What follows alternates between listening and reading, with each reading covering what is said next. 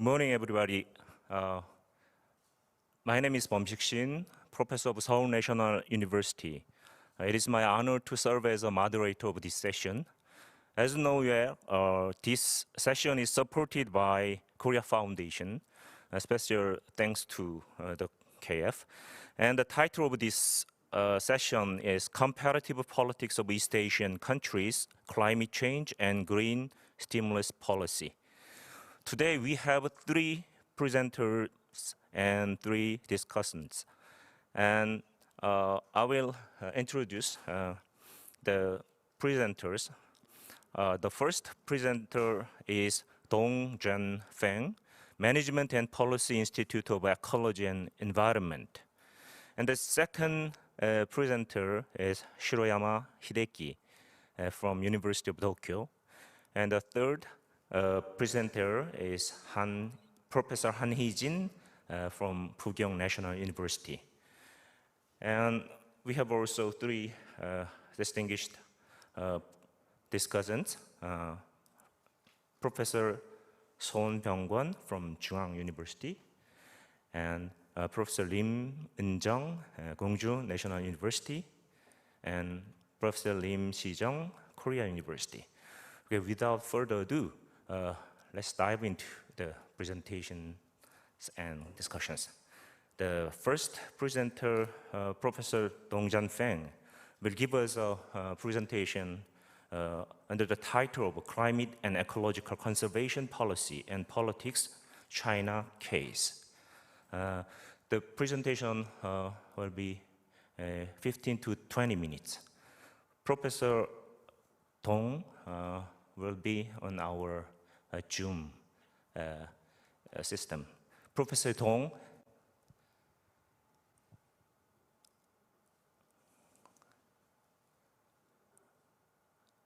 Okay, maybe he's still not on the online, right? Okay, let us change the order. Is it okay? Okay, the second presentation, how about the Professor Shiroyama Hideki? Okay, can you hear me? Oh, yes, okay.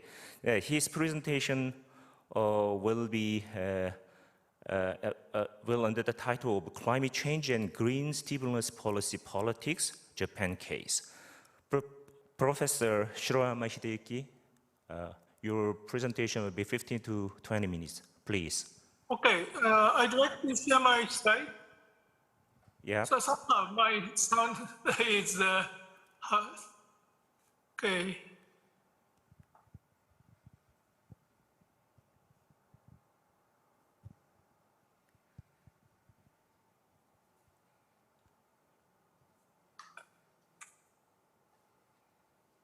Okay, can you see my slide?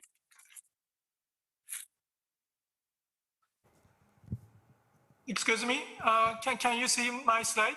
Yes, it's okay, please. Okay, so I'd like to begin my presentation.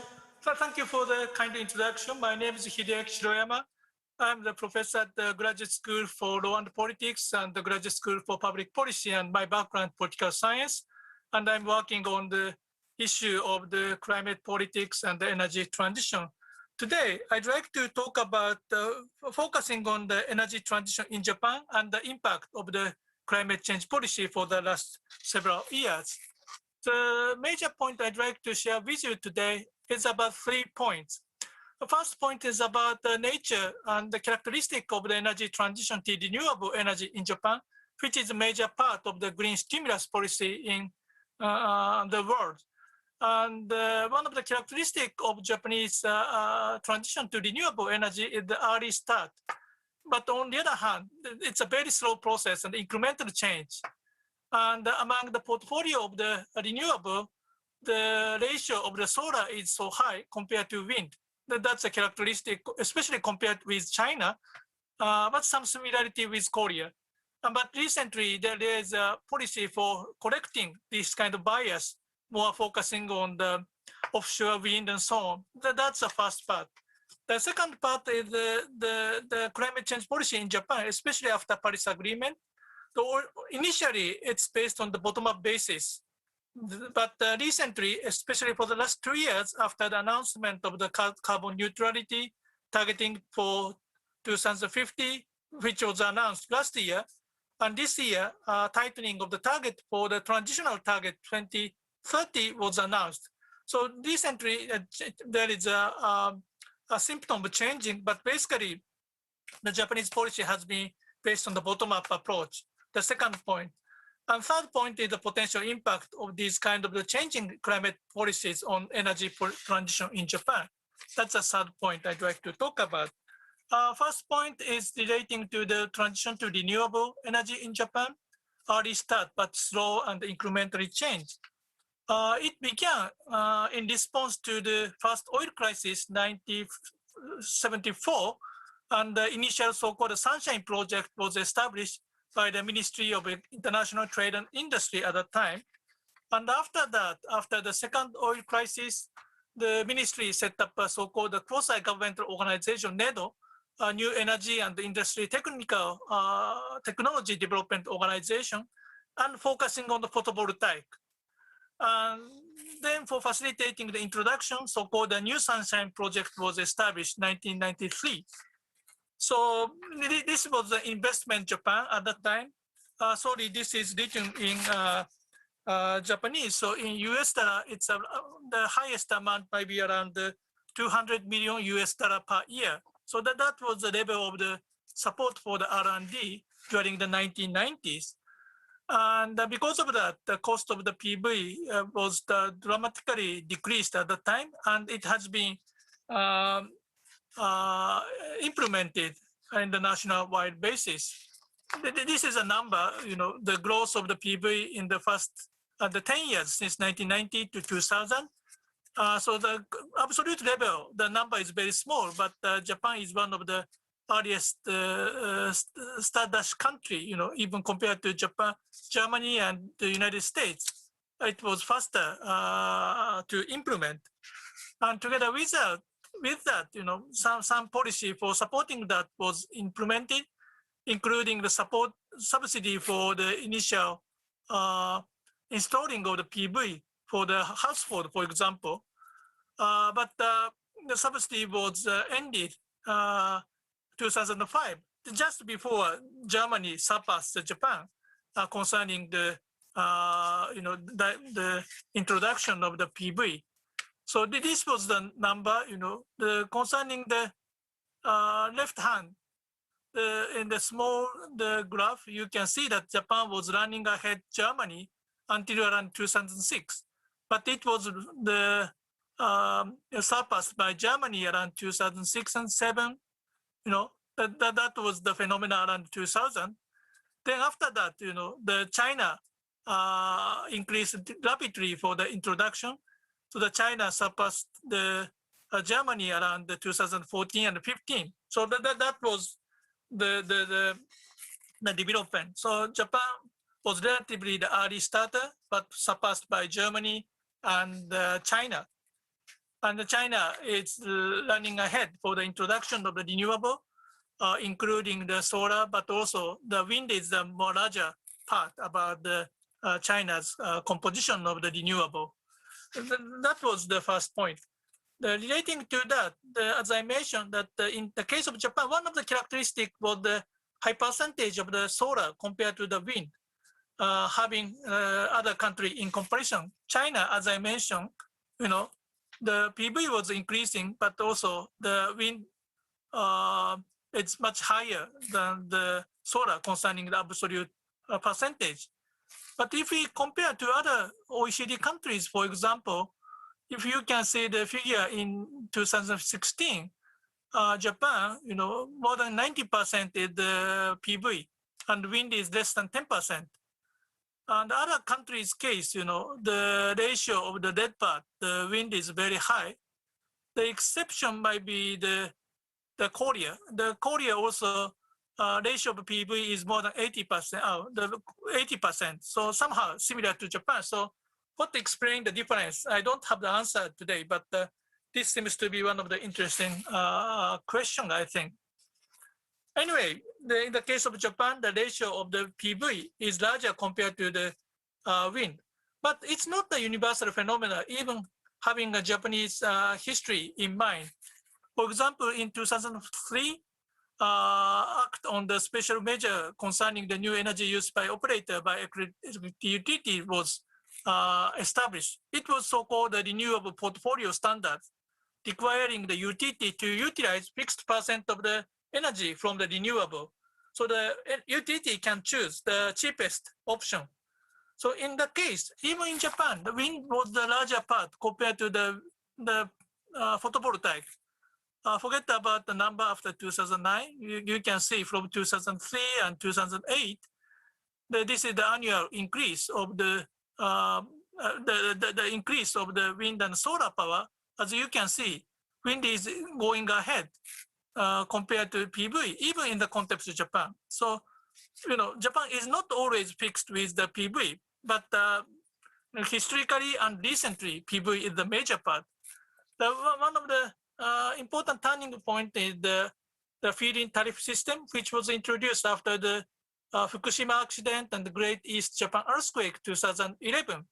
So the new law was established 2012, and because of that, there was a strong push to introduce the PV, especially the facilitated by the push by the investors, not necessarily from the research and development side.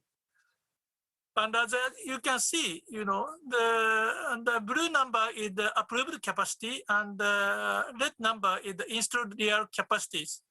As you can see, in 2014, there was a big increase of the approved capacity. So because of the system, many entities apply for the PV installation and it was approved. But for the construction, it takes time. Sometimes the entity and the companies try to get the approval and waiting for the construction for a while. So that's the reason why there is a gap between the approved capacity and the installed capacity. But anyway, because of the FIT system, the solar was facilitated so much. Compared to that, especially 2013, 14, and 15, 16, the level of the wind is relatively slow, especially the approved capacity level. But since around 2014 to 16, there has been an attempt for policies for correcting this bias toward the solars. So the Feed-in Tariff Act was revised in 2016, and also there was a recognition in the policy paper that there was a slow adoption of the wind, that there have to be attempt for the rebalancing that, increasing the capacity of the wind power, especially the offshore wind power. Having those kind of movement in mind, and the act promoting for the use of the sea area for the development of the offshore sea wind facility was established 2018, initiated originally by the Japan Business Federation, Keidan. And sorry, this is in Japanese, but there are several sites which is now recognized for the potential candidate for the offshore large-scale wind power, especially in this northern part of Japan, the Akita area. That's one of the focus. So this was the development of the renewable transition in Japan and characteristic compared with China and Korea. Okay, the second point is the climate change in Japan after Paris Agreement. Basically, compared to other countries, so far as I understand, Japan's policy has been based on the bottom up, not so much strong state involvement, especially relating to that, until at least recently. One of the characteristics of the bottom-up policy is the utilization of the so-called TCFD, Task Force on the Climate-Related Financial Disclosure, established by the FSB of the G20. So it is trying to set the criteria for the financial sector for selecting the investment target. So there is a pressure from the financial sector and the Japanese government, Ministry of Environment and Ministry of Economy and Trade Industry, both of them try to utilize that rather than, they initiate their own policies. So that's one characteristic. And as you can see, sorry for this is also in Japanese, but the number of the companies agreeing on the TCFD standard, that Japan is one of the biggest countries, above the UK, US, France, and Australia.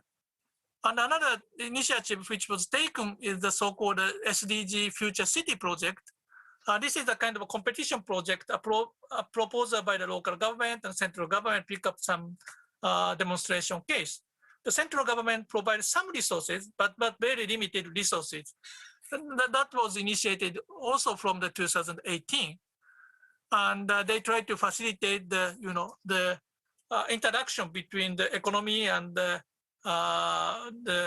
society and the environment. So not just focusing on the environmental benefit, but also the economic revitalization and the social lifestyle change and so on pursued. That was the intent of this FCD city project.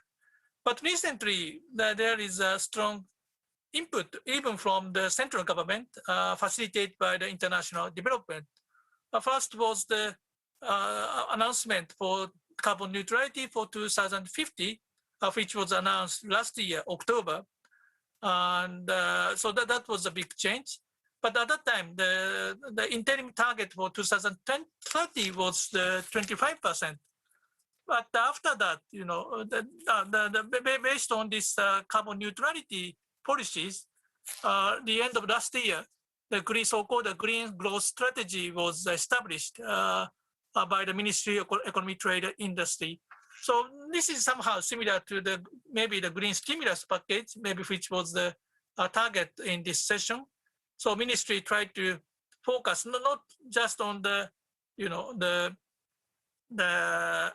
energy sector in the narrower sense, but they have to incorporate the variety of sectors, to have a systemic transformation. But still, the basic attitude of Japanese government is to support the private sector's effort toward carbon neutrality. As I mentioned later, under this strategy, government set up some fund. But the number is relatively limited compared to other countries and focusing still on the R&D cost rather than on the transition or transformation cost itself. But anyway, that kind of strategy was established December last year. And those are the variety of sector, not just the energy and transport, manufacturing, and home and offices. The target expanded. And because of that, the wider sectors, industry and the societal actors were involved. But as I mentioned, the government set some green innovation fund. But the size of that fund is the 2 trillion yen. It means that that is 200 billion US dollar. So maybe the size is much smaller compared to China and the US, So still, the Japanese government took initiative, but still the direct involvement of the government is limited. That's one of the characteristics of the Japanese green stimulus policy. One of the recent development is the tightening of the target 2030. Originally 25% reduction, but now it was strengthened to 46% reduction. So that's a big change.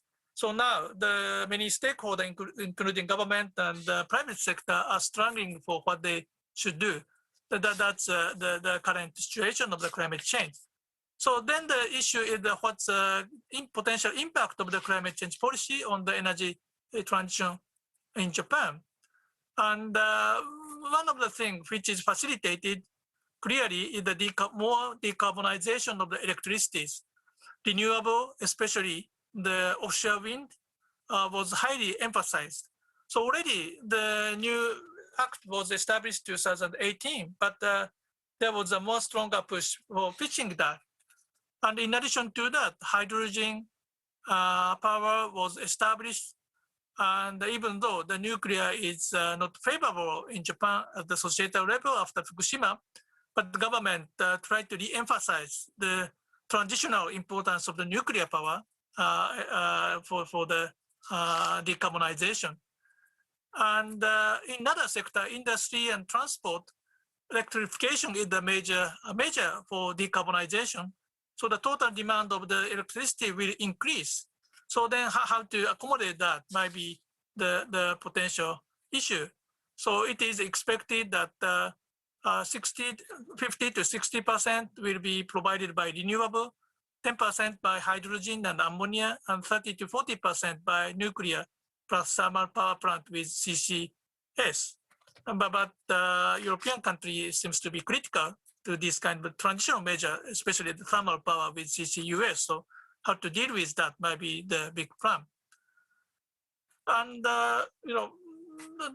those are the current situation. Then what are the issue for the future transition? So who will take the lead for the energy transition? One of the major big theme. Whether the incumbent, existing utility play an important role, or newcomers from the IT sector or the local government, having a more important role for renewable. That's a very interesting potential different scenario for the future. And anyway, under the current situation of Japan, the local cost for installation of the renewable is relatively high. So how to reduce that might be important. And politically, what seems to be interesting is the international dimension. So in Japan, the land is physically limited. So inevitably, we have to get some renewable from outside Japan. So maybe the two possibilities, the international grid of the energy, the electricity interconnection, or interconnection of the hydrogen network. So for example, there is a discussion of the China, Korea, Japan international electricity grid. That's one possibility. But concerning the hydrogen, Japan is discussing with Australia and the Middle Eastern countries about the hydrogen network, utilizing the current LPG network. So how to deal with this kind of international dimension seems to be another interesting dimension. Okay, thank you very much for listening. Thank you very much, Professor Shiroyama Hideaki, for your wonderful and concise presentation. Okay, next presenter will be Professor Dong Janfeng. No? Still? Yeah, okay. Okay, then next presenter will Professor Han Hee-jin, Bugyeong National University. Her presentation will be on the comeback of the green growth, the comparison between the Lee Myung-bak and Moon Jae-in administrations.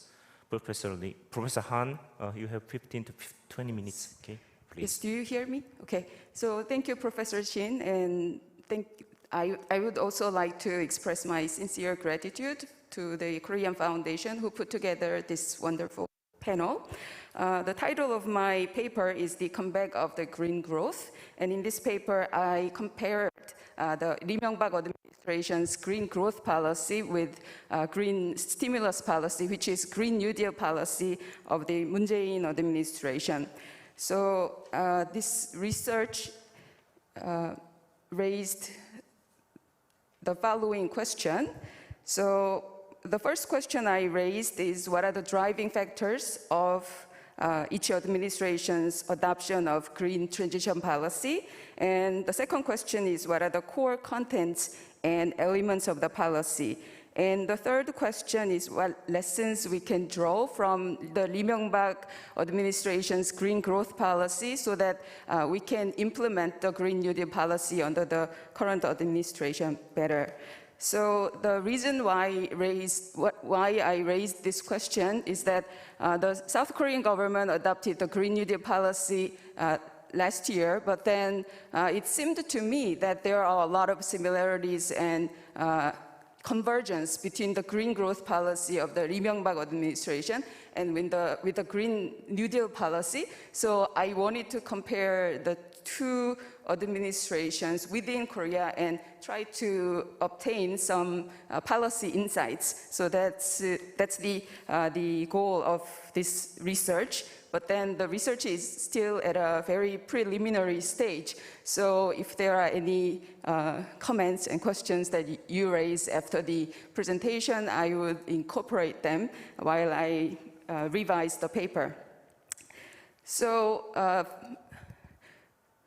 First, I would address the Green New Deal policy a little bit at the beginning of my presentation. Then I will go into the discussion of South Korea's Green New Deal policy under the current administration. So that's the order of the presentation. So Green New Deal policy is an economic stimulus policy adopted in the post-COVID-19 era. So it has been adopted widely by many European countries and also Asian countries, and that's why this panel has been put together under the title of Comparative Green Stimulus Policy, I think. So the reason why the green stimulus policy has been adopted is because of the dual crisis, I say. So the first crisis was of course, the COVID-19 pandemic, which occurred in December 2019, and which goes on till today. So the pandemic, of course, have caused a lot of negative impacts across the entire world, and it has hit the global economy very hard. So we see the largest or worst economic downturn or depression since the Great Depression era of the 1930s. So you see the figures here. There is a drastic downturn in terms of the global economic growth rate and also in terms of the world merchandise trade volume. Okay, the second crisis is the ongoing and deepening climate crisis. The COVID-19 crisis has, in a way, dramatized the imbalance between the Earth system and the current global economy, in a way. So the COVID-19 has shown us how fragile the global nature and how humans have been, in a way, exploiting the Earth system.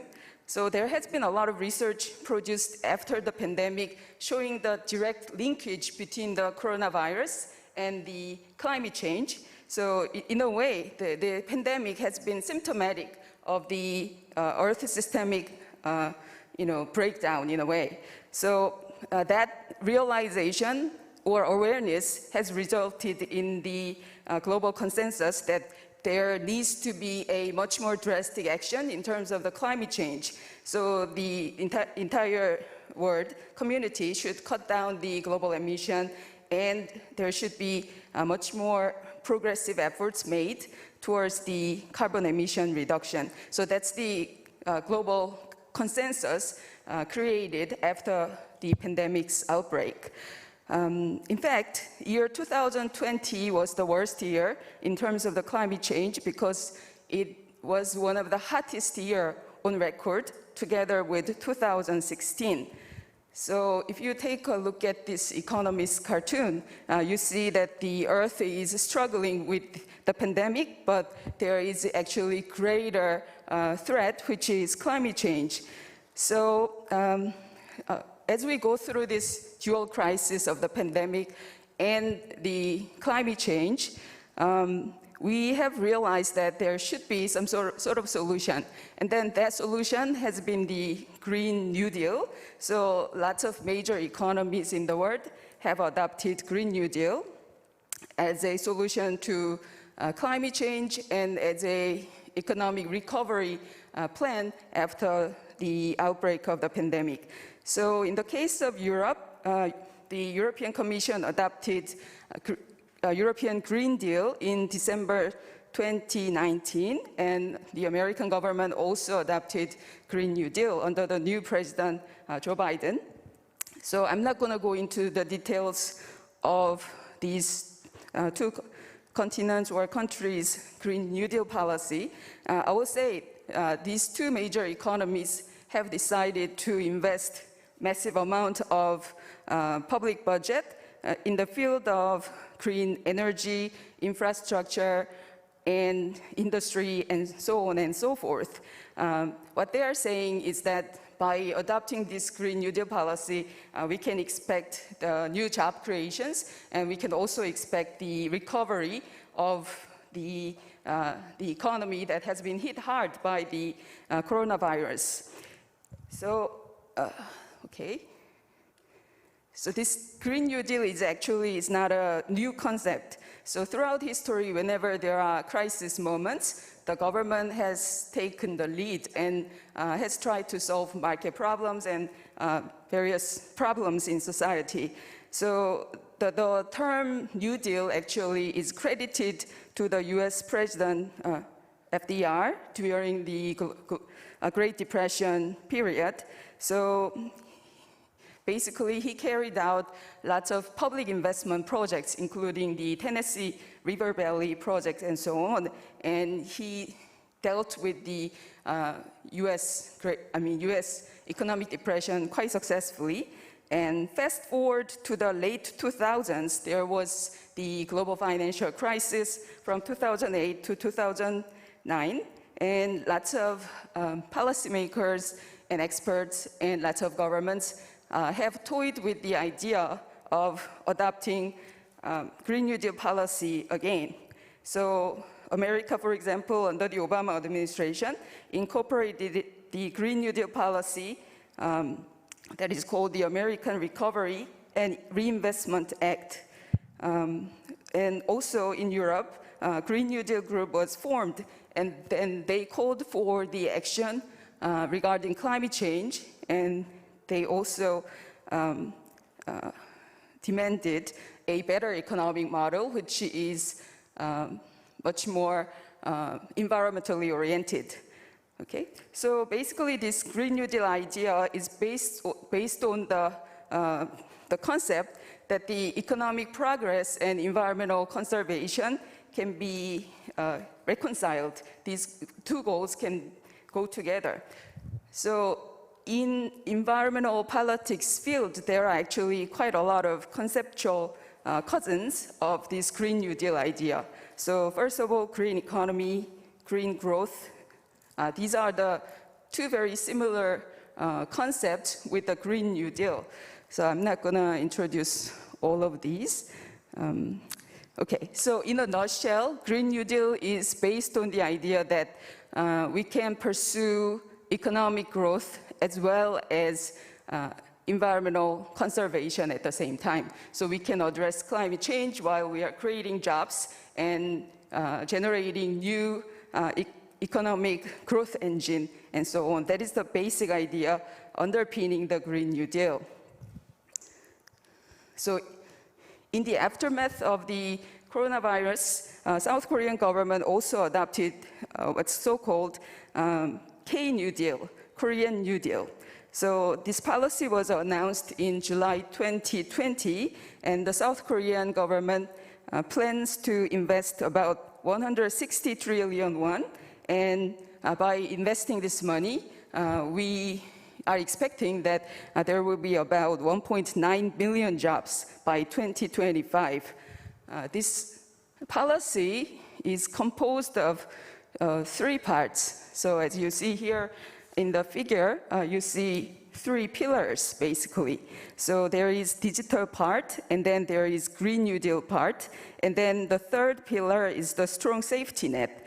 So these 3 elements are combined under the K-New Deal policy, and by adopting this policy, the South Korean government wants to transform itself from a fast follower to a first mover economy, and from carbon dependent to a low carbon economy.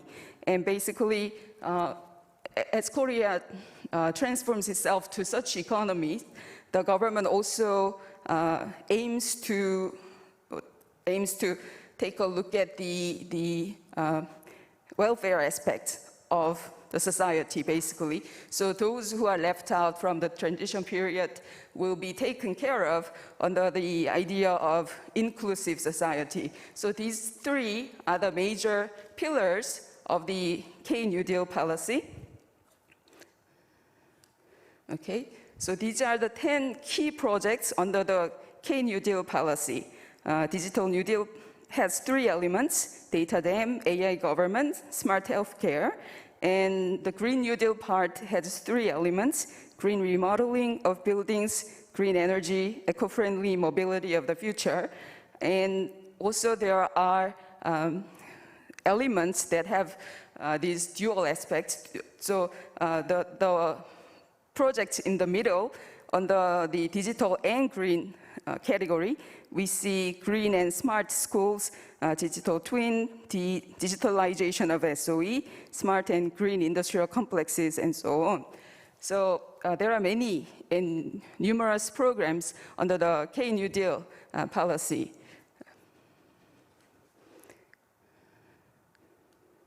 Okay, the South Korean government has put together a supporting system. So it has created this governance system in order to implement the K-New Deal policy. So basically, this graph here shows that the central government is trying to play a steering role in carrying out and conducting the K-New Deal policy. And similar system has been created in local governments too. Okay, so what about the green elements in K-New Deal? So what are the Green New Deal programs under the K-New Deal? So basically, in the Green New Deal category, the South Korean government aims to create about 659,000 jobs by 2025 by investing about 73.4 trillion won.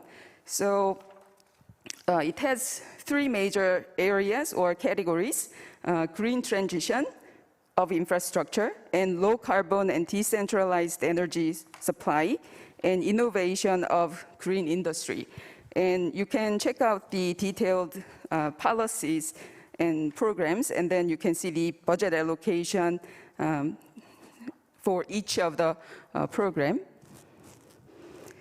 So for example, in the field of low carbon decentralized energy supply, you see three major projects. So one is to build smart grid for efficient energy management. And then the second program is to promote renewable energy and support a fair transition. And then the third program is to expand the supply of electric and hydrogen vehicles. So in these projects, the government will be spending about 30.8 trillion won, and it is expecting that there will be about 200,000 jobs created by 2025. So far I have explained the K-New Deal policy and Green New Deal policy of the current Moon Jae-in administration. So the K-New Deal policy and Green New Deal policy in particular has been adopted as a solution to the climate crisis as well as the economic crisis triggered by the pandemic crisis. But it seems to me that the Green New Deal policy is sort of deja vu of the green growth policy under the Lee Myung-bak administration. So in 2008, when there was the global financial crisis, the Lee Myung-bak administration, who just came into power, adopted the green growth policy in 2008. And he set up the Committee on Green Growth, and he also enacted the Framework Act on Low Carbon Green Growth. So he was the first president in Korea, I believe, that tried to define what green growth means in the context of South Korea. And his administration invested about 107 trillion Korean won, or 2% of the GDP, into the green growth sector from 2009 to 2013. So basically, the Lee Myung-bak administration aimed to generate new growth engines through investing in the green categories and green industry mainly. So this table here shows you the range of programs that had been adopted under the Lee Myung-bak administration under the policy of green growth.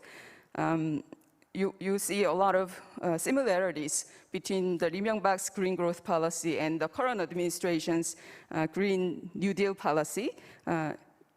Here you see, for example, the reduction of the use of fossil fuels and mitigation of greenhouse gas emissions, and so on and so forth.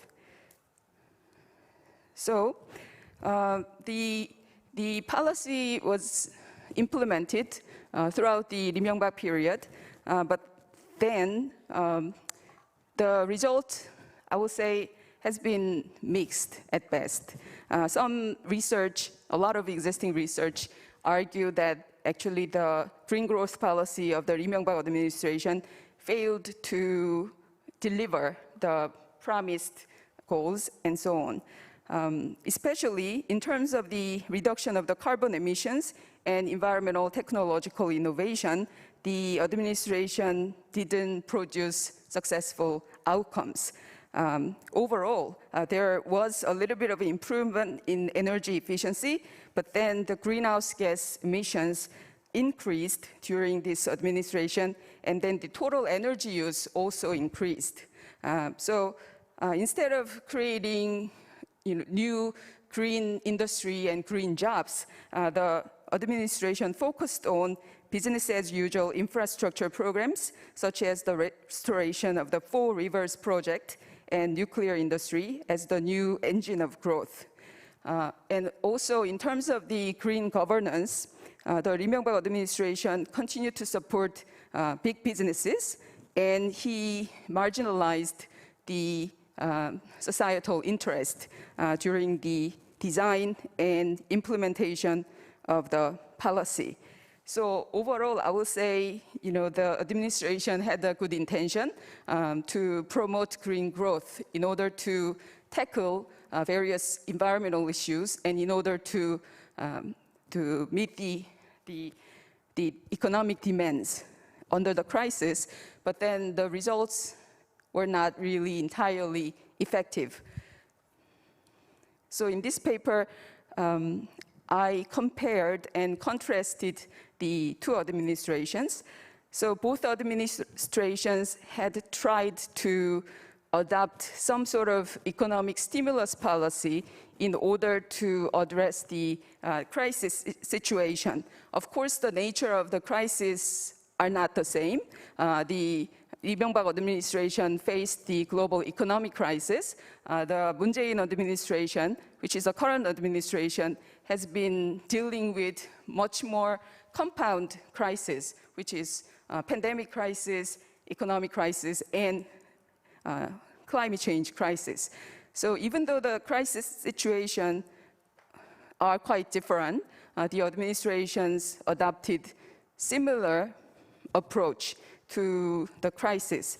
So green growth policy under the Lee Myung-bak administration included various aspects. As you see here in the scope, there were green technology elements, infrastructure, energy efficiency, nuclear energy, and so on.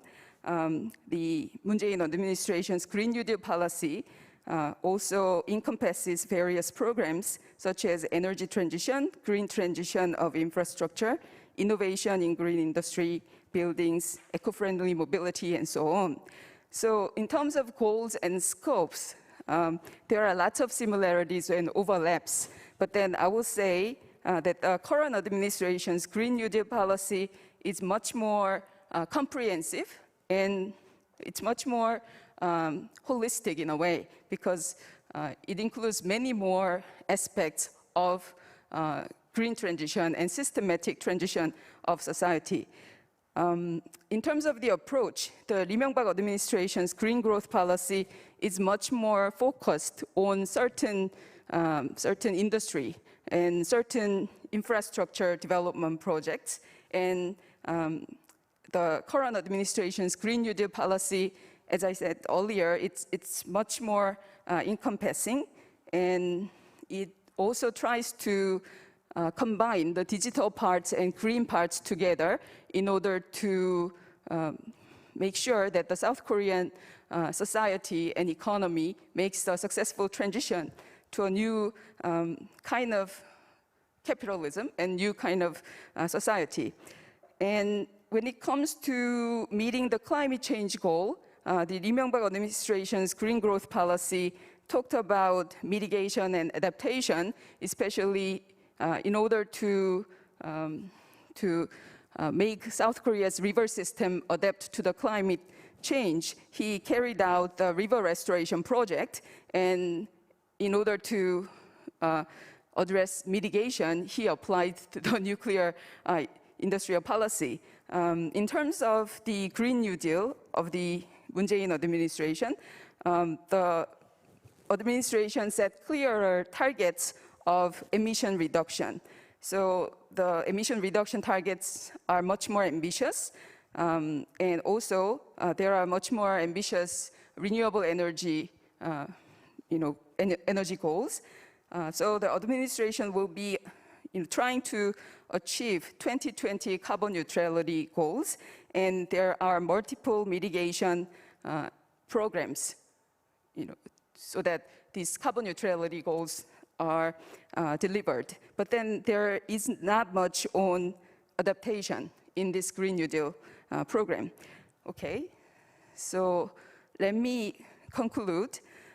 So basically, the Green New Deal has been adopted as the solution to dual crisis of the pandemic crisis and then the climate change crisis.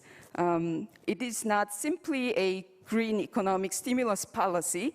Advanced economies such as Europe, America, and South Korea adopted the Green New Deal policy as a solution to the fundamental kind of problems of the current global economy and then their national economies. So they want to make sure that they utilize the crisis moments in order to make a successful transition to a green economy and much more inclusive social systems.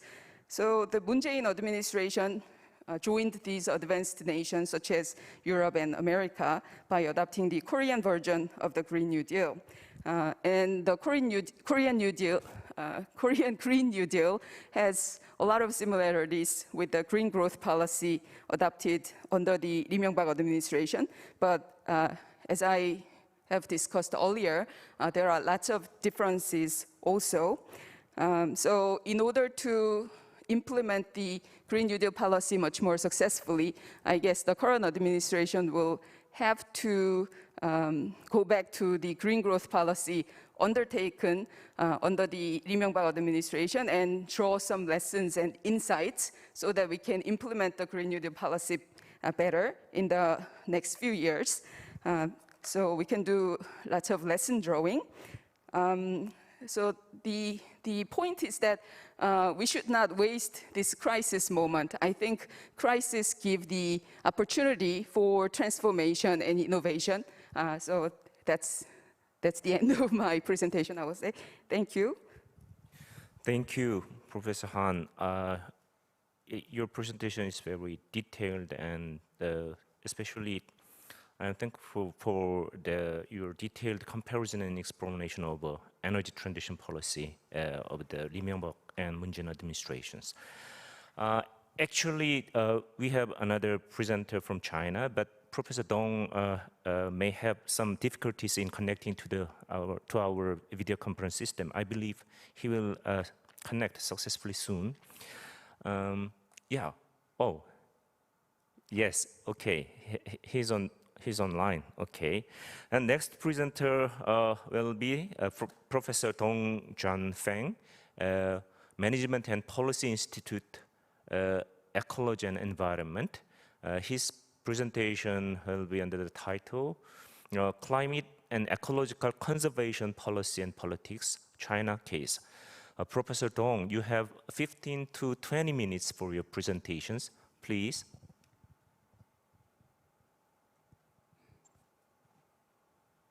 Thanks, Chair. Good morning, everyone.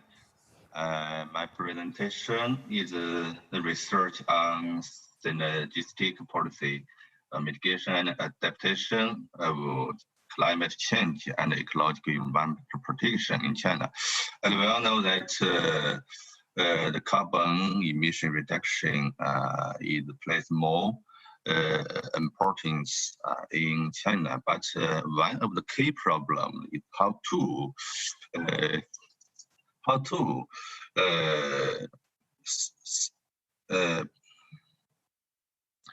synergistic promote in a synergistic model to improve the efficiency of both the carbon dioxide and the pollutants. So the main problem is how to establish the synergistic policy. My presentation including, sorry.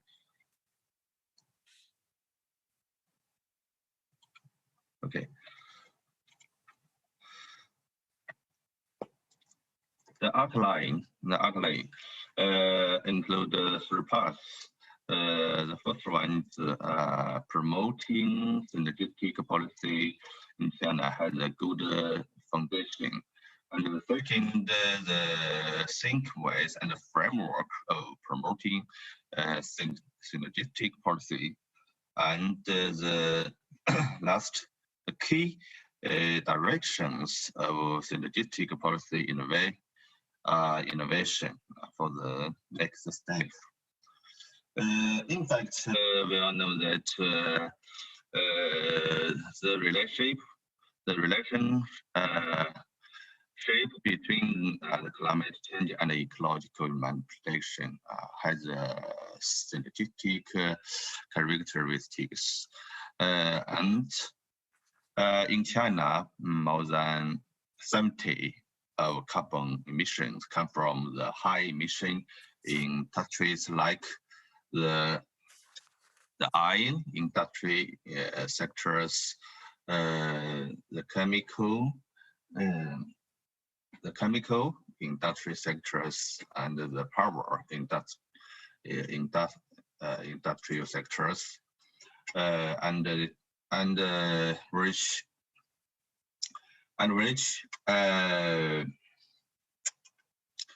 which is obtaining more than percent of the emissions. And we know that the environmental infrastructures can measure the carbon dioxide and the pollutants. And also the ecosystem provides services such as vegetation and absorption of carbon dioxide and absorption and direct degradation of pollutants. And one of these, the forestry ecosystems attributes but 80% of the carbon dioxide fixing quantity, and the farmland attributes about the 12% of the vegetation and absorption of carbon dioxide. So we can see that that's like the synergistic relation between the climate change and the ecological environmental protection. And we can make an analysis from the policy styles. One is the administrative regulation policy. We can see in recent years that China make great importance to reduce excess capacity of the industrial sectors, implementing clean heating substitution, eliminating small coal-fired boilers, implementing total coal consumption control, and emitting low-level vehicles and old cars. The emission reduction of air pollutants has been vigorously promoted, which has promoted the reduction of carbon emission intensity to a certain extent. And the second type of the policy is the market-based economy policy. We also make analysis of the synergistic status, including the financial subsidy policy, the tax policy, the emission rights, trading policy, and the financial policy. From the finance subsidy policy, we can see that the Chinese government has increased the investment in ecologically environmental protection year by year. Under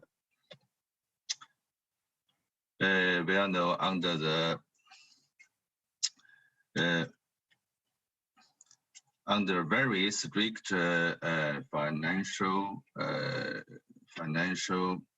policy condition, and keep the increasing trade is not so easy.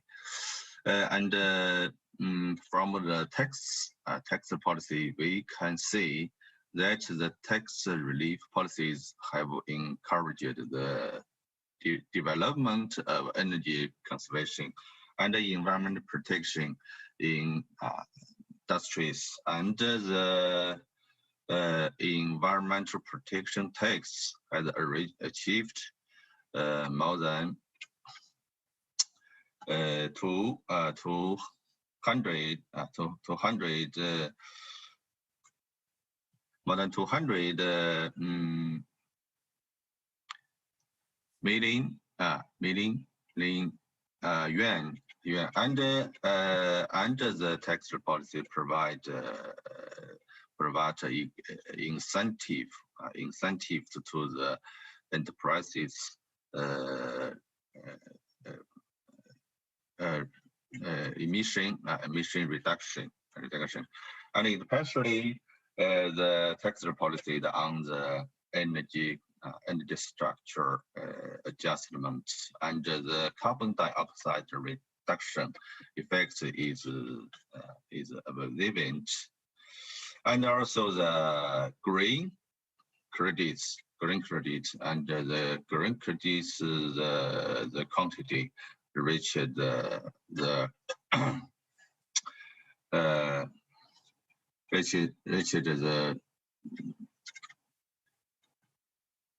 frontier of the world, and the carbon emission rights began to move from pilot to comprehensive promotion, and the establishment of a national carbon market is gradually launched, and firstly from the power industry industrial sectors. And we can see from the social participation policy, and the policy has some synergistic characters.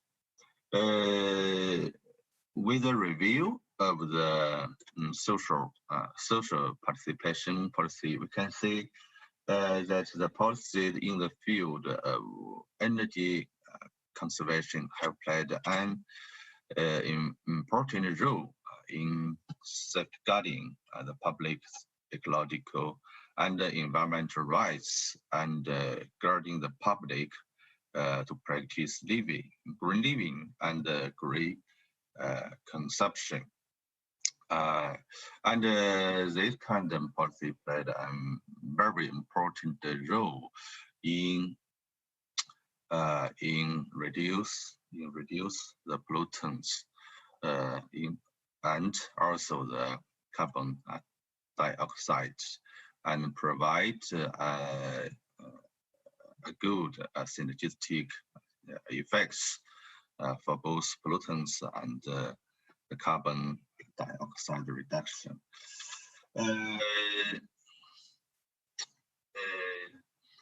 Just as a review of the related policy from the types of the policy, and we can see that the main problems for the policy synergistic status from the administrative policy, we can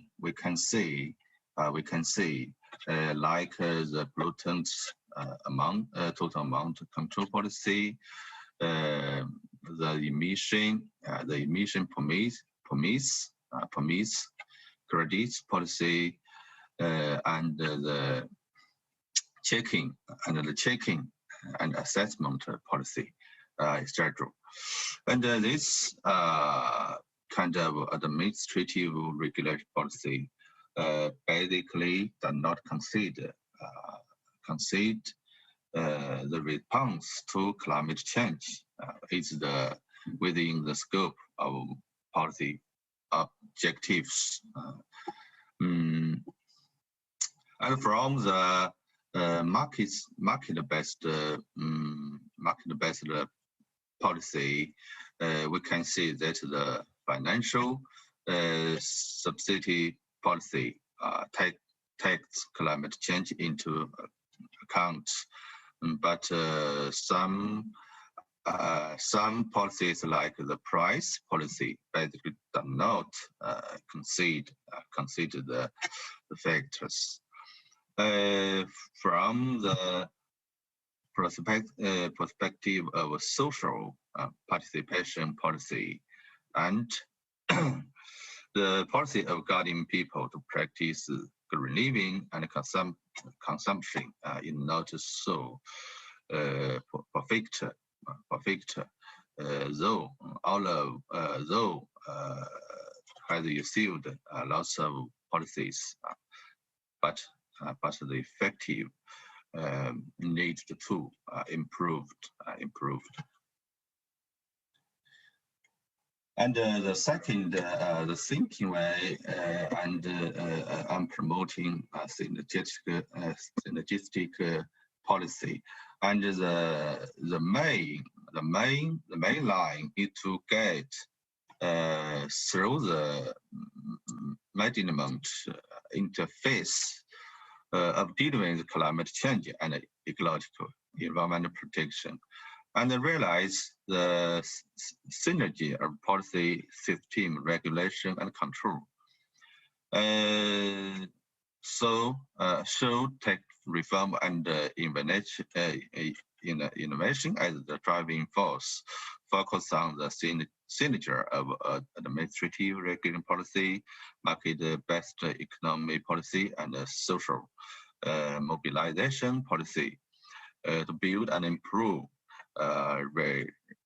relevant policies based on problem-oriented and demand-oriented, and consolidate the guarantee of policy implementation, providing support for realizing the goal of carbon peaking and the vision of carbon neutrality. So this is the thinking way to promote the synergistic policy. And the framework of the synergistic policy include the following. First, based on the unity of policy objectives, the extension of the scope, the improvement of means, and the synergy of functions. And the second is For the administrative policy, regulation policy, the main way to improve responsibility assessment and implement unified supervision and strengthen ecological carbon reduction coordination. And for the market economy policy, the main way to strengthen structural adjustment, effective and innovative use of economic policies. And for the social policies, the main way is to promote green and low carbon consumption and improve information disclosure and deepen public participation. So the main key points for improve the administrative regulation policy, the first is to construct a unified assessment system for ecological environmental protection and carbon reduction responsibility. So how to clarify and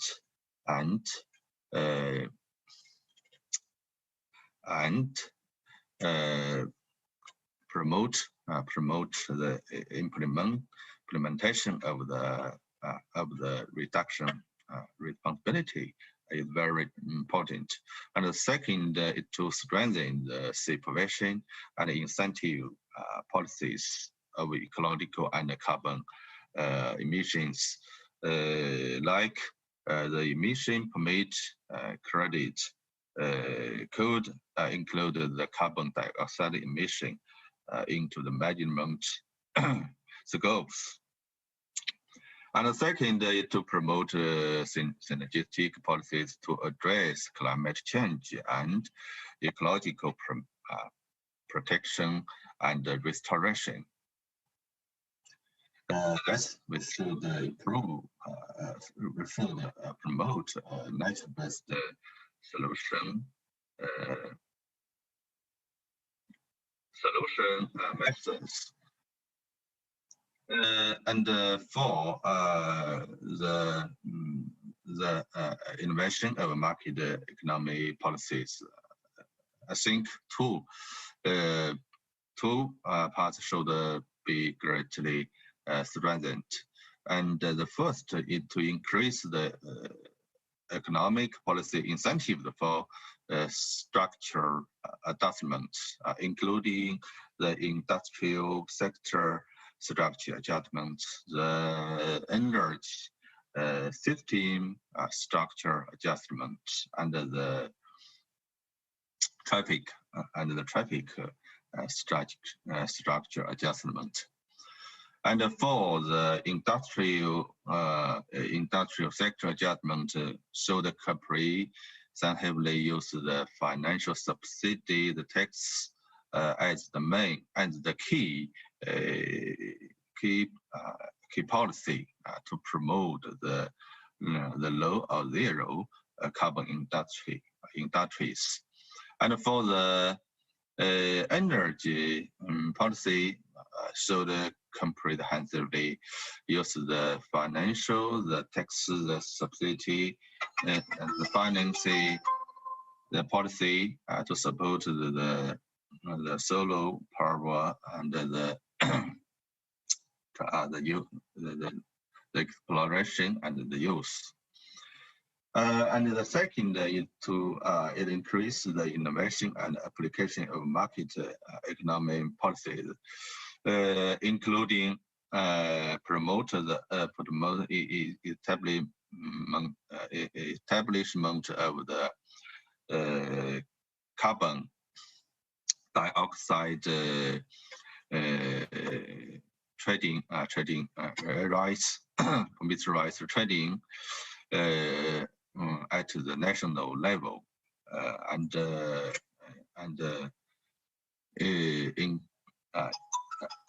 including other important industrial sectors like the iron industries, the chemical industries, and promote the local government and the bank unit to explore how to establish the market-based carbon funds and improve the effects of the eco-compensation mechanism in the fields of the forestry, the grassland, to increase the capability and the quality of the carbon reduction of the ecosystem. And for the social mobilization policy, we can focus the following. The first is strengthening the construction of green and low carbon consumption mechanism, like to promote a unified green low carbon lifestyle gardens and the low carbon labels and the certificates, and increase the supervision of the youth. Also, the green credits incentive policies for the public participation and the low carbon dioxide of the green supply chain. And the second is improve the government and enterprise ecological environment and carbon emission information disclosure system to promote both the government and the enterprise to improve this carbon dioxide and pollutant management performance. And the third is improve public participation and supervision system construction. For example, the public appeal to the enterprises that not conform with the low carbon with some low carbon rules and issue some supervision guidelines for the low carbon behaviors. Professor Dong, okay. Yeah, your time have already passed, so could you please proceed okay, 1 minute. faster? Okay. And last, I want to say that consolidate the implementation guarantee of synergetic policy is very important. And the first is in strengthening the legal guarantee for the implementation of synergetic policies, like the carbon neutrality laws should be carry out the research, and the second is consolidate the ability support of synergetic policy implementing, especially on the monitoring and the supervision and assessment mechanism is very important, especially the monitoring network for the green for the carbon dioxide. And the third, strengthening pilot demonstration, integration, and technological innovation, and especially the pilot is very important for the synergetic of the air pollutants and the carbon dioxide. Also including the engineering piloting and the technological innovation. is very important. We should promote these things into the national key technology strategic policies. And I think that during the 14th five-year plan period, the synergistic policy to focus on improving and optimizing. And at the end of the 2025, synthetic, optimized, and effective policy will bestly form. And by 2030, the resultant force of climate change and ecological environment policies will be fully utilized. That's all. Thanks. Thank you for your attention. Thank you, Professor Dong. Now we have three discussants. First discussant is Professor Lim Eun-jung from Gwangju National University. Okay, thank you. Thank you very much. Thank you for inviting me to this wonderful panel, and I really learned a lot from all these three presenters. I have some kind of comments / questions to Professor Shiroyama first, and then I'm going to share my kind of feedback with the Professor Han's presentation. Professor Shiroyama, I have actually two questions about your presentation. Number one is, I also have researched on the Japan's green growth strategy and Japan's especially policies for the electricity mix. But I haven't always curious why, the reason why the Japanese government in general or even the Japanese society as a whole is more like a kind of critical about the solar. Probably your presentation already answered to that question because you also mentioned that PV solar has been increasing more like extensively than the wind power compared to, for example, again to China. In Korea, I don't know, it's our mixture is still pretty much, it's still, the wind power is not that great in our energy mix either, but at least again, compared to China, for example, you mentioned that again, wind is still much smaller in Japan, and you sound like, and not only yourself, again, as I mentioned, Japanese society as a whole is more critical about the PV. What is really I'm just curious what kind of reasons you can explain more to us, not only just imbalance, because the reason why I ask this kind of question is, of course, renewable for any country under the circumstance of climate crisis, for any country, expansion of renewable might be, it's almost indispensable. But the thing is how to make a good balance between the bulk energy source and the distributed energy source, including solar, wind.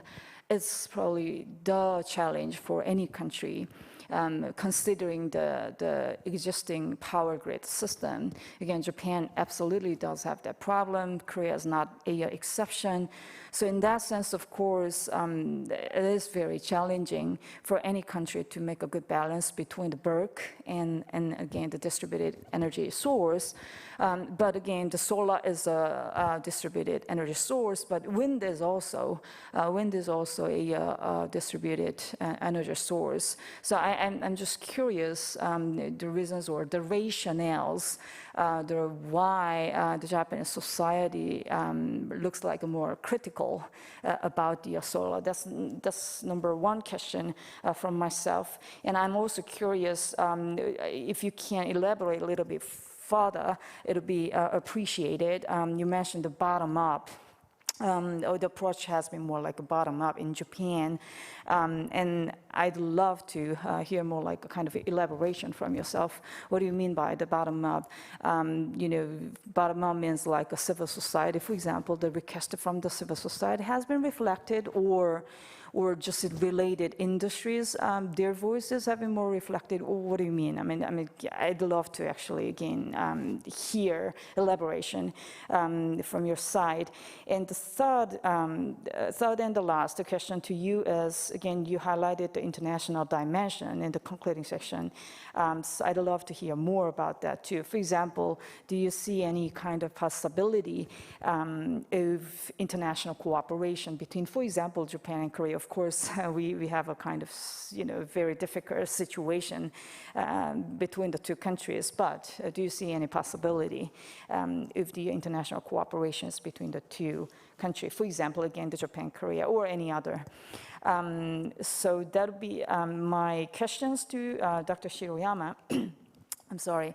And I really enjoyed hearing Professor Han's presentation.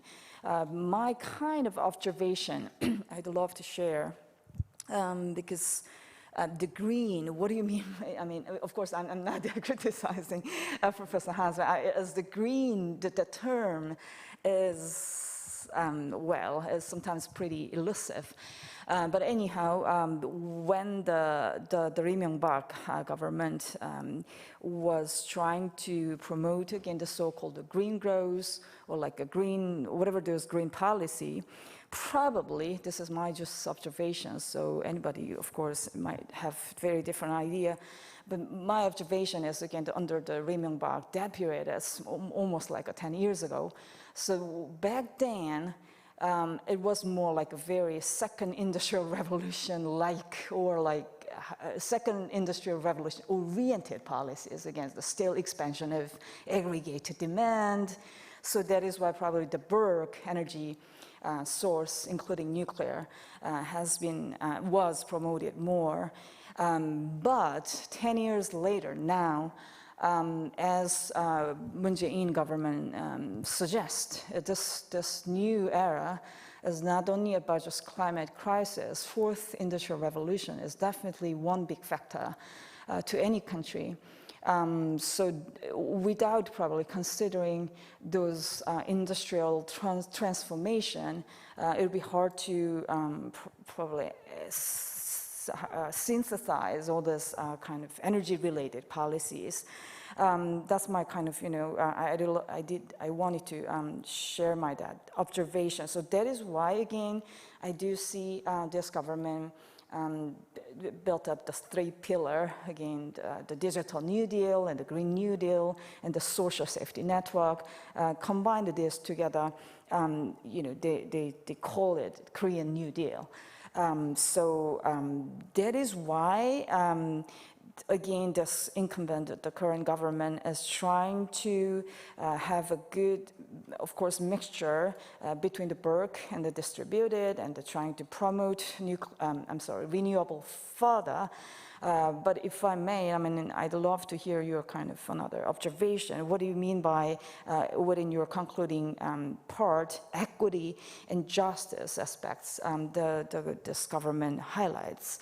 Because nuclear, especially in particular, has been more controversial than before, especially during this government. They don't see nuclear as a green energy, whereas again the Lee Myung-bak government people they took it as a green energy. But probably more fundamental, as I mentioned earlier, a more fundamental problem is again how to make a good balance between bulk and distributed. Again, considering the power grid system, of course, storage battery, or in the future, the blockchain using whatever this trading system, if that can be commercialized, if so, probably, more and more renewable energy can be really expanded, but with the existing this power grid system, it is certain that renewable energy, in some senses, add more risk actually to the. I'm not against the renewable energy in general, but what I'm trying to say is how to make a good balance with the current existing infrastructure. That's the challenge for any country. So yeah, so that was my kind of observation or comments / questions to the Professor Han. I have a very quick questions to Professor Dong. I really enjoyed your presentation. I learned a lot. I have very limited knowledge about the China's policy. So if you can explain a little bit more, what's, my question might be a little vague, but what would be really the China's strategy toward that's more like a green society or a green economy? If you can add some more explanations, it'll be very appreciated. Thank you. Thank you for listening. Thank you, Professor Lim, for your somewhat provoking but very insightful discuss. And next discussant is Professor Lim Shijong. Please. Thanks for inviting me, and thank you, Professor Han, for your presentation and also for your interesting paper. Although you said this is still a work in progress, I think there are already many things to like about the paper, so I'm just going to mention a few things that I really enjoyed. And after that, I just wanted to share some of my ideas that hopefully could help you develop the paper further. Firstly, I really liked how you motivated the paper by highlighting how crisis can be an opportunity for change. I totally agree, and many would agree that big crisis that leads to socio-economic shocks often open the window of opportunity for carrying out more drastic reforms that would otherwise not have been adopted if it was a normal time. And in this case, you're focusing on more ambitious transition to the green economy and how then you link these idea with the global context, comparing or summarizing two distinct phases of sort of crisis-driven green transition, one in the aftermath of the global financial crisis and another one in terms of the post-COVID-19 recovery. So I like the setup that you have in the current version. And then after summarizing this global context, you then try to zoom in on the Korean context, which I think really parallels the global context. Because in Korea as well, we had this 2009, 2008, 2009 version of the transition attempt to the green economy, and then another one in 2020 during the COVID-19. So I think this is a good setup that really can get attention from the readers. But if I can just say one thing about the structure of the paper, I thought that this linkage between the global context and how the Korean context parallels this global context could be more explicit in your paper. So I would suggest that rather than starting the main section, the section 2 on the path to green transition with summarizing the concept of green growth, I would just have those attached at the end of the introduction and start the main section by showing how the Korean context relates to or reflects the global context, and how these two sort of versions of the green transition, the one by Lee Myung-bak and the one by Moon Jae-in, each reflects and partly were driven by the global background of these two distinct but the crisis that also share some similarity. And I think that will make the transition between these ideas, moving from the global to Korea, more smoother. And yeah, so that is my minor point. And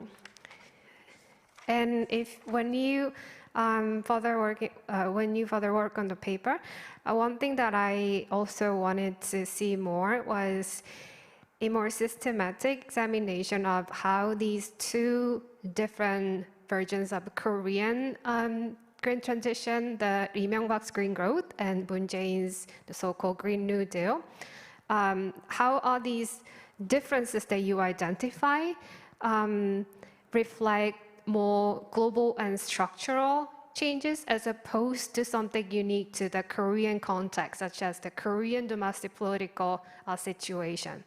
So in your main section, you identify, I would say, mainly 3 differences of Moon Jae-in's current Green New Deal from the Lee Myung-bak's Green Growth. The first one you mentioned is that the Moon Jae-in's version is more specific, more detailed, and is more ambitious, endorsing, for instance, more explicitly carbon neutrality rather than just low carbon society and so on and so forth.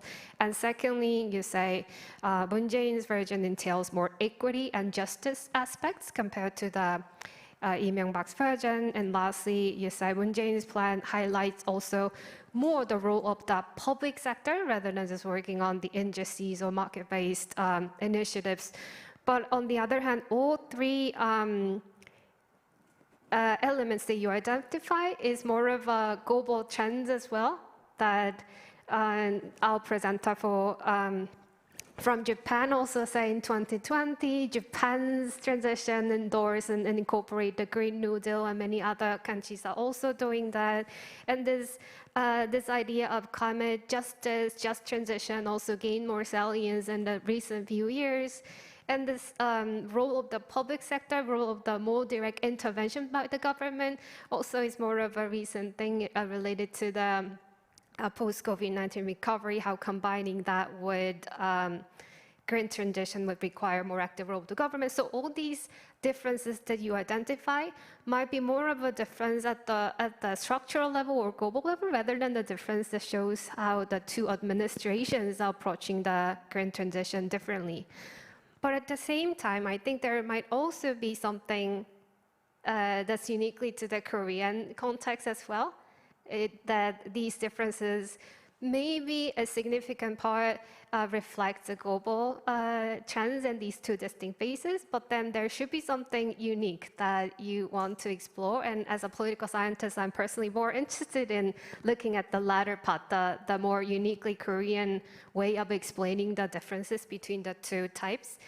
And one thing that I would like to read from your updated version would be the discussion of how the partisanship of the 2 governments and their distinct support base interact with this economic hardship, because both versions were sort of crisis-driven transition initiatives, how the partisanship and economic hardship interacts to sort of generate distinct versions of the transition plans, although I don't think you can compare their implementation outcomes, because for the Moon Jae-in's plan, we don't have anything to analyze yet. It's too early, but you can, I think, still compare their plans or maybe just policy outputs that already were created and show how these 2 different partisan governments have each advantages and disadvantages in producing crisis-driven transition packages. Because on the one hand, you pointed out, I think you rightfully pointed out that Lee Myung-bak's plan was a bit, not a bit, but basically neglected equity and justice elements. But then at the same time, I think a right-wing government trying to push for green transition as a stimulus economic package can also have a specific advantage, because it maintains a relatively good relationship with the business, especially big corporations. There are certain things that it can do that a left-wing government cannot do, perhaps. And I think it will be interesting how these things are perhaps reflected in the actual plan, whereas for Moon Jae-in government, I think it might have certain advantages for being a left-leaning government, but then also have real challenges when it wants to pursue some of the green initiatives that may not in line with the interests of the workers, right? Because I remember during the first years of Moon Jae-in administration, it was really insisting in maintaining fuel tax cuts, gasoline and diesel taxes. And this sort of thing is really what more of a left government needs to do more than the right-wing governments, because these like fuel taxes, taxes on gasoline and diesel. This really hurts probably the lower and middle income households. So in a sense, I think each have its advantages and disadvantages. So it will be really interesting to see how these are reflected in the plans, in addition to the global level or structural level factors that we can kind of more plainly expect to see in these two versions. So yeah, I think that would be my comments. Thank you again. Well, thank you very much, Professor Lim. Your comments is very constructive. I also expect your published article, Professor Han. And next discussant is Professor Son Byung-kwon from Chungang University. Please. Hello, I'm Professor Son from Chungang University. And first of all, thank you for having me in this wonderful panel. And I would like to thank Professor Dong for very comprehensive but succinct presentation of current, governmental policy, synergistic policy of environmental protection and carbon emissions reduction. And because time is not left much, I will go directly to what I have to do. I will first give my general impression and general comments first, then I will ask Professor Dong several questions. These questions are not tricky ones, but just questions to get more information from you about the synergistic policy related information. My general impression is that this paper is very comprehensive one, but still succinct one. And focusing on the concept of synergistic policy, you try to combine the environmental protection, both environmental protection policy and carbon emissions reduction policy together. And at the same time, you try to show how those synergy evolves across administrative regulatory policy, market economic policy, and social participation policy. So it is at least to me the most comprehensive one, the most succinct one, and the most organized one on how this synergistic one evolves in current Chinese climate change and environmental protection policies. Despite the technical, communication difficulties, it was pretty informative. And that's my general impression. And I have, several questions to ask you on the following stuff. First of all, the most important, the structural, the most important central concept in this presentation is synergy. Right? You repeatedly emphasize the synergistic policy, getting through the environmental protection and carbon emissions reduction. But, that concept is a little bit fuzzy and confusing to me. What do you mean by synergy? Is it a policy coordination between, across bureaus, managing environmental protection and carbon emissions reduction, or is it, some kind of, synchronization of policies between, environmental protection and carbon emissions reduction? So I need some more explanation on that. And the other thing is that I'm a little bit unclear about the, difference between social policy and social participation policy and social mobilization policy. You use all these three, policies together in this presentation, but there should be some differences between these, notions: social participation and social mobilization and social policy. So, if you can give me some more, some more explanations how each is, if they are different, how each is different from each other, it will be pretty helpful. And the third question is this: that in this presentation, you mentioned, the carbon emissions market, program, and you said that it's evolving from pilot program to a kind of nationalized program.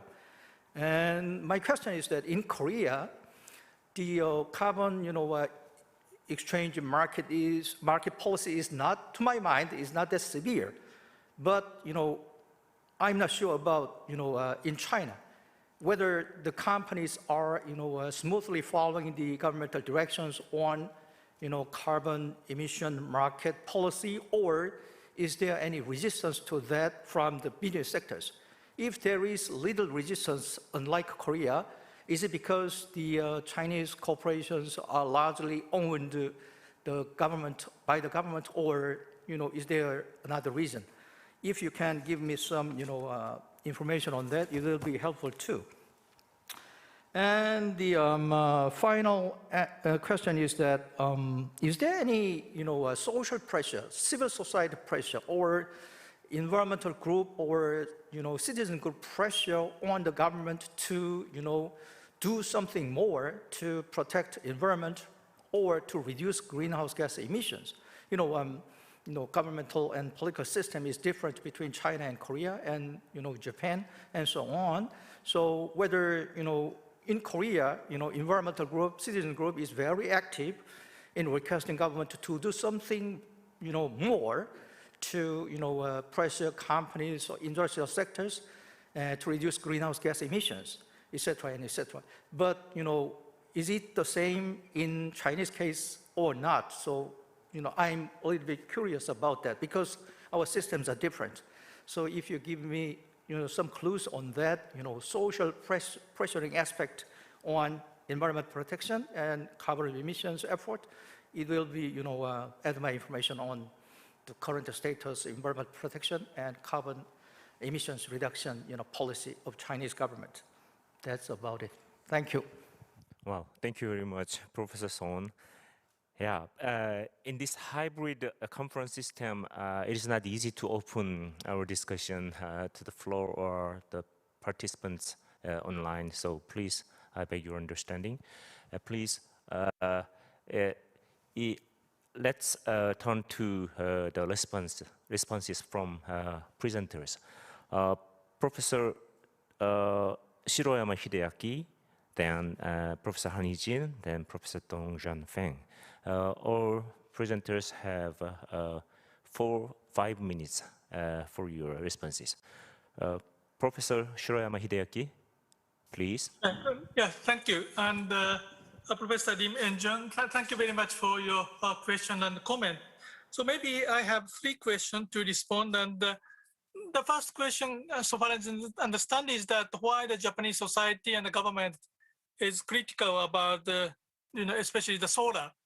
But the point I'd like to emphasize is that, rather than Japanese society or the government is critical to solar, maybe it might be a good phrasing that the Japanese society and the government tend to be cautious and sometimes critical about the increasing ratio of the renewable in general in the electricity grid system.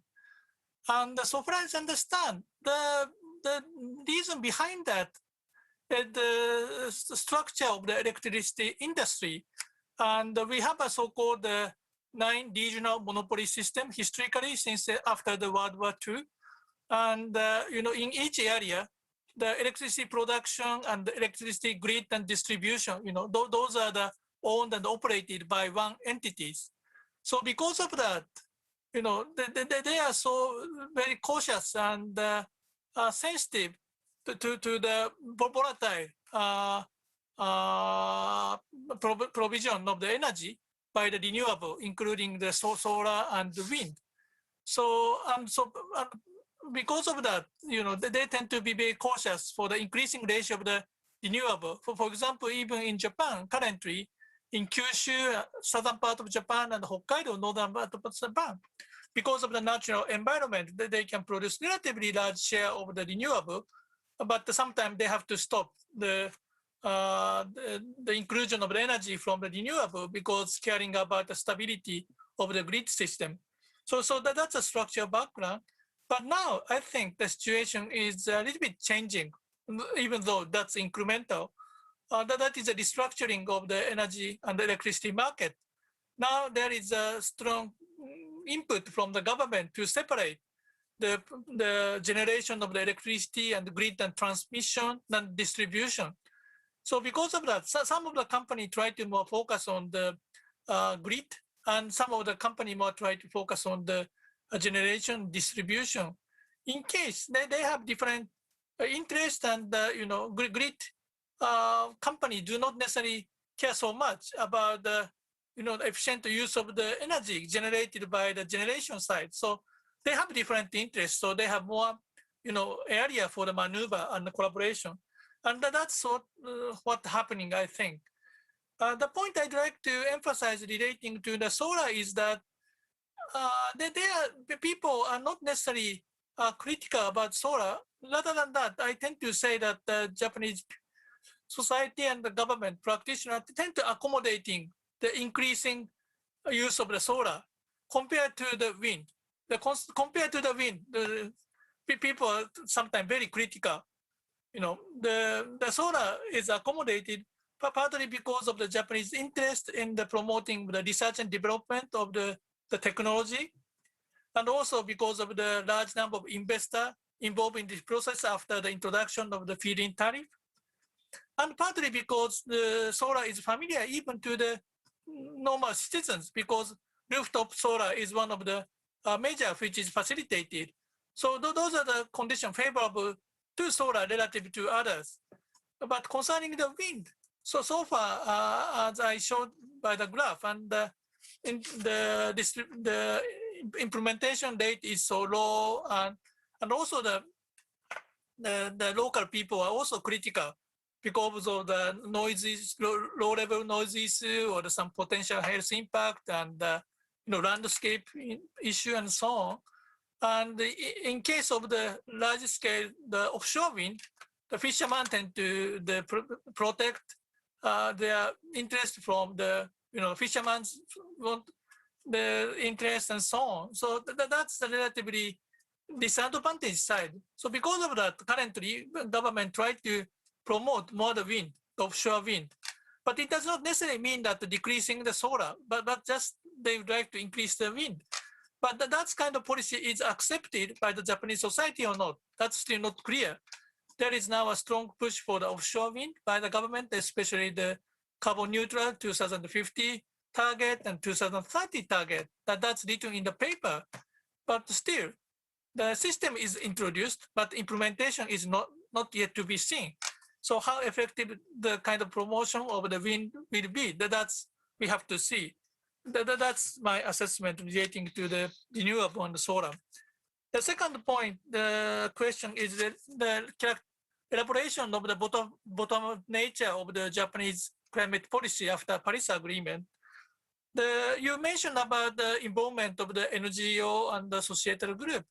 Yes, to some extent, they are playing important role also in Japan. In the case of the pressure from the financial sector, sometimes financial sector collaborate with the NGO for pushing the industry. That kind of thing is also happening in Japan, even though that's incremental. And also at the local level, the local government try to facilitate the SDG future city project and so on. In the process, the NGO are providing some important input. But the point is that that's a bottom-up basis, that there is no stronger push from the NGO side or the government side at the central government level. That's a characteristic of the Japanese climate policy, at least for the last several years. Even though there is a sign of change after the announcement of the carbon neutral for 2050 last year, and strengthening of a target for 2030 this year. But partly the reason might be the comparison with the situation in around the 2009 and 2010. I had the Professor Hans' presentation, and this presentation stimulate me to think about comparison between the current LDP administration and the DPJ administration. At that time, 2009, DPJ, the Democratic Party of Japan, took the power. It's a very unusual change of the ruling party in the history of Japan. And 2009, DPJ took power, and they made a Green New Deal or greening policy is one of their key agenda. So promotion of the greening of the economy and so on promoted. And also after the Fukushima accident, and DPJ government pushed for the introduction of the feed-in tariff in Japan. So at that time, there is a strong input from the central government side. But after 2012, after the LDP government coming back to the ruling party, they tried to keep the environmental issue low profile. So in Japan, the government interest in the Paris Agreement is also relatively low. And they try to emphasize the revitalization of the economy. That's the first target of the previous Abe government for the last several years. That is the background why there is no strong push from the central government side and leaving the initiative from the bottom-up side. That's my interpretation of the situation after 2015 until recently relating to the climate policy in Japan. The third question relating to the international dimension, as I mentioned a little bit, there is an interesting argument about the interconnection of the grid, the electricity grid between China and Korea and Japan. Some of the stakeholders in each country having an interest in that. For example, in China, organization called Geidoko, somehow relating to the China Electricity Company, they make a kind of the very, how to say, the bold plan for the global interconnection of the electric infrastructure. And part of that, the Korea, China, Japan interconnection is part of that. In Korea, so far as I heard, that the KEPCO, Korean Electricity Company, is also very much interested in that because Korea can be an intermediate between Japan and China in the system. And even in Japan, some of the NGO, for example, and the business, the SoftBank Group, and also the Shizen Energy Zaidan, it's a natural energy foundation. They are promoting this kind of the energy grid at the regional level. And even the senior ex-government official, have interest in that, even though the official in the current position seems to be cautious, So of course there is a kind of issue of the security concern and so on, but there is some possibility about the interconnection between the countries because one of the big issue in Japan's grid is that Japanese grid system is fragmented, especially between West and East. So some interconnection might be needed anyway for stabilizing the volatilities. And the international connection is one possibility to responding to that kind of question. That's one possibility. And another possible option might be the hydrogen network, as I mentioned. Concerning the renewable, including the photovoltaic, for example, the intensity of the sun energy is very important factor. So Japan is not necessarily a good place. So maybe the desert place of the Australia or the desert in the Middle East might be a good place for production of the energy from the photovoltaic with the low price. So maybe getting the energy there and transforming that energy into the hydrogen and shipping to Japan and other countries using the network, which was established already by LPG transport, for example, can be a good option. So because those are connected between Japan, Australia, and others, sometimes it is promoted in the context of the so-called free and open Indo-Pacific, the foreign policy context. So those are the possible interesting international dimension. So we are not sure which will be materialized, but there is substantial possibility for thinking about that. That's my assessment. Thank you for the question. Thank you, Professor Shiroyama Hideaki. And next, Professor Han. Thank you very much, Professor Im Eun-jung and Professor Im Si-jung, two Professor Ims. So they have provided a very insightful comments and questions. So I will make sure that I will incorporate them throughout my rewriting and reorganizing process. So especially both Professor Ims have pointed out that we need to look into the much more structural systemic factors, and we should differentiate them from the domestic and internal factors as the driving forces behind these two different versions of green transition policy. So I will make sure that I kind of, delineate what those internal factors and external factors are. And I will also try to show the linkage between the global factors and domestic factors better in the paper, while I'm revising the paper with actually Professor Lee Tae-dong in the audience. So we'll try hard so that we can publish a much more enjoyable paper. And regarding the question of equity and justice part that Professor Lee Moon-jung asked me, let me just explain very briefly. So as I showed you earlier, the Korean New Deal policy has 3 elements: digital New Deal, Green New Deal, and strengthening the social support system. So that is the equity part, that is the justice part of the Korean New Deal policy. Basically, it is because that this great transformation will bring about lots of inequalities amongst different kinds of social groups and economic groups in Korea. For example, during the energy transition period, there will be those who are marginalized. For example, the people from the fossil fuel industry will lose their jobs. So how should we help them out, right? How should we make sure that they make a smooth transition towards a greener, renewable, society? So the idea of just transition is to make sure that we'll bring along those people who will be left out, who will be disaffected by the transition period. So the government will be providing some assistance packages or training programs or education programs so that they can adapt to the different system. Okay, so I guess that's my short answer. Thank you for such wonderful questions and comments. Thank you, Professor Han. And finally, Professor Dong, please.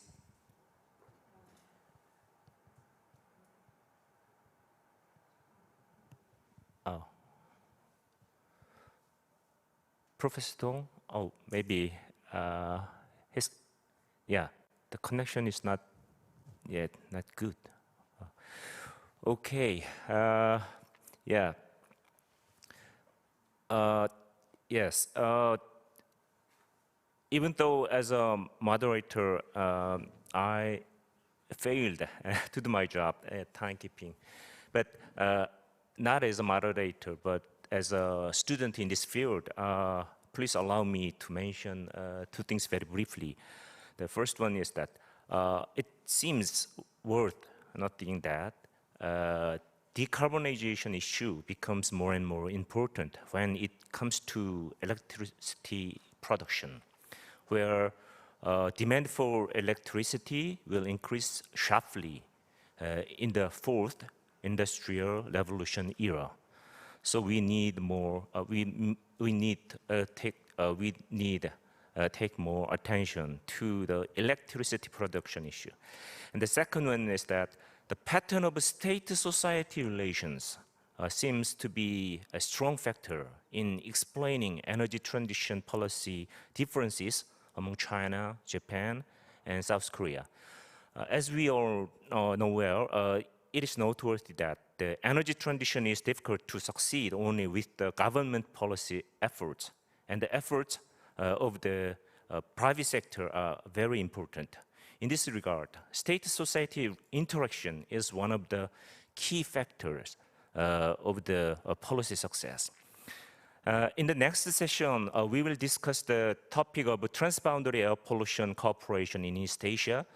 But I think this session is an opportunity to reaffirm the importance of not only national effort for energy transition, but also the importance of the cooperation between 3 East Asian countries more.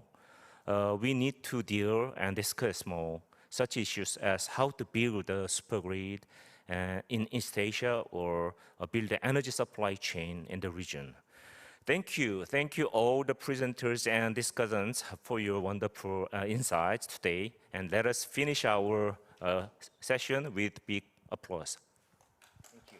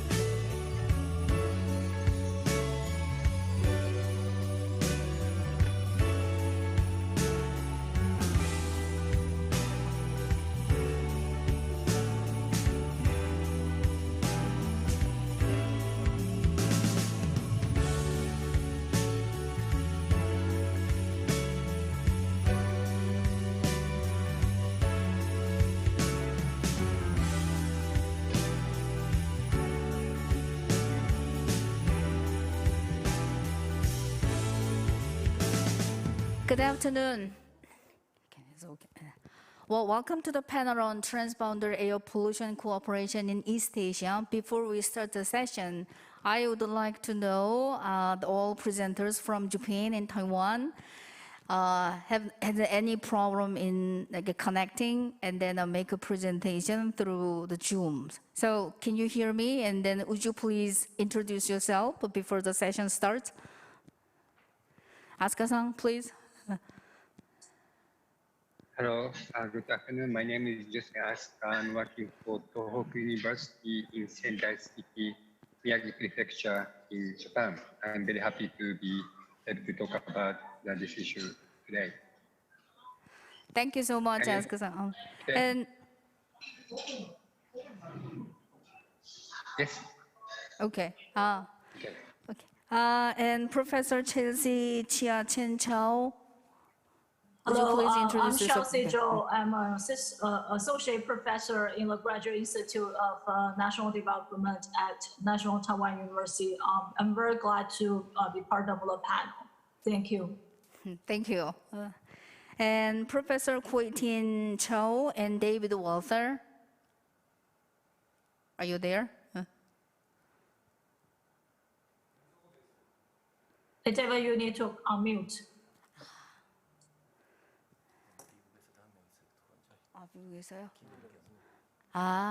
Okay. Thank you so much. And Professor Kuei-Tien Cho and David Walther, can you hear me? Would you please introduce yourself? Yes. Do you hear me? Yeah, we can hear you. I'm David. I come from Taiwan University RSPRC. RSPRC means Risk Society and Policy Research Center. And my research interest is focused on environmental governance and policy, especially on air pollution, air quality governance. Thank you very much. Thank you. And David? Professor Zhou is now joining us, so wait for a second. Okay. Please, next.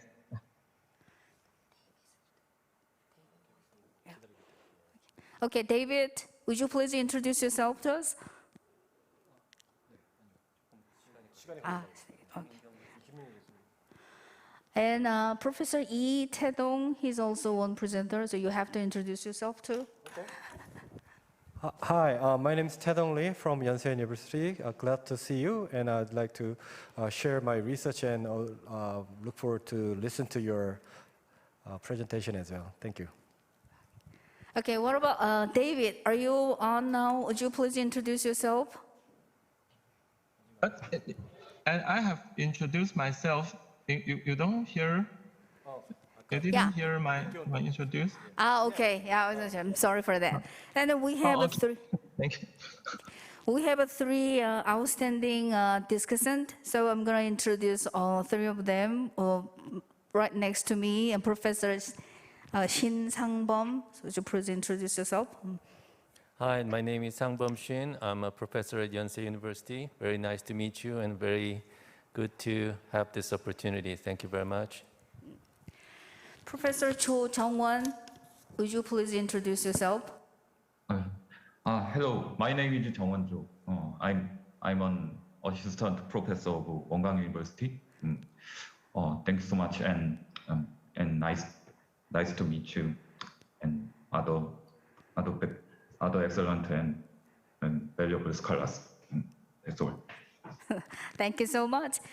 Professor In-kyung Kim In-kyung, would you please introduce yourself? Sure. Hi, everyone. Good morning, and here, good evening or good night. It's 12:07 at night in the Eastern Time in the United States. My name is In-kyung Kim. I'm an assistant professor of political science in Bridgewater State University in Massachusetts, United States. I'm so glad to be here. Thank you. Well, thank you very much. What about David? David Hassan. Sorry for this. Okay. Okay. She loves David. Yeah, I love David. Sorry for that. My name is Lee Suk-yoon. I'm professor at Department of International Studies at Kwangwon University in Korea. And I am a moderator here. Today's really excellent session.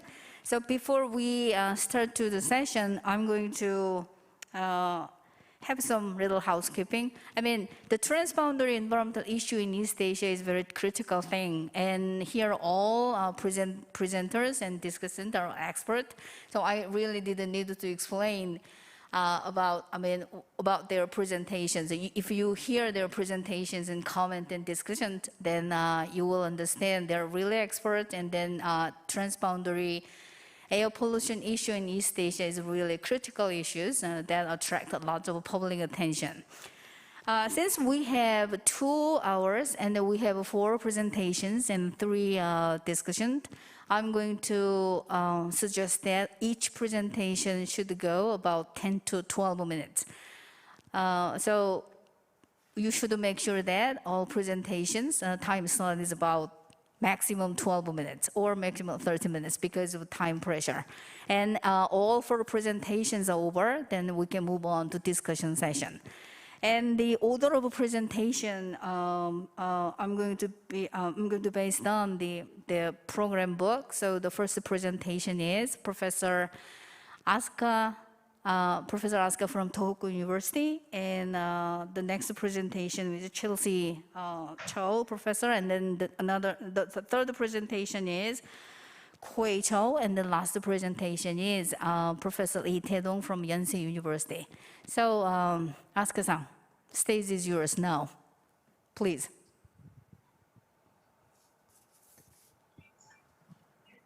Thank you very much. So let me share my presentation.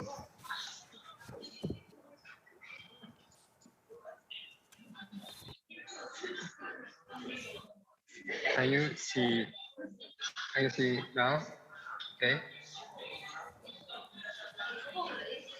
Okay. Oh, I can see you. Okay. See you slide. Okay. Okay. Fine. Thank you again. Inviting me to this meeting. And my topic is Japan transboundary air pollution policy and international cooperation. So I'm going to look at this issue from Japanese perspective, which might be slightly different from Korea or Taiwan or China. And because the time pressure is very strong, let me go very, very quickly. Content is this. First, I look at a little bit history of transboundary air pollution. And then secondly, I talk about the EU regime and then Asian regime. And thirdly, I talk about difference between Europe and Asian countries, East Asian countries. And fourth, I talk about current new development, and fifth, I summarize my presentation. And first, history of transboundary air pollution. In the East Asia, it dates back to very long time ago. The first was the yellow sand, a Japanese poetry book called Manyoshu, published around 760 AD, had a poetry named about yellow sand, spring age. So it's very famous and popular, and everybody, all Japanese people know what yellow sand means from long time ago. And diplomatization of these transboundary issues started, I think, from the EU in the 1970s. It emerged through progress in globalization and through the void created by the end of Cold War. And also the science research, these kind of things and model, these can help a lot to make this kind of regime in Europe. And rise and fall of the Achille issue in Japan. Japanese Environment Ministry did an interesting research on the impact of the Achille in Japan. In 2002, the Environment Ministry disclosed the result of the research, and the conclusion was there's no apparent clear cut kind of damage caused by Achille in ecosystem in Japan. So it was very difficult to kind of make causal relationship between Achille and the damage of the ecosystem in Japan. That is the reality in Japan. That's why after this, at least Achille issue disappeared in Japan, or people lost interest on Achille issues. But after Achille issues, there are kind of fixed feeling in Japan that many things, many bad things coming from all vaccine come from China. That was a kind of consensus among the Japanese people.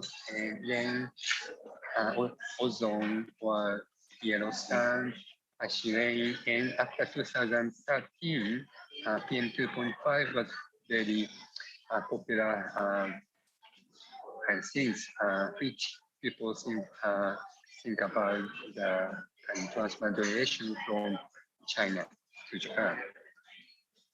And let me talk a little bit about European regime, Convention on Regime Transmigration Pollution, which entered in force in 1983. I'm sure you are very familiar with this kind of things.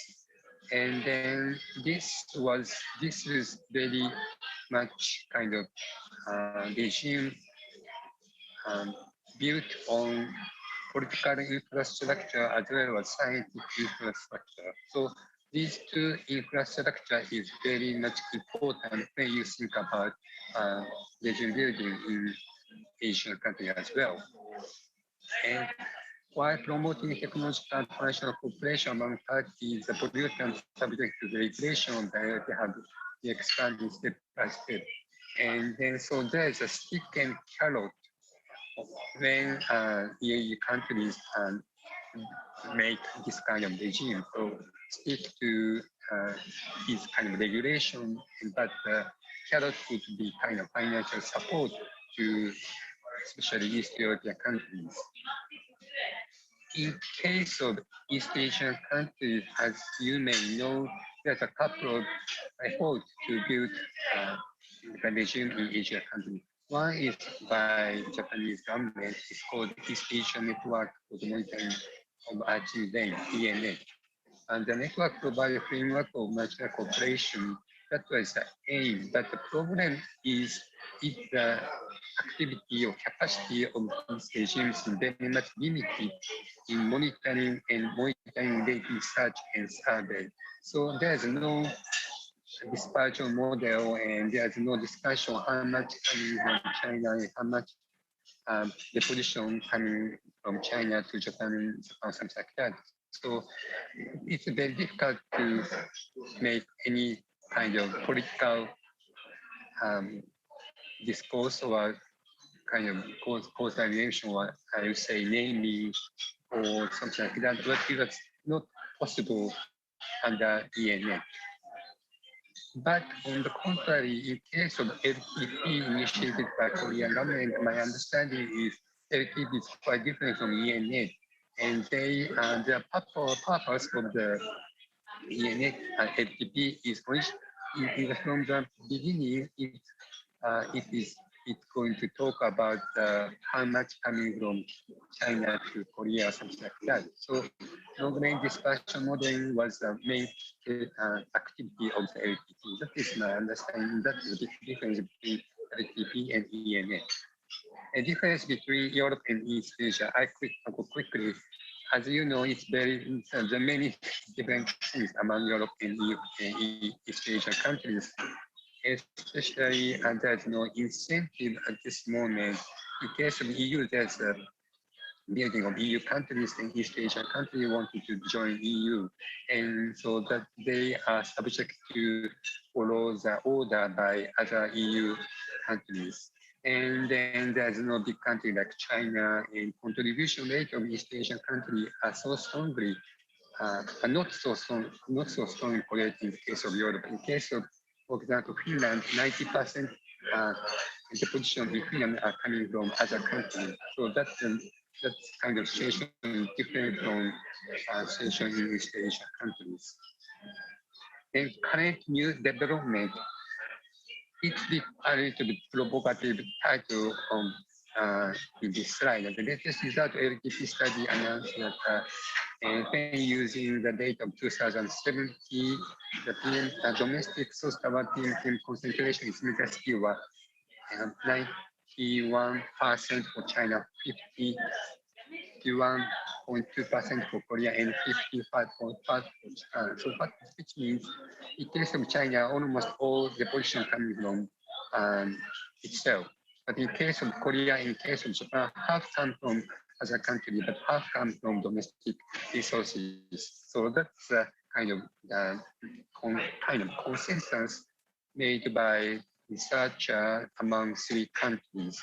I think this is the first case which officially government-related researcher had a consensus on how much coming from other countries to their own position.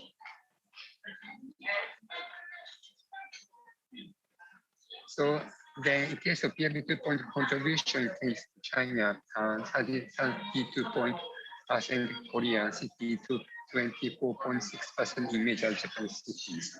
So some people say it's too big, but some people say it's not that big compared to European countries, as I mentioned. So again, it's very difficult to define this is too big or too small.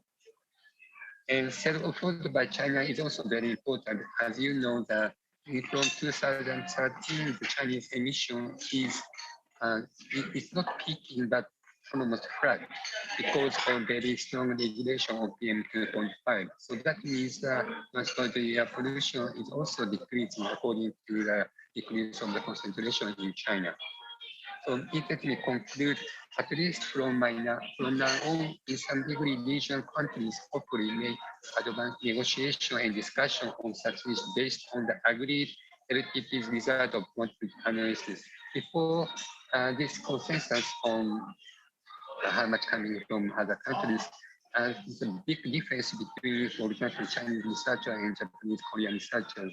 It's 3 to 4 times bigger in case of Japanese researcher compared to the result by Chinese researcher. But thanks to LTV's conclusion consensus, I hope there will be more productive discussion, including scientific papers. Some can argue that the EU-like regime of obligate emission reduction is not necessary in Asia, as it would be possible to implement drastic non-related measures in China without external pressure. Of course, maybe it's too optimistic, and we don't know what will happen in China.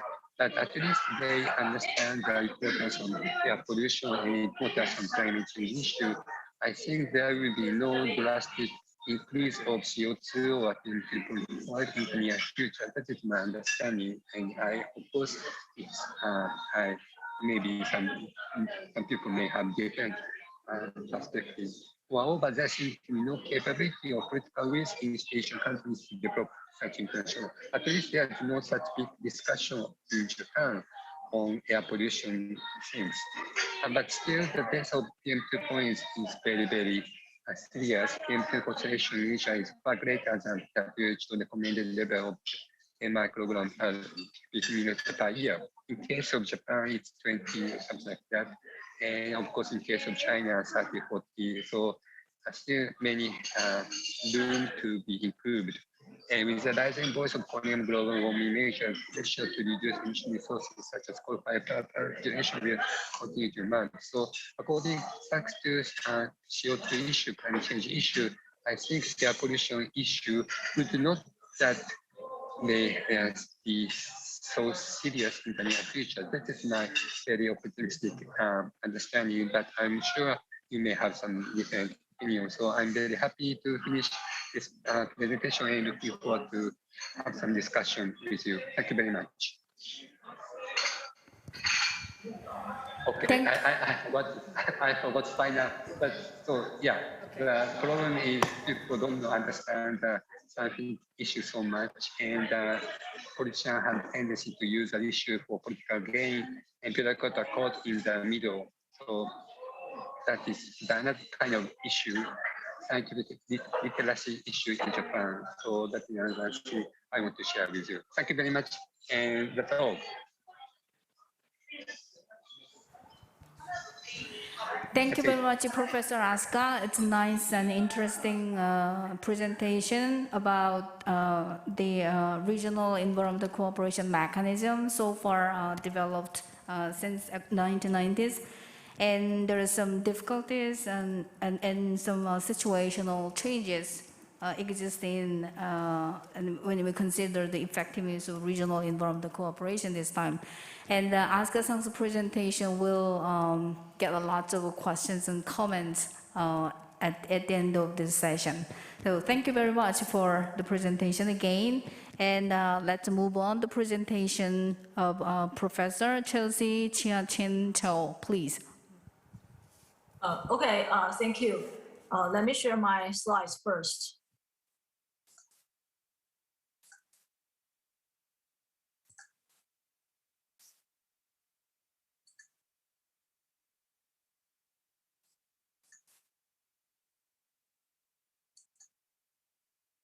Okay, can you see the slides? Okay, so I'm going to talk about China and China's efforts in initiating the cooperation of air governance. So in my presentation, I will focus on two aspects. I will first talk about China's domestic air policies, and then I will talk about China's international actions regarding its efforts in cooperating with the US and other developing countries in improving the air governance globally. But at the same time, when I'm talking about China's global climate policy, I will also talk about China's overseas investment, that is a Belt and Road Initiative, or the OBOR. And I'm gonna provide some kinds of very preliminary evaluation about the impacts of the OBOR on the global climate change. Okay, so this is a raw data collected by me and my co-author, Professor Zheng Zhisong, in my institute. We basically collect all the local monitoring data from China. There are about like 1,500 local stations to capture the air quality and PM 2.5 across China. And this is a pretty amazing outcome. It records the highest AQI in China in the year of 2019. And you can see that particularly in the northern China, the air quality is very poor, and it's really a serious problem. This kind of problem definitely have already been noticed by the Chinese top leaders, in fact, in the 19th Chinese CCP Congress, Xi Jinping, he emphasized in his speech about building an ecological civilization, and it is very critical for China to have a sustainable development. So currently, China is not only focusing on in economic growth, but the sustainable development is also very important. And also in the same year, around the same year in 2018, China initiated the 2020 Air Pollution Control Action Plan. And this is a 3-year action plan. It's kind of similar to the 5-year economic plan. So right now, China also has an action plan regarding the control of air pollution. And in this plan, one of the major focus is to reduce the use of coal. So in some other research, I lay out the policymaking process of this policy. And we found that most of the government power plants, basically the state-owned enterprises power plants, those plants have already installed the filtering systems. So right now, the major problem is really residing in the ordinary people's or the regular households' use of coal as a major produce of the heat during the winter. So in 2017, the Chinese government launched a campaign called Coal to Gas Switch. And it's basically installed in the Beijing, Tianjin, and Hebei area. And that actually indeed reduced the PM 2.5 quite successfully. Domestically speaking, China also has put the air pollution control targets into its 5-year economic plan, and also in its long-term targets of for 2035. In this plan, we can see that China has already set up the goal to reduce about like 18% of the CO2 intensity. And also its goal is to reduce the energy intensity as well. So the target is that the energy consumption per GDP will be reduced 30.5 as a goal. And also during the 5-year plan policymaking process, we can also see that regarding the 8 targets of economic development, within these 8 targets, half of them, that is 4 of the 8 targets in the plan actually were related to energy consumption or climate change. So right now, climate change or to control the air pollution is really a major focus of the Chinese government. And the Chinese government also initiate quite intensive government inspection in regulating local government's behavior. So more than like 5,000 environmental law enforcement officers, those are grassroots bureaucrats. They are put into the office to regulate the local government's behavior. So it has been quite effective, especially if we think about China's government structure can be called authoritarian environmentalism. And we all are familiar with this kind of policymaking, that is the business actor can actually be excluded somehow in the policymaking process and to make the policy to be more sustainable development oriented. And also during the implementation process, the individual liberty can also be limited in order to regulate the unsustainable behavior. So I would say that although there were still some problems regarding the policy implementation process, but somehow China is quite effective in combating the air pollution to some degree. But let's take our focus, switch to the global climate change and cooperation made by China.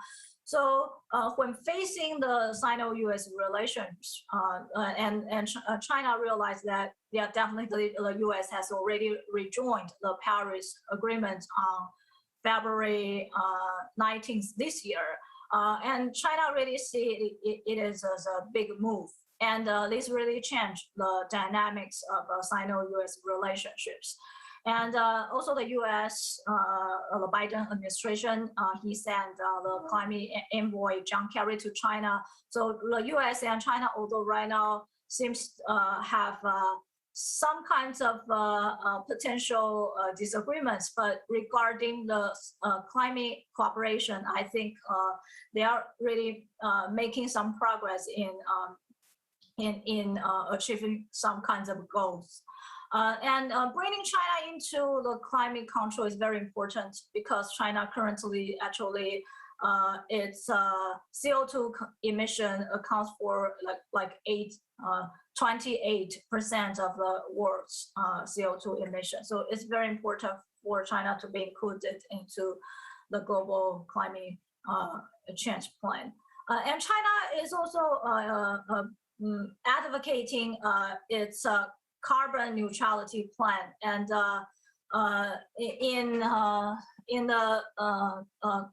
in this year's Leaders Climate Summit, China set up a goal of peaking its national carbon emission before 2030.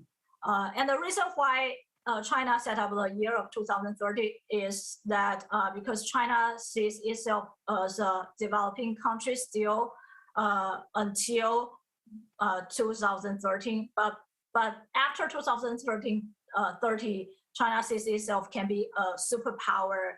So so the peak of the emission should be set at the year of 2030.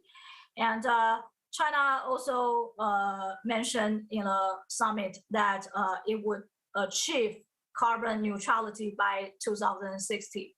And by contrast, the U.S. set up a different, similarly, but essentially it's different goal. That is, the U.S. says that the net zero emission should be achieved by 2050. So we can see in this figure that is China's goal is like 10 years behind the U.S. And also I want to talk about the differences between carbon neutral and net zero emissions. Because for carbon neutrality, the definition is that the emissions are generated but offset by some kind of actions, and in order to make the overall emissions zero. So China really thinks that this plan of carbon neutrality is the guideline for most developing countries. So while the US is setting up the higher goal to have a net zero emission, but China is staying in a lower plan, which is to have a new the carbon neutrality. So this plan is actually quite appealing for many developing countries.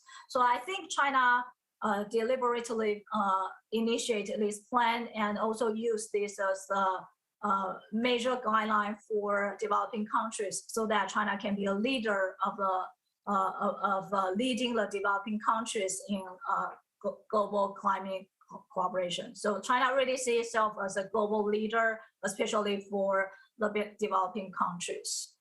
And also we know that China actually dominates all the steps of solar panel production.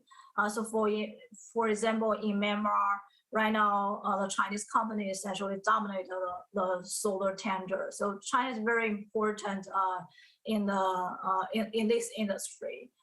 So with this kind of dominance in the panel production, I think China can actually master the carbon neutral technology, or make the dominance and ask for it to developing countries. So I think China is really using a carbon neutral plan to achieve its global dominance of leading the developing countries in cooperating with the more developed countries.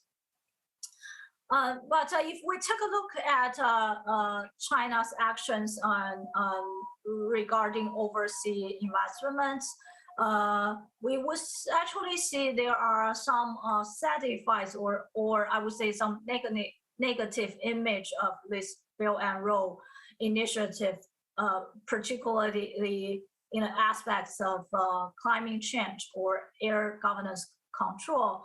That is, although in some aspects, China is promoting carbon neutrality to developing countries, but at the same time, China is using Belt and Road initiatives to set up quite a lot of essential infrastructure that is still very carbon heavy in the developing countries. So take a look at the transport or the energy sectors. Most of the overseas investments made by Chinese state-owned enterprises in those overseas countries, in many developing countries, those projects are basically quite carbon heavy.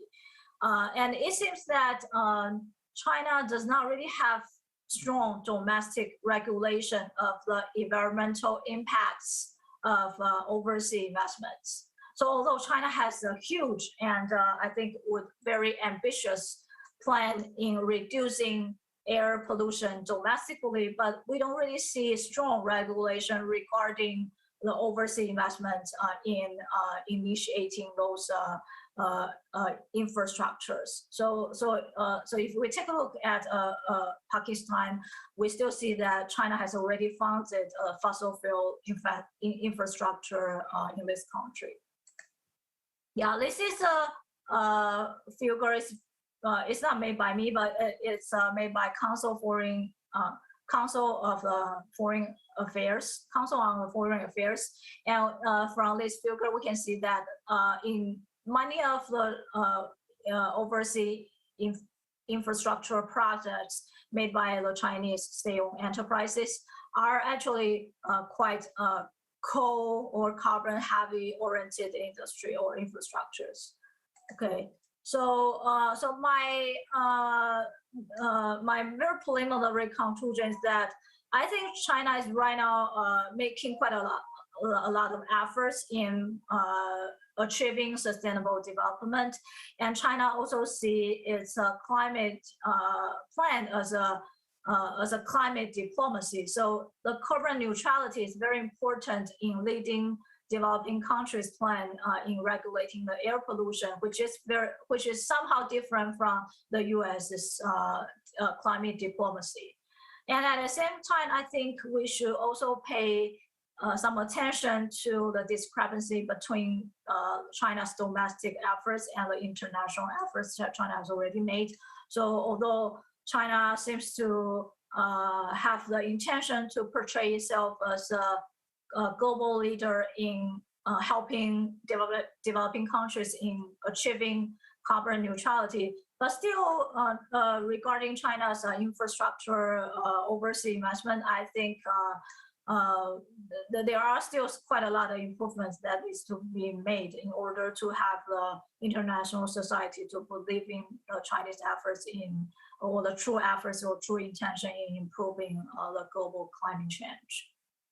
Okay, so that's it, and I really look forward to your comments and questions. Thanks. Well, thank you very much for a very resourceful presentation, broadly covering Chinese air pollution prevention measures at domestic level, and climate change policy, and then climate change diplomacy, and even energy mix, and then the energy policy abroad. So it's very interesting. The China case is always attract lots of questions and comments.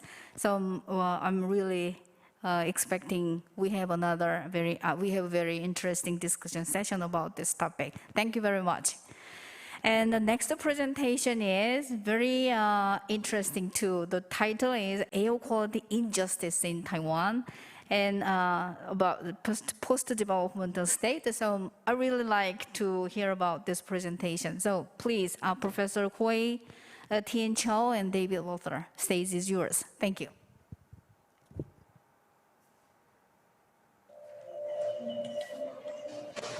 Hello, everybody. Okay, Professor Joe is here, and he's joining us a little late. So may I invite you to introduce to all the speakers a little. Professor Joe. Yeah. Okay. Thank you for the inviting this panel. I think we actually just ongoing to process the addition of the air pollution governance in East Asia. Today, I think several presentations based on this book draft. So I am very glad to see the progress and to see the discussed panel that our Korea colleague invited us to actually to hold this panel. So in our presentations, Dr. David will actually introduce the air pollution governance in Taiwan. I think that is one part of the transboundary air pollution governance in East Asia. Maybe we have several components worth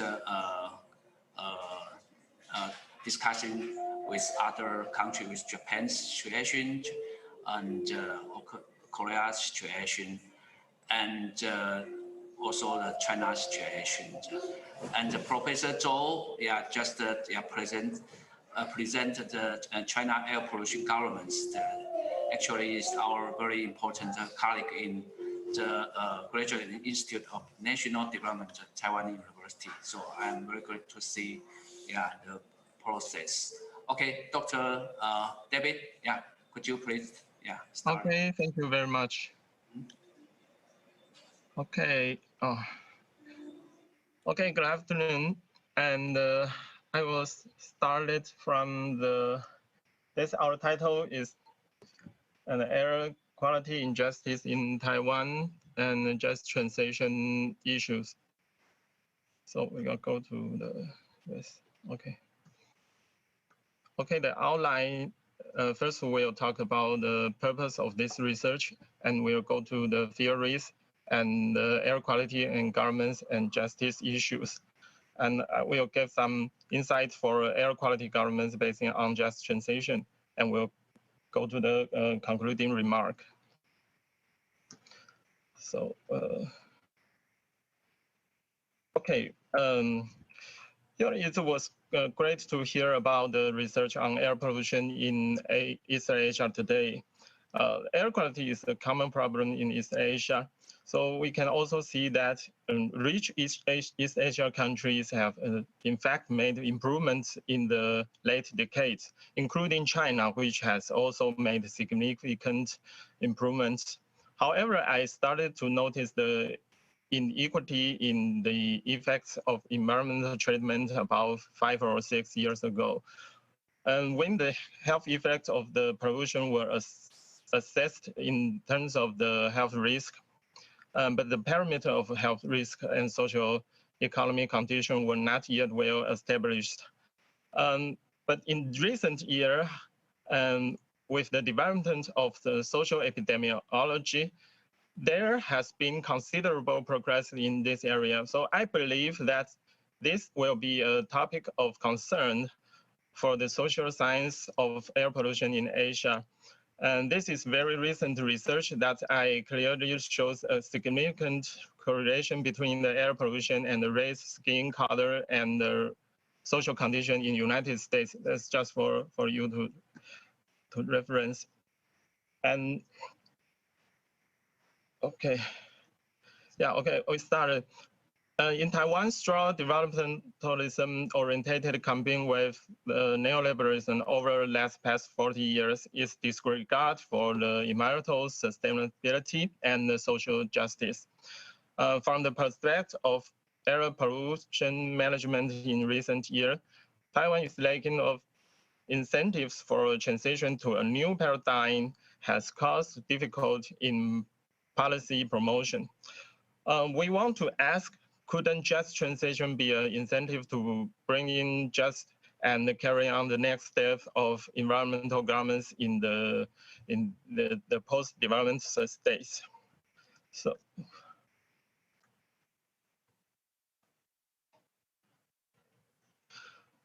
In 1990s, Taiwan, South Korea, and Japan, which were first defined as developmental states, all observed changes in these countries toward neoliberalism under the impact of the global neoliberal wave.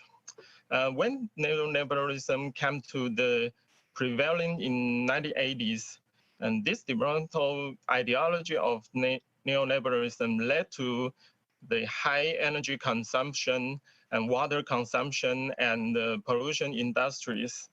Therefore, disrupt the possible sustainable transformation in Taiwan. And the economic model of developmentalism result from region dynamics has, however, led to developmental path dependency, which has hindered the ability of these developmental states to develop based on the principles of environmental sustainability, fairness, and justice. And in this article, just transition can be defined in this simplest term as appropriate transition based on just principles. The define of just transition has not yet been unified in different disciples and applications, but the description given by the Bennett is the most compatible and the most usable. He said, just transition is deciding what constitutes a fair or just distribution is complicated by underlying philosophies and equity criteria. And he said that are often implicated in environmental and sustainability decision-making process. And the power of discourse in this study of connection between social justice and environment is still mainly in the field of traditional economics. And just translation is a societal goal, and the air quality governments as well as CEE scholars, that means climate, environment, and the energy scholars needs to have as their common purpose a just transition. So dealing with this evolution concept of just transition, it is clear that there needs to be a measurable outcome from the action. The measure of the form of justice is not quantitatively measured, but can be assessed through whether it results in a direct change in a law or policy or simply previous.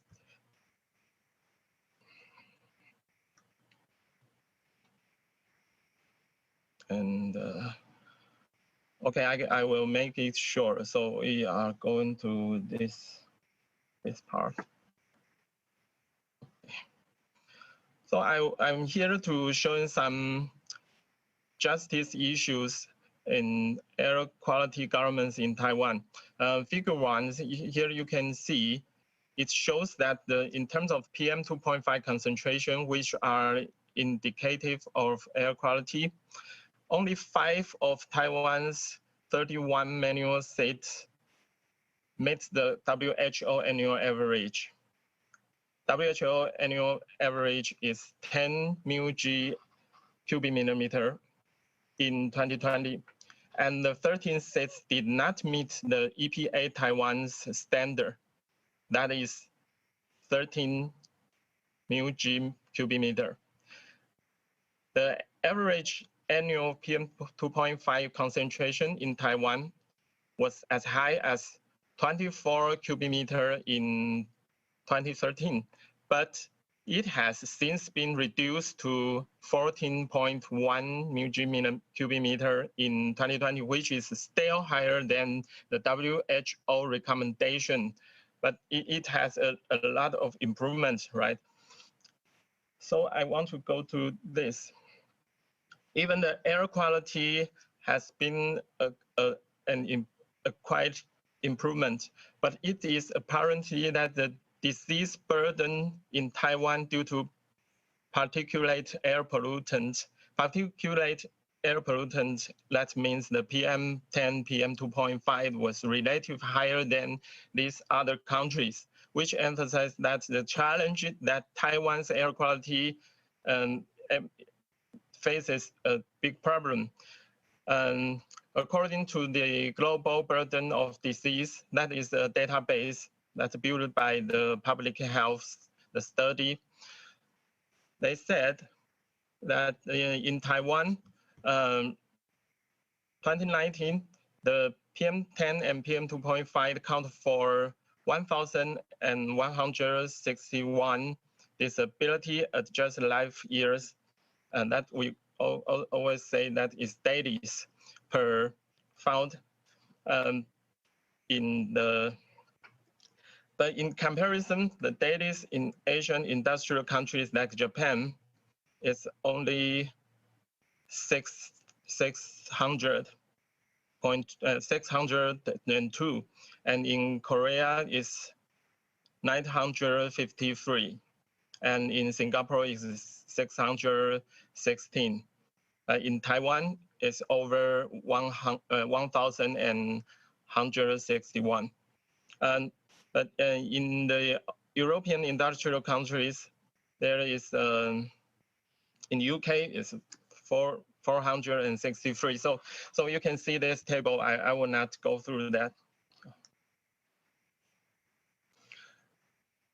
So even the health burden were increasing in Taiwan.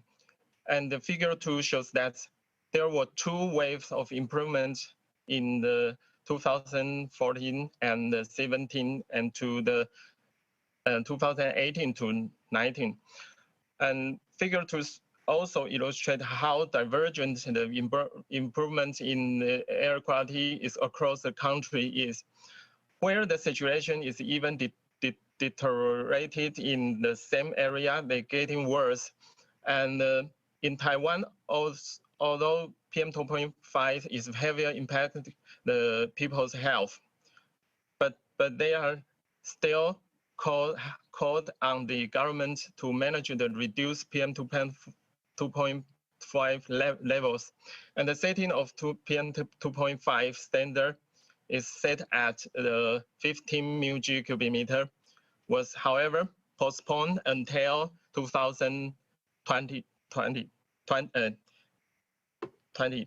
and the target was later revising upward to the 18 mg cubic meter in 2015. But even it will only be implemented on the 2017. And when 2020, last year comes, the government again postponed the deadline to achieve the target of 15 mg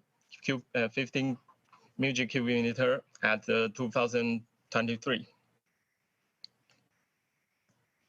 So next page we will see is uneven distribution of government's outcome. The results shows that the higher concentration, the lower the air quality improvement. As the figure 3 shows, the first quantile has an average PM2.4 concentration about 23.3 mg cubic meter, but the air quality improvement is only 12.2%, while the last quantile has the concentration only 9.7 mg cubic meter, but has the highest improvement rate at 26%. The average improvement rate is 21.3%. Meanwhile, the most serious question is which people live in this most polluted and least improved area.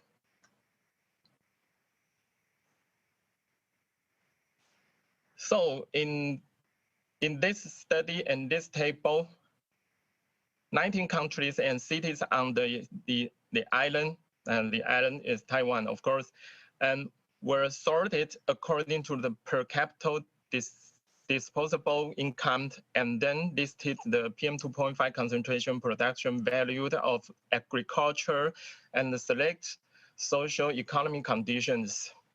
There's you can see the result is one, the top 5 low-income countries and cities are high polluted area. That's in this area, there are the most polluted counties and cities. And this is the low income. So they are highly,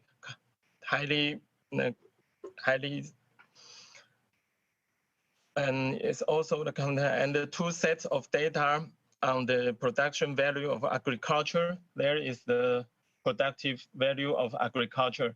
They are the same. The green area is the high agriculture value, and they are the same as the high polluted and the low income area. And there is the educational variables. And the educational structure of 2 sets of data shows that area with low education level are highly consistent with low incomes, and they are roughly as same as agricultural counties and the cities with a high pollution. So there's no significant difference of the medical care, but the crude death rate is consistent with the low income, high pollutant, and the agricultural county. You can see there is the crude death rate. They are coincident.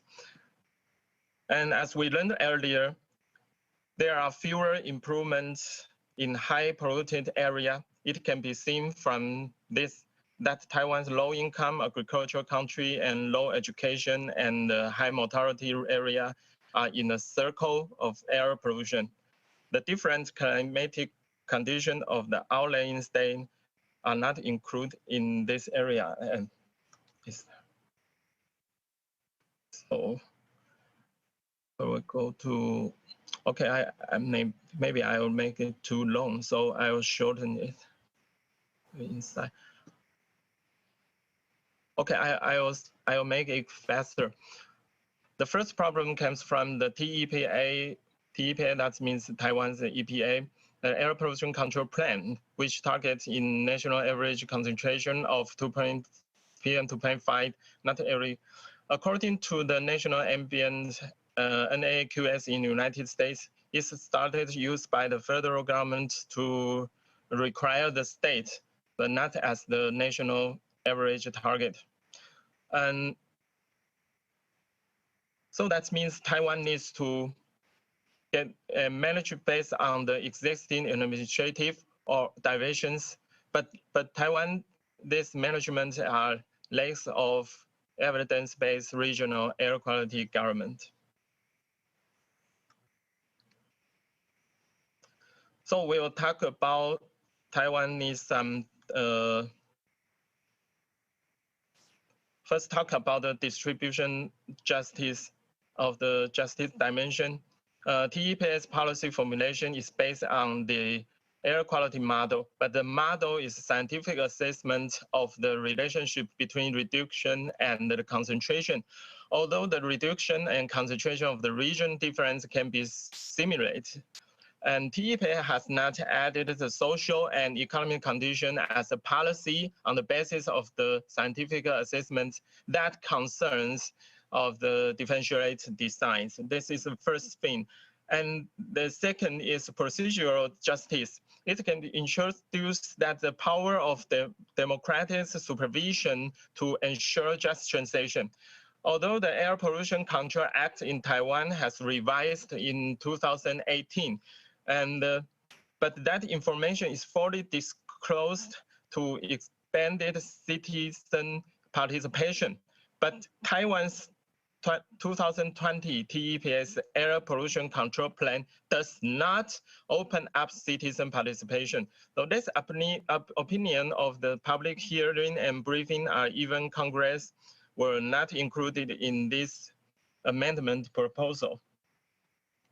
David, I'm terribly sorry for such interruption, but because we have time pressure, so would you please wrap up your presentation in 1 minute? Okay. Thank you. Okay, I'll go to the concluding remarks. Sorry, I didn't handle the time. So I go to the concluding remarks. And the first thing is statistics shows that Taiwan's air quality and improvement rate are unequally distributed, and the air with high PM 2.5 pollution are consistent with low income and the agricultural areas and overlap with the low education level and the high crude death area. And this makes Taiwan's EPA policy should not only based on the air quality model, but join the social economic condition to formulate differential policies in order to achieve just transition. And the last one is the research concluded that the concept of practice of the just transition should be emphasized and use it to attract the social fundamental desire of justice to fight environmentalism and the injustice of the neoliberalism. That's why this article looks forward to bridge just transition as the next step of environmental governments in Taiwan. Okay, I'm finished. Thank you very much. Thank you very much. It's really a great presentation, and I'm sure we will have a lot of questions and comments about your presentation. Thank you. Let's move on to the last presentation with Professor Lee Tae-dong about the atmospheric politics for transboundary air pollution cooperation. Thank you. Glad to see you. My name is Tae-dong Lee from Yonsei University Political Science Department. Today's topic for presentation is transboundary air pollution cooperation in East Asia. So the topic is politics of transboundary air pollution cooperation. The primary aim of this is to enhance the quality of life by reducing the domestic and foreign particulate matter generation through the international cooperation. The key questions of this politics is who gets what, when, and why, and how. So, the fundamental question of politics, usually defined, questioned by the Harold Laswell, the political scientist.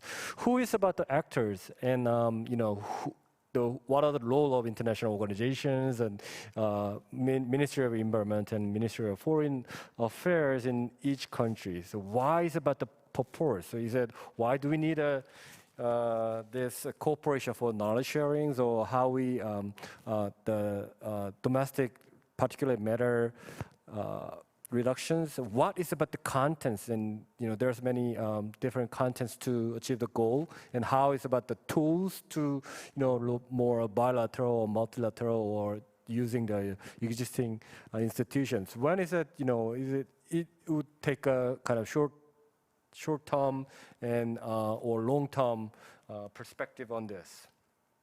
So transboundary pollutions, and really with the problem, actually, Professor Asuka said it was really low incentive because it's about the quality, not the quantity. If there's a quantity like water or resources, we can have a cooperation.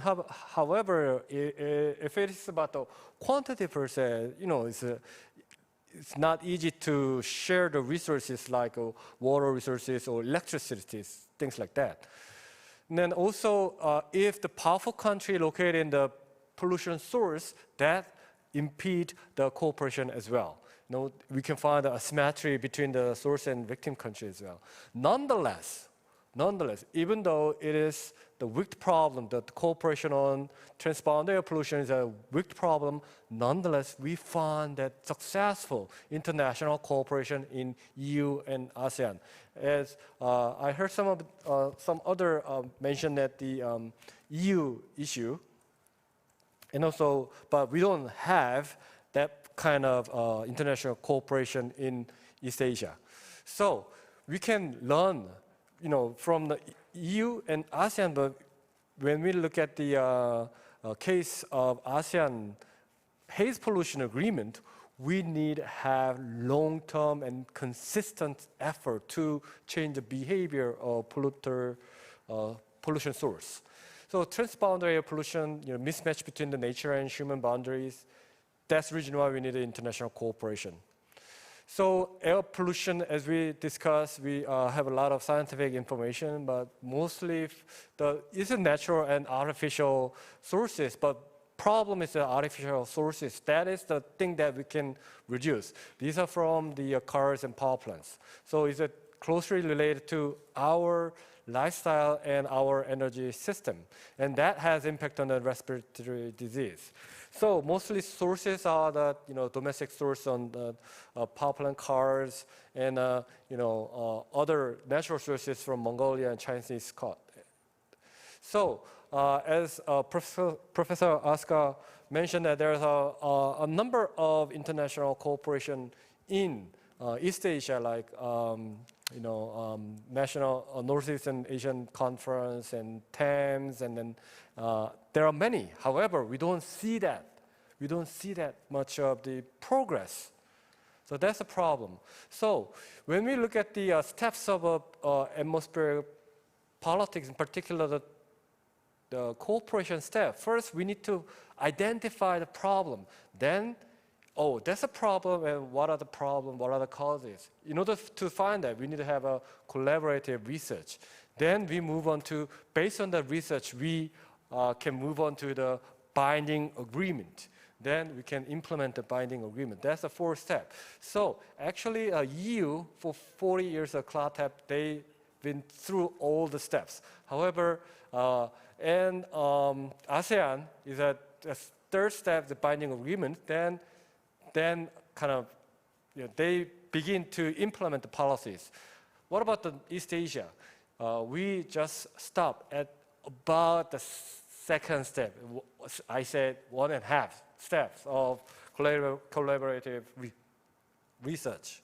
So why it is so difficult in East Asia, in particular between powerful countries like China and South Korea, but because of the asymmetries of state capacity and economic interest and domestic pressure and international pressure are different. So in particular, China, they do not say that much about the transboundary pollution. The transboundary pollution for Chinese is the transboundary between their provinces rather than transboundary air pollution from China to South Korea, Taiwan, or Japan. So that's when we look at all the the modeling research, the Taiwanese or Korean scientists look at the transboundary air pollution from China, but the Chinese scientists look at the transboundary pollution within their domestic jurisdiction between their provinces. So you probably know that the CLATEPs, the Europe Convention on Long-Range Transboundary Air Pollution. So that one of the things that you can find that they developed the protocol one by one. For example, Helsinki Protocol regulate SOx, sulfur dioxide, and Sofia Protocol NOx. Then move on one by one, so they can find out which ways to control and manage each pollutant. So that was the first multilateral air pollution agreement, and we can find that the cooperation between East and Western European countries even in the Cold War era, because that's really critical for their citizens' health and also ecosystem. So let's move on to the ASEAN. So ASEAN, had an issue about haze, and so they had a regional haze actions. I know it's pretty small. That's a hotspot in Indonesia, and wind blow that way. So one of the biggest victim is actually Indonesia per se itself. But then they have impact on Singapore and Malaysia. Then 2011 they have an agreement. Negotiation began, and 2002, except Indonesia, 9 ASEAN countries signed it. However, 2014, Indonesia signed and ratified the agreement. So one of my research is that why there are ratification effort from Indonesia, even though Indonesia is a source country. Because it was a change, right? So about 12 years of long delay of ratification, but why they changed the behavior? So through the interview and the research, then we found that the 2 factors are pretty important. First one is that there is a kind of division or a bit of a conflict within the core industry. Palm producers are one of the source for the haze. However, those company, the distributors, need to deal with the European consumer and U.S. consumer and many others. So their interest is pretty different. So in order to sell more, there's a kind of the schism between 2 producers and 2 big powerful players in the palm oil industry. And also there's a lot of pressure from the ASEAN country, in particular in Singapore. Singapore made the national emergency in 2013, and also they have Transboundary Haze Act. That means, Singapore cannot push Indonesia. However, Singapore can push their own country who are working in Indonesia. That makes the haze pollution.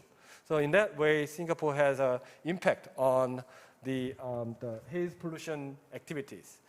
Then the ASEAN haze agreement has a no harm principle and cooperation principle, and it's not about the compulsory and enforcement. However, that kind of compulsory enforcement should be in the domestic law. That's one of the ASEAN way. So I think this is pretty clever. Rather than push everything, and with an international level, we make an agreement that you do your part in your jurisdiction. This is one of a good way to do that. And data collection is one of the things that they do. And the post-agreement is also important because there's a lot of rosy pictures and then the aims and things like that target. However, if they do not implement it, there's no such a use for the agreement or the plan. So they try to make a roadmaps and then, what the visions, so what is the measurement, what is the strategy, then they can implement this agreement. So what are the lessons? So it takes a long time. It takes a long time to make an agreement. And also, it should be institutionalized. And also, after having an agreement, we need to prepare a roadmap and implementation scheme. Otherwise, it is just a piece of paper. And also, it's important to persuade source country through the international and domestic pressure. So, in order to think about the design of agreement or institution in East Asia, we can think of a multilateral and bilateral. I prefer to the multilateral because the bilateral is just, maybe it's a simple one by one, but we need to make a bilateral agreement.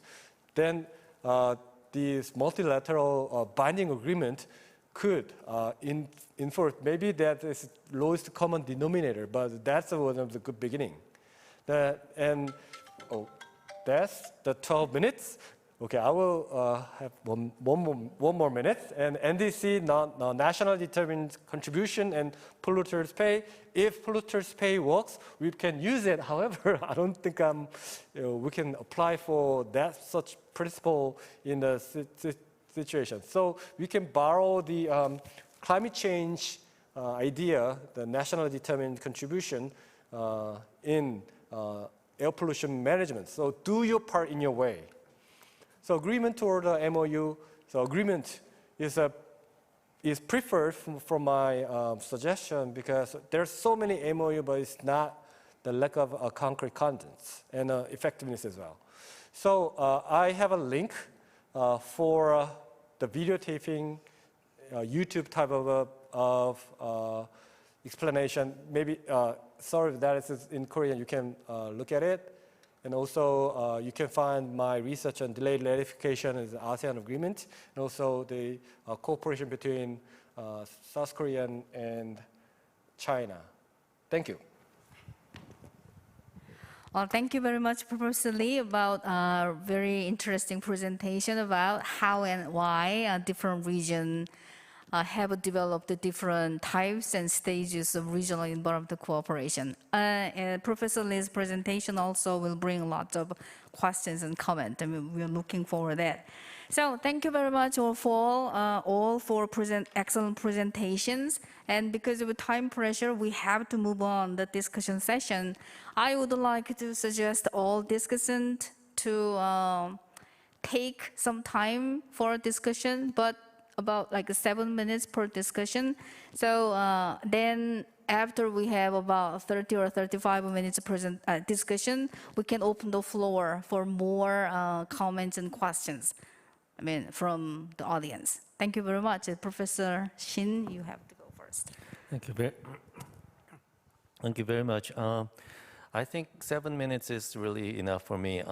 If I have some time left over, I think I can give it to Professor Yoon, the moderator, the chair of this discussion. She has been she has been working on this issue for a while, very for a while, and I think she's one of the first scholars, not only in Korea but also in the world, who wrote the doctoral dissertation about exactly this issue. So she might have a lot to say about this. The 4 presentations are all well connected, and they have all some commonalities, and they share all those some good arguments about the regional cooperation issue. And especially Professor Asuka did very well about the historical overview of this issue in this region. And he made some important points, including the process in which this issue has become a political issue in each side, each country, and how this political issue is informed and interpreted in different actors, different groups of actors. I think that's really an important, very good point. In my point of view, the most important factor is the trust. And the trust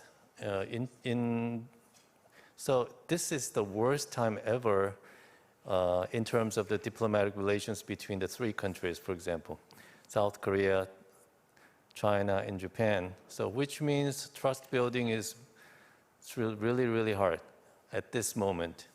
And actually trust building is more like a political issue, international arena, than the issue of science and knowledge.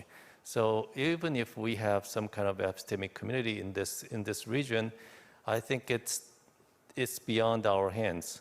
We cannot manage this issue, and it's about the politics and it's about the diplomatic relations, I think. And also, actually, I find myself increasingly more pessimistic about the effectiveness of the regimes. And all of the four presentators, I think, share some of this kind of pessimistic viewpoints, a little bit at least. And instead, I think each country should focus on domestic reduction.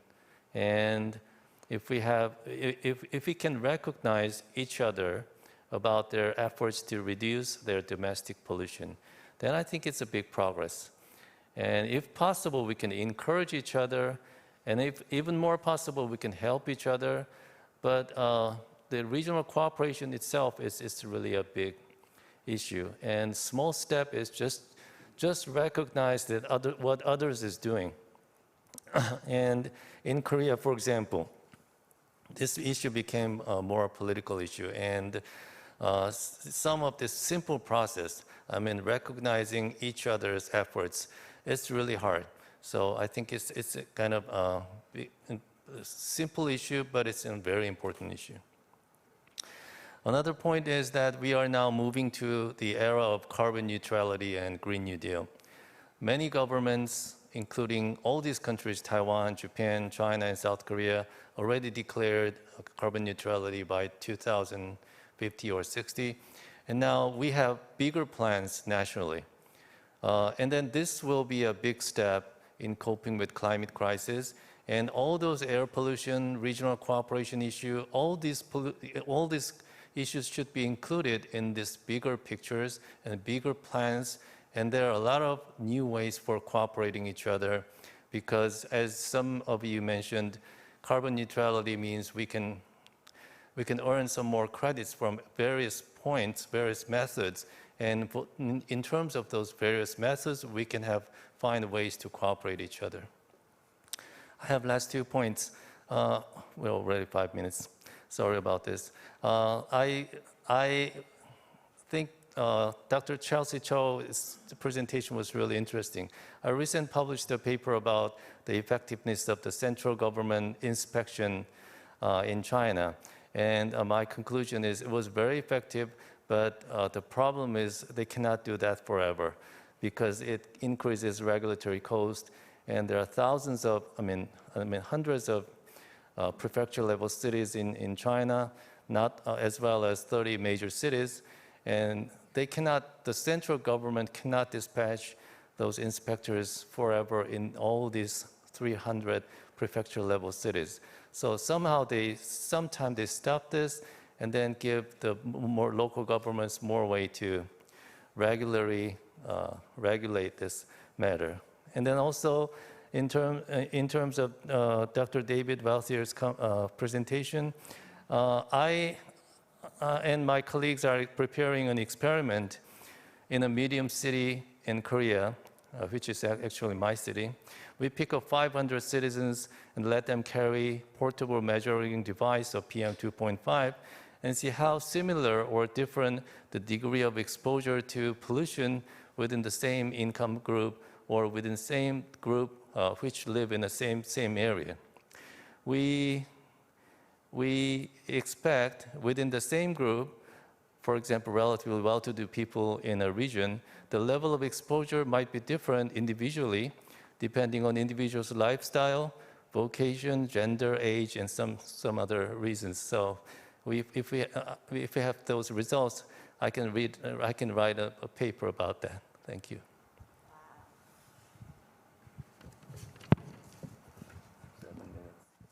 Perfect. 7 minutes. Professor Cho, are you ready to provide this? Okay.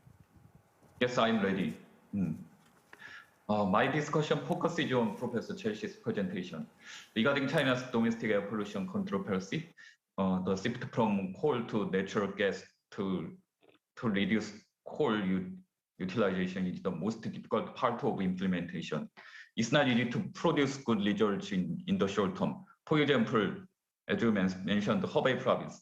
Hebei province, which attempted to switch from coal to natural gas in 2017, suffered a shortage of natural gas supplies in December 2017 and January 2018 due to the increment of gas demand, suspension of supply of Central Asia China gas pipeline, and instability of natural gas supplies in the region. Also in January 2021, Sinopec stopped supplying natural gas from 0 a.m. to 4 a.m. daily in Hebei province. Chinese demand for natural gas is increasing every winter due to the increased gas use in the industrial sector, increased electricity use, and increment of natural gas truck sales. Therefore, in the future, China must continuously increase its import of natural gas from overseas and complete the domestic gas supply and demand control system to meet domestic natural gas demand and provide a stable supply in winter. Also, as you mentioned, the Chinese central government's political and administrative approach to environmental issues is authoritarian environmentalism. Citizens and other social actors' participation of policymaking is not very easy. Also, business sector can participate in research and development network and related discussion and cooperation. Therefore, I think the presentation of and utilization of technical solutions to transboundary air pollution through technological development is very critical in mainland China. The Biden administration in the United States will inherit the Obama administration's climate change response policy and foreign cooperation policy. I think they will have a positive impact on promoting cooperation in tackling climate change between China and the United States. Also, China is working with South Korea and Japan to develop the hydrogen economy, including fuel cell hydrogen vehicles to reduce carbon emissions and air pollutant emissions. Also, it's clear that China is making progress in the development of the solar industry. However, solar energy is still difficult to serve as a major source of electricity compared to coal-fired power and nuclear power. And it can be used as an auxiliary power source. It may take a long time for China to convert its power source from coal-fired and nuclear power to solar power. In addition, there are many losses caused by power generated by solar power entering Chinese domestic power supply chain, which needs to be solved technically. Moreover, Chinese central government operates a carbon neutral task force, which is involving higher officials to produce meaningful results. Last year, Chinese carbon dioxide emissions were related to energy production, with coal and oil accounting for 76.6% and 17% respectively. The transition of the power supply system from fossil fuels to non-fossil fuels, for example, nuclear power, natural gas, solar energy, and wind power, can increase the chances of carbon neutrality success. However, nuclear power has weaknesses in managing plant waste and safe operation of power plants. Natural gas has higher power supply prices than coal and nuclear power, and solar and wind power can only be used as local power sources. It is also a task for China to technically compensate for these non-fossil fuels weaknesses. Therefore, the success or failure of China's transboundary air pollution prevention policy depends on the stable supply of natural gas in winter in the short term, and on the complement of technical problems with the non-fossil fuels in the long term. I have one question to you. What's your opinion about the role of municipal government in the process of implementing transboundary air pollution prevention policy in China? Implementing transboundary air pollution prevention policy, I think local government policy and related support are also important. However, the role of local government is limited due to the industrial structure and financial capacity and demand of economic growth. I want to hear your valuable thought about it. Thank you so much.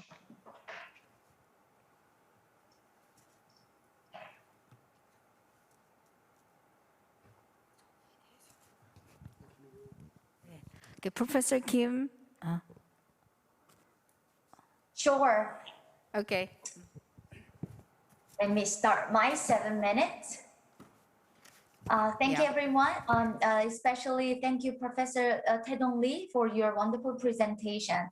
I will respond to your presentation.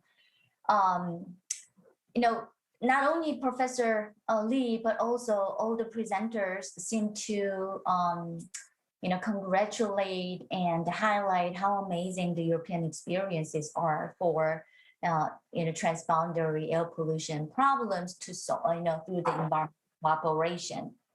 But actually, yes, as Professor Lee mentioned, they have amazingly expanded their scope of pollutants from sulfur, nitrogen oxide, volatile organic compounds, and persistent organic pollutants, and even ozone, and even the most recent amendments in 2012. However, we have to keep in mind that their reduction of pollution can be attributable to the collapse of the Soviet Union and then decreasing economic development in the Eastern Bloc. So let's keep that in mind. Europe is not East Asia, and we are not Europe. And East Asia is particularly economically, very progressively developing, unlike European kind of bloc. So let's keep that in mind. Professor Lee points out the environmental cooperation on transboundary air pollution issues is a wicked problem due to low incentives. But we need to think about a little bit more about whose incentives to cooperate are low, right? Would everyone's incentive to cooperate be low, or would a certain country's incentives be low? Environmental cooperation on transboundary environmental problems is a more wicked problem when source countries are more powerful than the victim countries. If we can, separate victim versus source countries, because it's a little tricky to define who are the victims and who are the source countries. And he and his colleague in their recent journal article in 2020, highlight the asymmetries in terms of state capacity, economic interests, domestic pressures, and international pressure, right? So the asymmetries in terms of these four components disincentivize more regional cooperation. But we can wonder, disincentivize whose cooperation?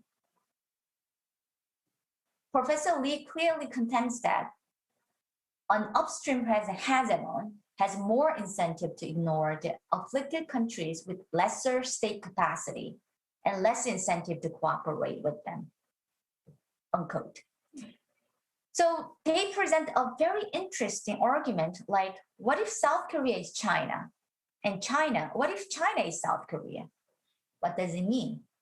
It means that, what if South Korea was upstream country? And what if China was downstream country? Then the two countries would have much more accelerated cooperation process. Why? To address transboundary air pollution. Why? Because South Korea would be under severe pressure to cooperate with the regional hegemon, which is China, who is a more powerful neighbor. Does this argument sound familiar with any historic case in international environmental politics? Yes, this argument is very relevant to the United States and Canada case in 1938 and 1941 in the trail smelter arbitrations. Right? This case is known as the earliest, most successful and iconic case for transbound air pollution issues between these two countries. Professor Lee and his colleagues' argument seem to suggest that the successful trail smelter arbitral tribunal's decisions, which required the Canadian government to compensate for the damage occurred in the United States, were possible because the victim country, which is the United States, is a systematically powerful country compared to the source country, Canada. This argument can be very relevant and convincing, but it also leads us to think about other reasons as well. To tackle the transbound air pollution issues, numerous efforts were made at the local and individual levels in the United States and in Canada. For example, in 1928, county commissioners of Stevens County in Washington State adopted a resolution relative to the fumigations, and citizens' protective associations were established. More importantly, in 1927, the US government proposed to the Canadian government to refer problems out of the smelters trail to the International Joint Commission for investigation and report. Pursuant to Article 4 of the Convention of 1909, boundary waters treaty between the United States and Great Britain. So these pre-existing national level, local level, individual level efforts and institutional development might have been key to the successful arbitrations between the United States and Canada. So I wonder if we can simply dismiss this case to the asymmetrical relationships between the two countries, like in a powerful United States and less powerful, the source country, the Canada. Let's go back to the whose incentives question. Incentives for the source countries or incentive for the victim states? The Professor Lee argues no direct, visible, and clearly convertible to added monetary value for cooperation disincentivize a symmetrically powerful source country for the pollution. Right? The first hypothesis, the more asymmetry in state capacity, the less progress in transboundary air pollution cooperation in Northeast Asia. I want to ask a question to Professor Lee, like, do the symmetries in state capacity and economic interests in domestic pressure and international pressure change over time, or are they more static? Particularly, what about asymmetries in state capacity? Mutual trade ratio had changed significantly from 1990s to 2010s and even in 2020, right? So China consistently rely on South Korea for exports, like in less than 5%. But South Korea, the dependence on China for their export increased from 4% to 24%. So it's changing. The economic interdependence is changing. How can we address those changing components rather than static kind of asymmetric relationships? I have a few more comments, but I will stop here. I can respond to any comments with my prepared comments later. Thank you. Thank you very much. Very interesting comments, and Professor Lee will answer pretty much in length. So So why don't we go back to the Professor Asuka? Do you have any comments or answer to the Professor Shin's comment and questions? Thank you very much, Professor Shin. And first, you mentioned about trust, and I fully agree with you that it's pity that we don't have so much trust now due to very political situation. And that about pessimism, I'm a bit pessimistic about cooperation, but not so pessimistic about the future of air pollution in this region.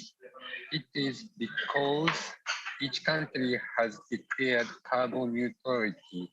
My understanding, if we can achieve carbon neutrality in 2050 or 2060, there will be no transboundary air pollution issue exist anymore. This is my understanding. Maybe you may have some different opinion, but because we have to reduce the coal to achieve the carbon neutrality, then we can see more clean sky as well. In case of Chinese and also totalitarian environmentalism, it's very hot topic, hot issue, and it's my favorite topics. But I don't discuss so much. But I think it's important to implement any kind of regulation with also to some extent authoritarian measures. Without that kind of draconian authoritarian measures, we cannot achieve anything, even in Japan. That's the reality. And finally, about the just tradition, some presenter mentioned about the just transition, justice, something like that. But in case of carbon neutrality or air pollution or environmental issue, I think the most important issue in case of just transition is how to take care of the people who lose the job in coal industry. In China, 3 million people, and Japan, at least there are 3,000 people working for coal-fired power plant. Anyway, it's not that big, but still it's very, very important, serious issue in Japan when we talk about just transition carbon neutrality. So about the cooperation or about the thing we can learn from each country, Korea and China, is how to take care of those kind of people who lose jobs. I understand Korean New Deal includes some safety net, and China has a lot of experience how to take care of those people. So that is what we can learn in Japan from your countries. That's all. Thank you very much.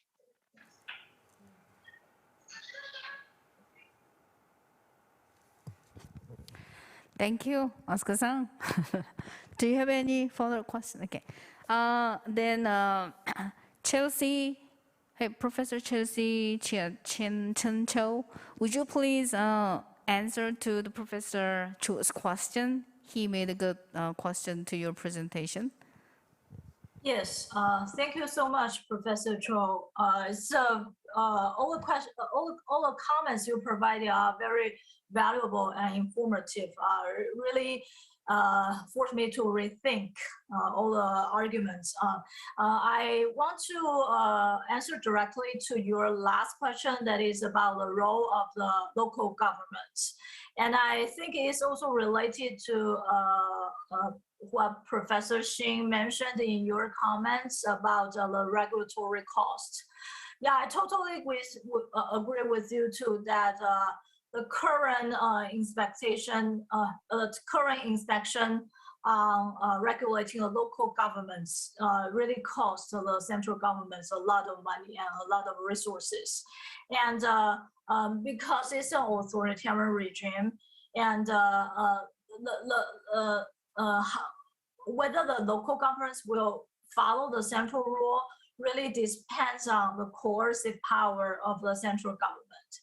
And as also mentioned by Professor Cho's comments, that is the local economic structure really determines the local government's attitudes and willingness whether to cooperate and whether to implement sincerely those more green policies. So I guess if we think about another way, like take I want to say something about like the some kind of freedom within authoritarian regime, because I think right now all the Chinese government is doing is really relying so much on the coercive power and the central inspection.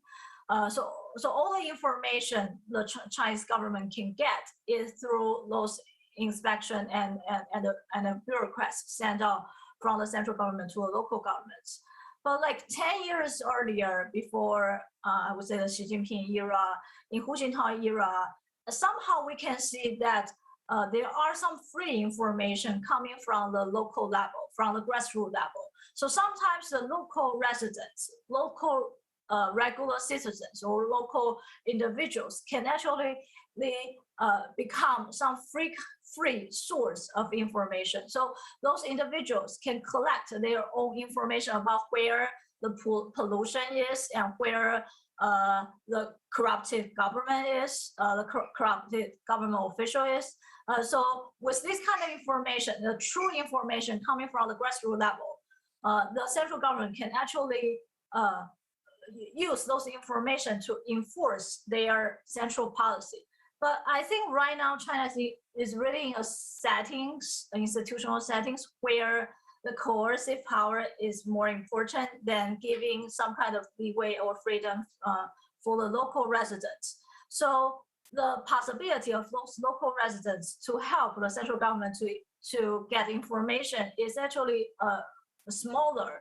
So the central government needs to rely more and more on the coercive power to get information from the grassroots level. So I really don't think this will be sustainable. And I also agree with Professor Cho that the local economic incentive will still be the priority of local government. So it's actually very hard, and it would cost the central government a lot of money to implement those eco-friendly policies. Okay, I guess that's yeah. I guess I will just stop here, and I can go on more if you have further questions and comments. Yeah, thanks. Thank you. Professor Zhu, do you have any additional or further questions or comments on the Chelsea's just explanation?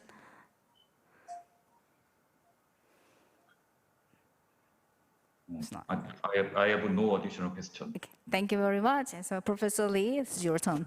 Okay.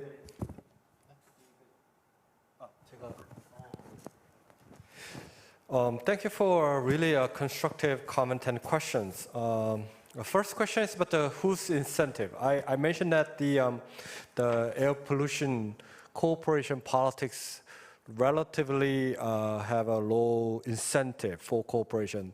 So that's a relative term because compared to water, which has quantity, that quantity can be used as water resources for irrigations and electricity generation, things like that. However, if there's only quantity, it's mostly about large amount of costs and distributed with a benefit of health enhancement. So that's the reason why that has a low incentive.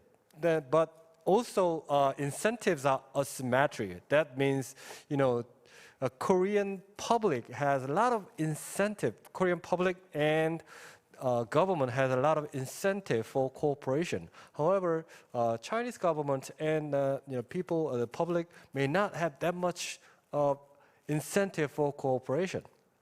That's also we can find asymmetries in incentive. And then the second one is about the counterfactors. So what if South Korea is a source country and China is so-called victim countries? We may have a different outcome because this asymmetry works. 26 times our population, about more than 10 times of economic size and the military force. So, and we also experience the boycotting due to the third deployment, right? So, if we pollute a lot and send our air pollution to China, I think that's a counterfactor, but the outcome is pretty different. So we may need to change our behavior. And also you mentioned that the local and individual level of cooperation. I think this is really important and critical. However, for that specific paper, I'd like to look at the nation-state cooperation as a unit of analysis. However, there's some attempt to have a local cooperation between Seoul and other Chinese cities. That's the thing that we need to look at in the future research. And the last questions about the asymmetry. So well, this asymmetry of state capacity and international pressure and domestic pressure, I don't think that changed that much in the positive way. That means that the asymmetry can get bigger. So that's the reason why I say, okay, we may not try to make an enforcement mechanism. Rather, we may borrow the NDC type, nationally determined contribution type of agreement, which means, the domestic PM pollution is matter that much in Chinese citizens. They are the biggest victim actually. And there's a lot of pressure from domestic citizens. So if China do their own way, however, if we have a,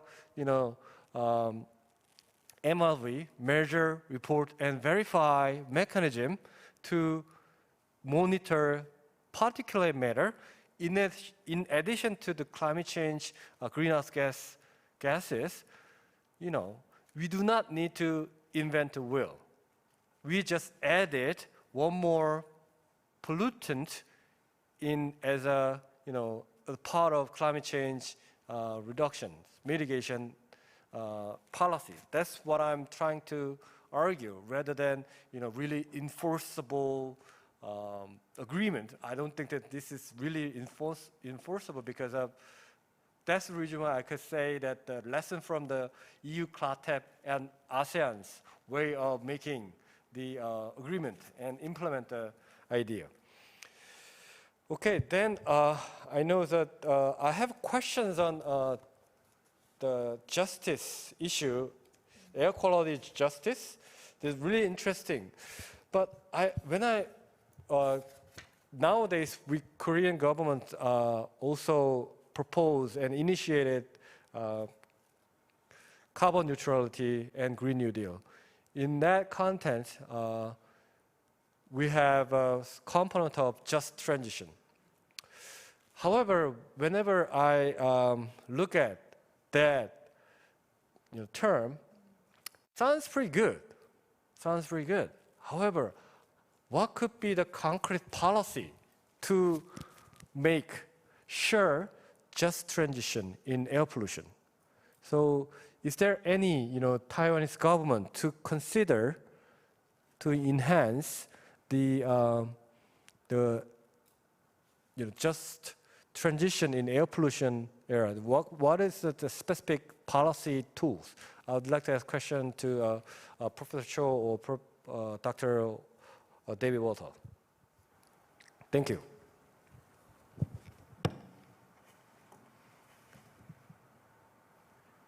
Okay, thanks for Professor Lee's question. I think in this issue, Taiwan's government will suggest that they will need to launch a research, especially the research on the labor, which occupation they will be impact in the air quality government, and they will do some feasibility research. Actually, in Taiwan, the feasibility research in the environmental governments is very weak compared to the United States.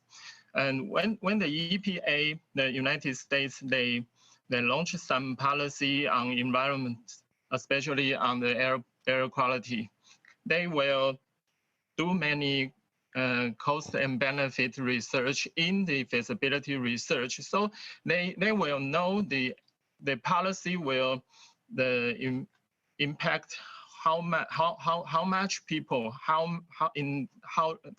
such as some regions. And like in my paper, we are less seen in Taiwan's EPA. They try to handle these issues. So they must start on the base research. So they will know how to make these people to be to get more to invent in this situation. Yeah. So that's my answer. Yeah. Dave, would you also like to respond to Professor Shin's comments on your presentation?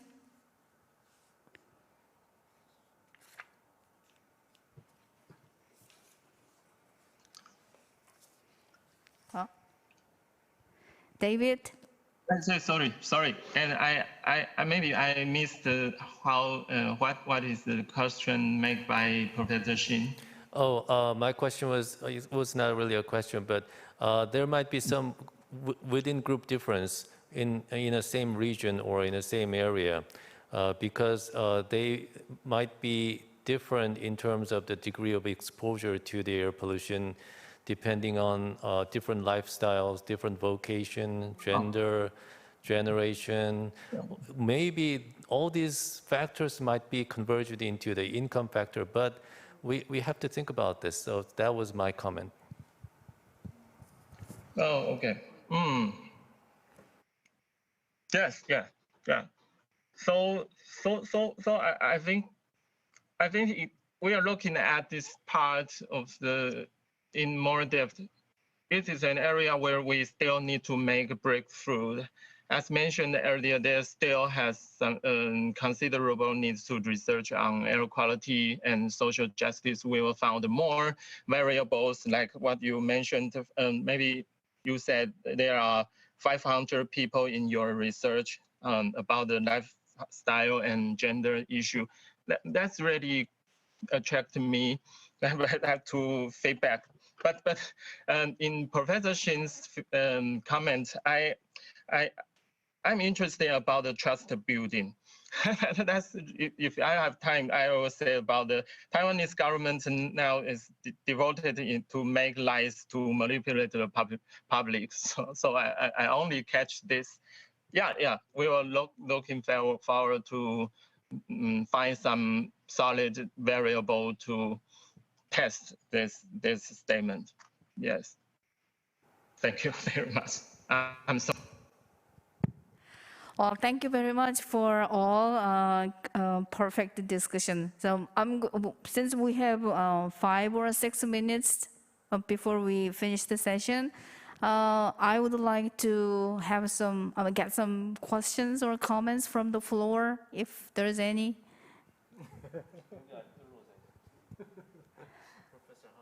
Professor Han, do you have any comments or questions? Oh. Don't be shy. You have a lot, I know. Or any further questions and comments from the audience?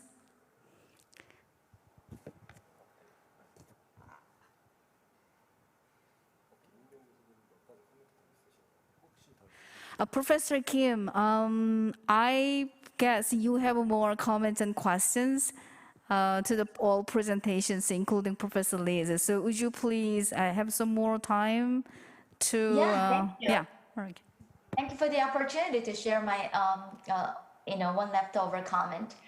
To all of you, Professor Lee argues the more asymmetries in domestic pressure, the less cooperation. So I wonder, this is very interesting, hard question. Would more decentralized China encounter more domestic pressure for international cooperation to tackle transboundary environmental issues, right? So would we see, more international cooperation on transboundary issues if Chinese government is decentralized and more democratized, like Indonesian government? in the 1999 to 2002, the regime changes from the authoritarian government to more democratic regime.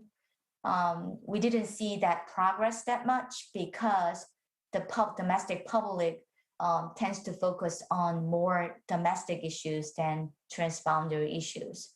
So I wonder if not the dramatic changes, regime changes in China, but do we expect, can we expect more cooperation if China is more open to the public voice and public interests and public activism, so to speak? Thank you.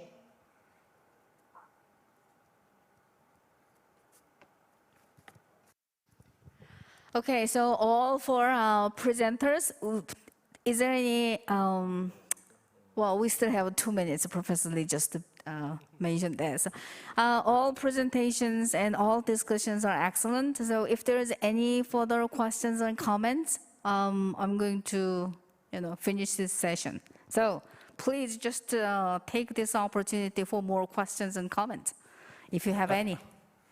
I think that we have only 2 minutes left. So the Professor Kim's question is really interesting and really interesting hypothesis, because when I look at the Indonesian case, decentralization and democratization may have an impact on the changes of government, central government, to let them cooperate more, because those who suffer from the air pollution are their own citizens. So central government should do something for them. Otherwise, there's a lot of crying out to actions for the air pollution. However, I'm not sure whether the contexts are a bit different. However, there's a lot of pressure from local government in China. Central government should listen to them. Otherwise, it's really problematic for China to handle their dissatisfactions in environmental quality and life quality as well. So that's the reason why that will be an interesting hypothesis that we may test in the future. But I'll see that someone who are in this panel or colleagues may work on it, how decentralization has an impact on the central government policy as well as international cooperation. Thank you. Thank you very much for all excellent presentation and discussions. I'm sure that we should have face-to-face meeting about this issue, because environmental issues and regional environmental cooperation issues is really critical in East Asia. So I'm expecting we can meet sometime really soon after coronavirus is over. Thank you very much. It was a really nice session. Thank you.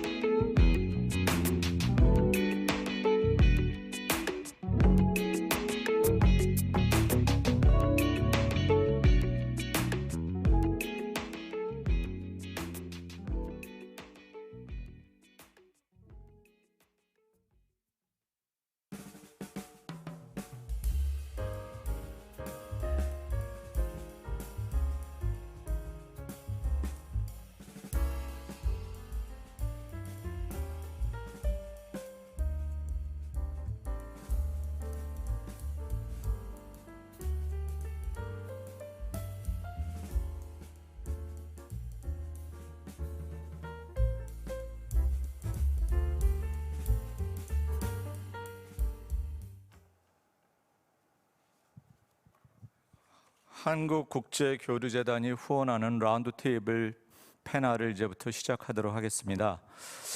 본 패널의 주제는 Post-COVID World Order and the Study of International Relations in South Korea입니다. 오늘 라운드테이블 패널에서는 5분의 패널리스트들이 국제 정치 경제 관련한 이슈를 가지고 심도 있는 논의를 하고자 합니다. 크게 보면 국제 정치 경제 이슈이고요. 또 세부적으로 보면은 반도체 분야, 요즘 기술 패권 문제가 많이 얘기되고 있는데 반도체 분야, 금융 통화 분야, 환경 분야, 또 나아가서는 이를 아우르는 경제 발전 전략과 관련된 논의를 하도록 하게 되어 있습니다. 그래서 이들 이슈를 다루면서 이게 다 개별적인 이슈라기보다는 서로 연결되어지는 이슈입니다. 그러면서 오늘 과연 이러한 시대에 있어서 코로나19 이후에 있어서의 국제 질서가 변모해 가고 있는데 이 와중에 우리는 어떠한 외교 전략, 어떠한 경제 전략을 취해야 되는가에 대한 논의를 하고자 합니다. 오늘 5분의 학계의 전문가 선생님들이 자리하셨는데요. 제가 그 순서대로 한 분씩 오늘 그 발표 순서를 제가 개인적으로 생각하기는 반도체 분야, 그 다음에 그 금융통화 분야, 그 다음에 이를 아우르는 경제발전 전략, 나아가서는 환경 분야, 이런 식으로 5 선생님들을 모시도록 하겠습니다. 먼저 제가 앉아 있는 제 왼편 쪽으로 우리 그 건국대학교의 배영자 교수님을 소개드립니다. 그 다음에 두 번째로는 우리 그 울산대학교의 정재환 교수님을 소개합니다. 그 다음에 제 오른편으로 고려대학교의 이용욱 교수님 자리해 주셨고요. 그 다음에 왼쪽 끝쪽에 우리 부경대학교의 한희진 교수님 자리해 주셨습니다. 그리고 제 오른쪽으로는 제가 지금 오른쪽 왼쪽 하다가 지금 우리 이태동 교수님하고 정재환 교수님을 그렇게 됐네요. 죄송합니다. 제가 보지도 않고 그냥 이렇게 하다가 죄송합니다. 다시 말씀드릴게요. 제 왼쪽 두 번째 우리 연세대학교의 이태동 교수님 자리해 주셨습니다. 그 다음에 오른쪽으로 두 번째 우리 울산대학교의 정재환 교수님 자리해 주셨습니다. 자, 오늘 5 선생님들께서 국제정치 경제와 관련된 그러한 세부 이슈를 발표해 주시겠는데요. 한 15분 내지 맥시멈 20분 정도 시간을 드릴 거고요. 그 다음에 나머지 한 30-40분 되는 시간은 그야말로 그 프리 디스커션으로 가도록 하겠습니다. 자, 이 자리에 코비드 19으로 인해서 많은 그런 참가자들이 참석할 수 없지만 유튜브라든가 여타 그러한 방법을 통해서 이 패널에 그러한 논의된 바에 대해서 액세스할 수 있는 기회가 있으리라고 저는 믿습니다. 오늘날의 시대를 글쎄요, 현상을 어떻게 우리가 얘기할 수 있느냐, 저는 이제 2가지를 얘기를 하거든요. Deglobalization and Digitalization, 탈세계화와 디지털화가 오늘날의 그러한 양상이다. 이런 가운데 저는 개인적으로 2020년을 소위 말하는 신냉전이 시작되는 원년이 아니냐, 이런 생각들을 좀 갖고 있습니다. 그러면서 가치 진영화가 이루어지고 있고요.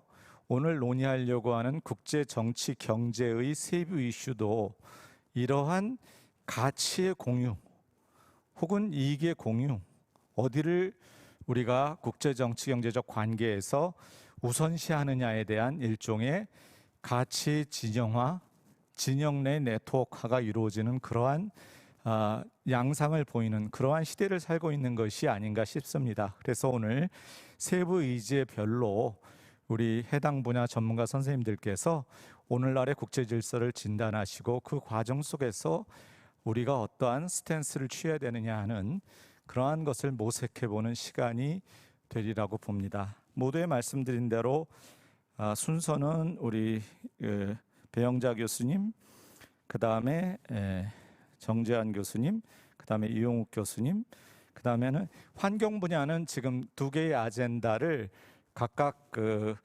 세부적으로 이태동 교수님하고 한희진 교수님이 지금 나눠서 연구를 해오신 걸로 알고 있습니다. 그래서 그에 맞춰서 또 진행을 하도록 하겠습니다. 먼저 배영자 교수님께 발표를 부탁드립니다. 고맙습니다. 예, 안녕하세요. 건국대학교 배영자입니다. 저는 지금 그 사회를 맡으신 우리 이상환 교수님께서 말씀하셨듯이 뭐 최근에 그 미중 신냉전이다 이런 용어들을 쓰는데 아마도 그런 갈등이 가장 첨예하게 나타나는 분야가 과학기술 분야인 것 같습니다. 그래서 지금 잠깐 이 미중 과학기술 기술 패권 갈등이라 그럴까요? 그것이 이제 반도체 분야에서 어떻게 나타나는지를 아주 간략하게 말씀을 드리고 거기에 한국이 지금 어떻게 대응해 가야 하는지를 짧게 말씀드려 보도록 하겠습니다. 이미 이제 많은 그 뭐 언론 보도나 이런 것들을 통해서 어느 정도 다 내용들을 알고 계시기 때문에 제가 그냥 주의를 환기하는 정도, 기억을 환기시키는 정도로만 조금 말씀을 드리겠습니다. 그러니까 미국과 중국의 기술 이 패권 경쟁이라 그럴까 이게 이렇게 심각하게 된 것이 2015년 이후, 그러니까 오바마 행정부에서.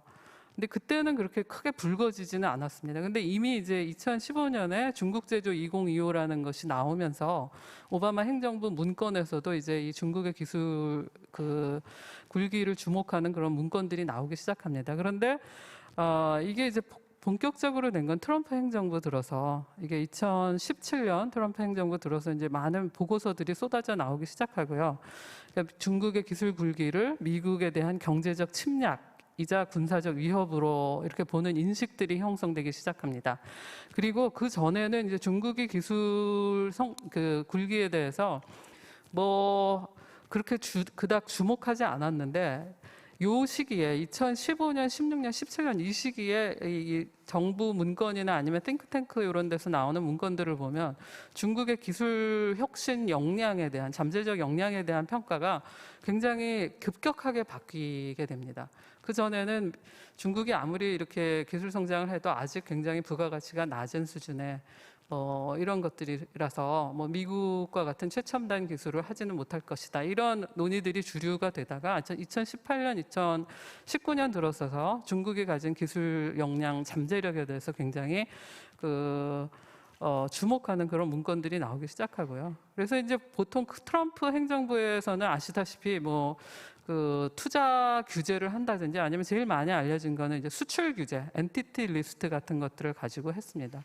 그리고 바이든 행정부에 접어들면서 이게 조금 이제 완화되지 않을까 하는 기대가 있었습니다. 사실은 트럼프 행정부와는 달리 바이든은 조금 유순하고 또 중국과도 뭐 그 관계가 좋고 그래서 그런 기대가 있었는데 이런 기대와는 달리 이 취임 직후에 2월 달부터 이제 그 기술 부문에 대한 중국에 대한 견제를 막 세게 하기 시작합니다. 그래서 뭐 행정명령을 내려서 반도체, 뭐 배터리 이런 것에 대한 공급망 조사를 하게 한다든지, 그 다음에 그 인공지능 국가안보위원회가 한 700페이지 정도 보고서를 발표해서 중국을 견제하지 않으면 10년 안에 중국이 미국을 인공지능 분야에서 따라올 것이다. 뭐 이래서 여러 가지 그 정책 제안을 한다든지, 뭐 반도체 CEO 화상회의 이런 거 다 보셨잖아요. 이런 일들이 이제 올 초에 바이든 행정부 들어서서 진행되기 시작하고요.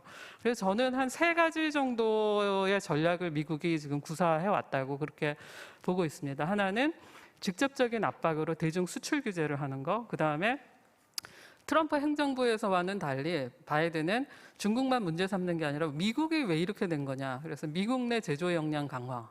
에 대해서 이제 신경을 쓰기 시작하고요. Chips for America 뭐 이런 법들을 만들어서, 그리고 또 하나 이제 동맹에 방점을 두게 됩니다. 미국 혼자 하는 것이 아니라 동맹을 구축해서 중국 기술 굴기를 견제하겠다.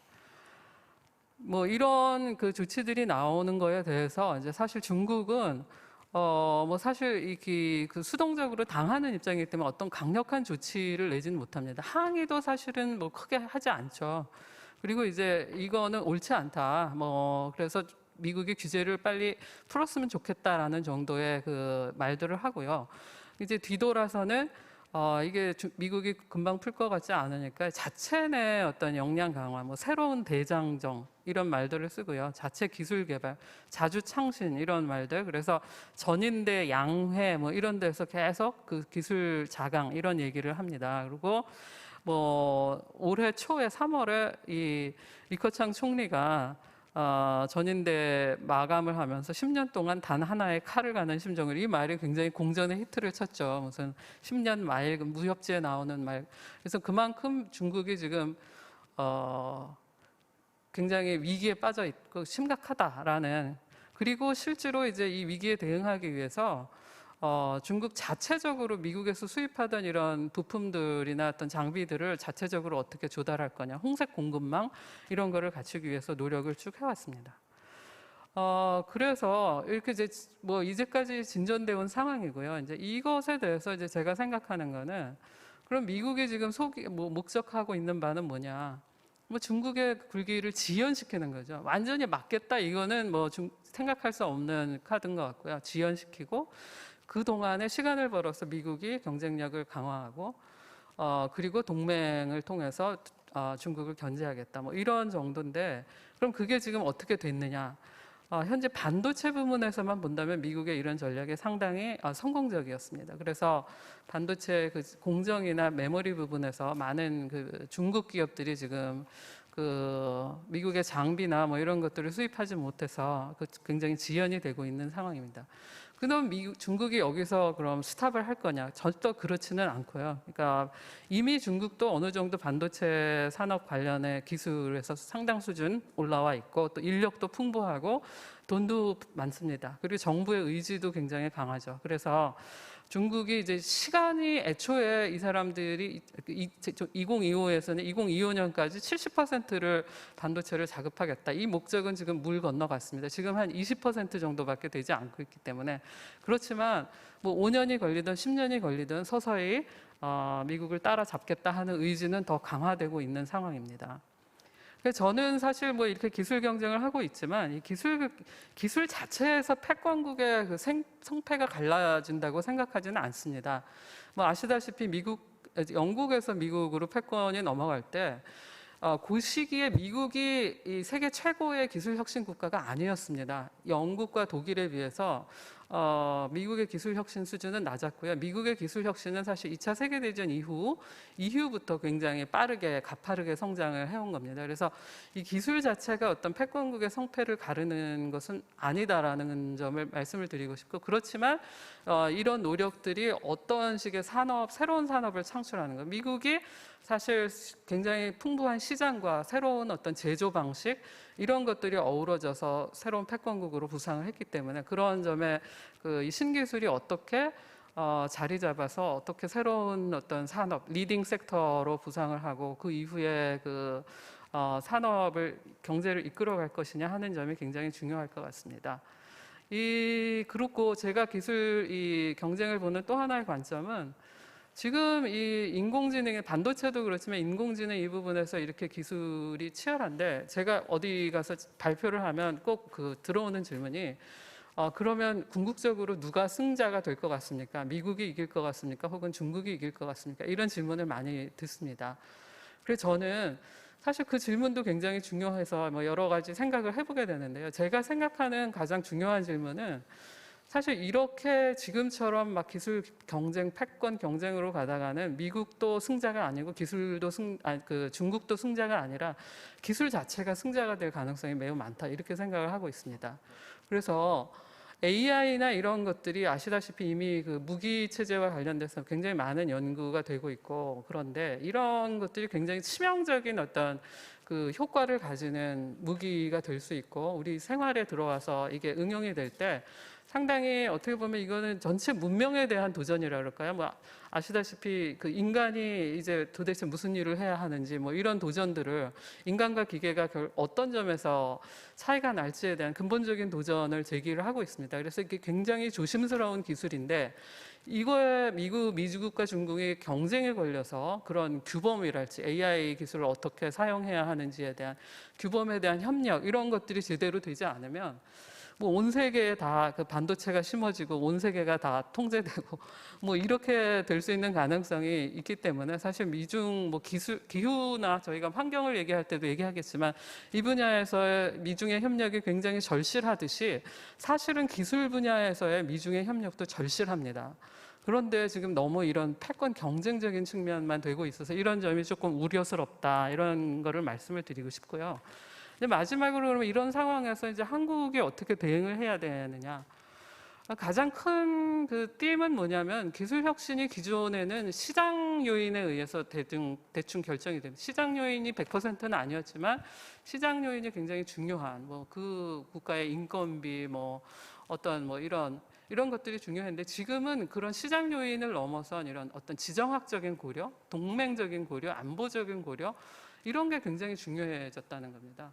대만 반도체 그 기업이 어디에 투자를 하느냐, 한국 반도체 기업이 어디에 투자를 하느냐에서 이거는 시장에 결정을 해야 되는데 미국에 해야 되고 이런 상황이라는 거죠. 그래서 이 기술 혁신의 어떤 지정학 이런 것들이 부상이 되는데 향후 한국 경제나 기술 혁신 전략에 굉장히 큰 그 함의를 가진다고 보고 있습니다. 그래서 아시다시피 한미 정상회담에서 올해 문재인 대통령과 바이든 대통령이 만났을 때 이 한미 공동 성명이 나왔고 별도로 그 한미 파트너십 설명서 팩트시트이 나왔습니다. 그래서 이 팩트시트의 기술 부문에 대한 협력이 아주 자세하게 얘기가 돼 있고요. 뭐냐면 섭 공급망 태스크포스를 설치하겠다. 또 이 투자를 스크리닝하겠다. 그다음에 투자를 더 미국의 상호 투자를 강화하겠다. 뭐 이런 안들이 지금 나와서 뭐 일부는 지금 이행이 되고 있고요. 또 이렇게 양자 간의 기술 협력뿐만 아니라 쿼드 안에 신기술 워킹 그룹이 만들어졌습니다. 그래서 여기에 지금 한국이 들어가야 하는지 뭐 들어가는 것으로 그렇게 여기서 공급망 안정선을 같이 얘기하기 때문에 이런 것들이 지금 논의되고 있는 상황이고요. 그러니까 외교부에서 이제 한미 정상회담 이후에 저희 전문가들에게 보내온 자료에 한미 관계가 안보 동맹을 넘어서 혁신을 주도하는 기술 동맹으로 지금 진화하고 있다. 이렇게 평가를 했더라고요.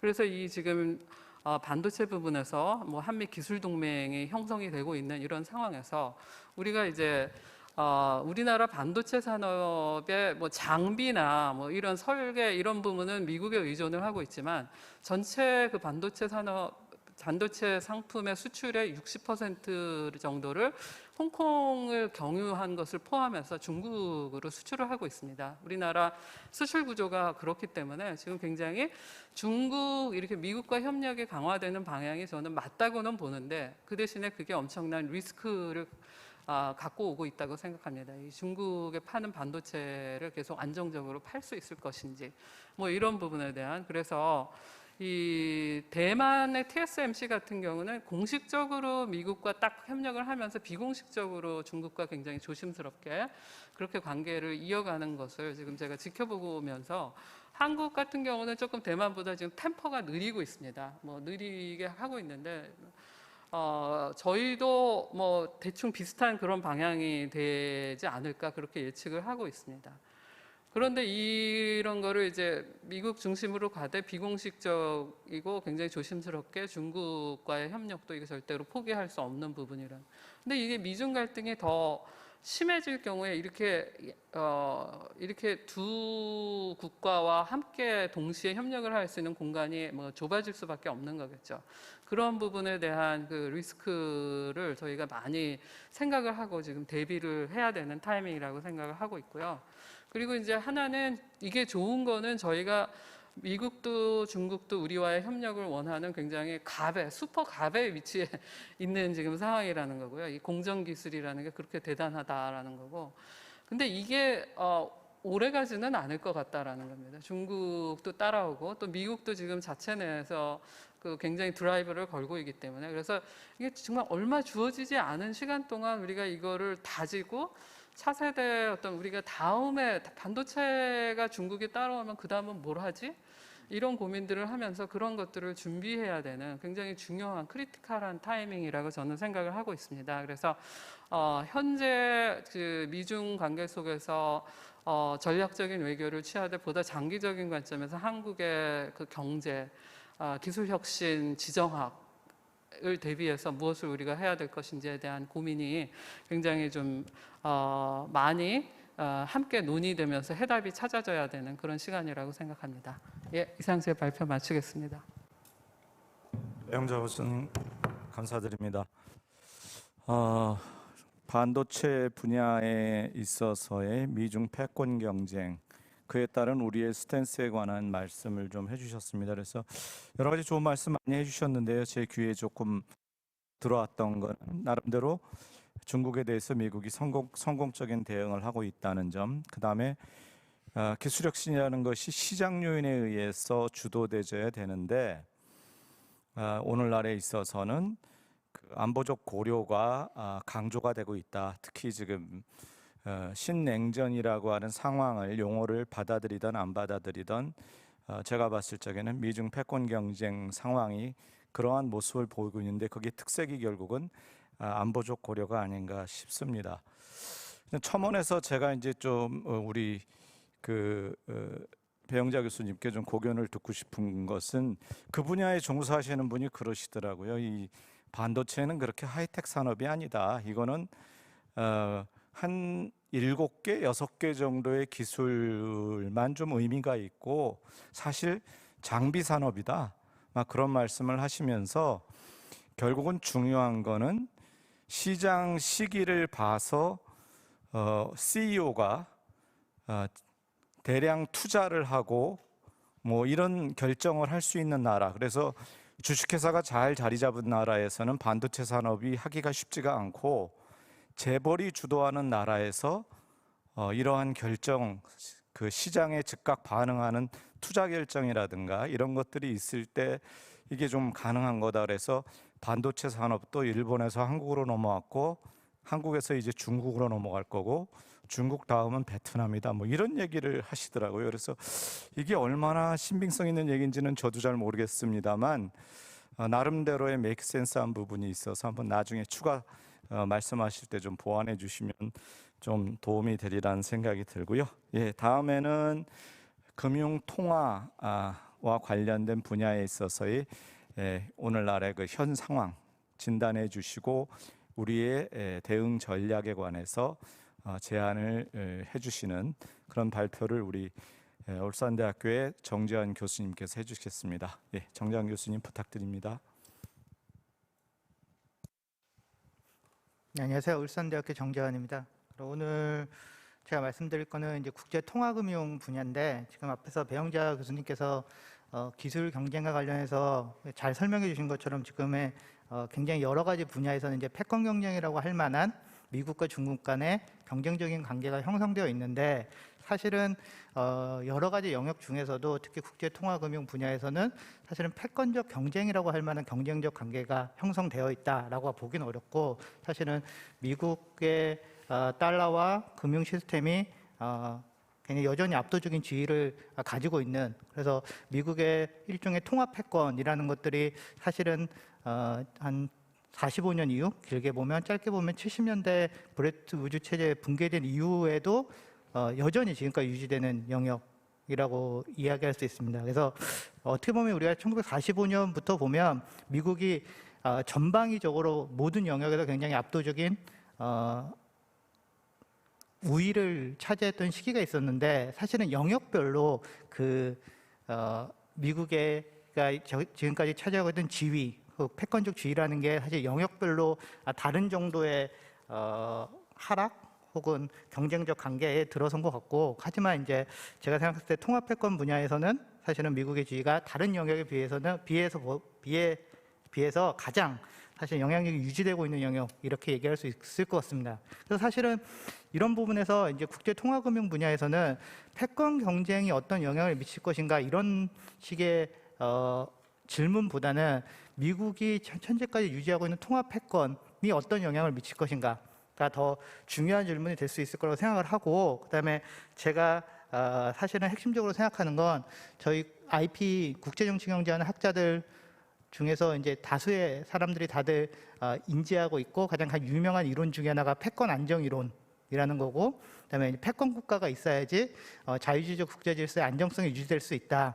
이런 식의 논인데 사실은 제가 봤을 때 지금 현재 상황에서 미국이 통합 패권국의 지위를 유지하면서 가장 문제가 되는 것은 패권 안정이 아니라 미국의 통합 패권에 의한 세계 경제 불안정성 그런 의미에서 패권 불안정 이론이 지금 현재의 상황을 더 잘 설명하는 저는 상황이라고 생각을 합니다.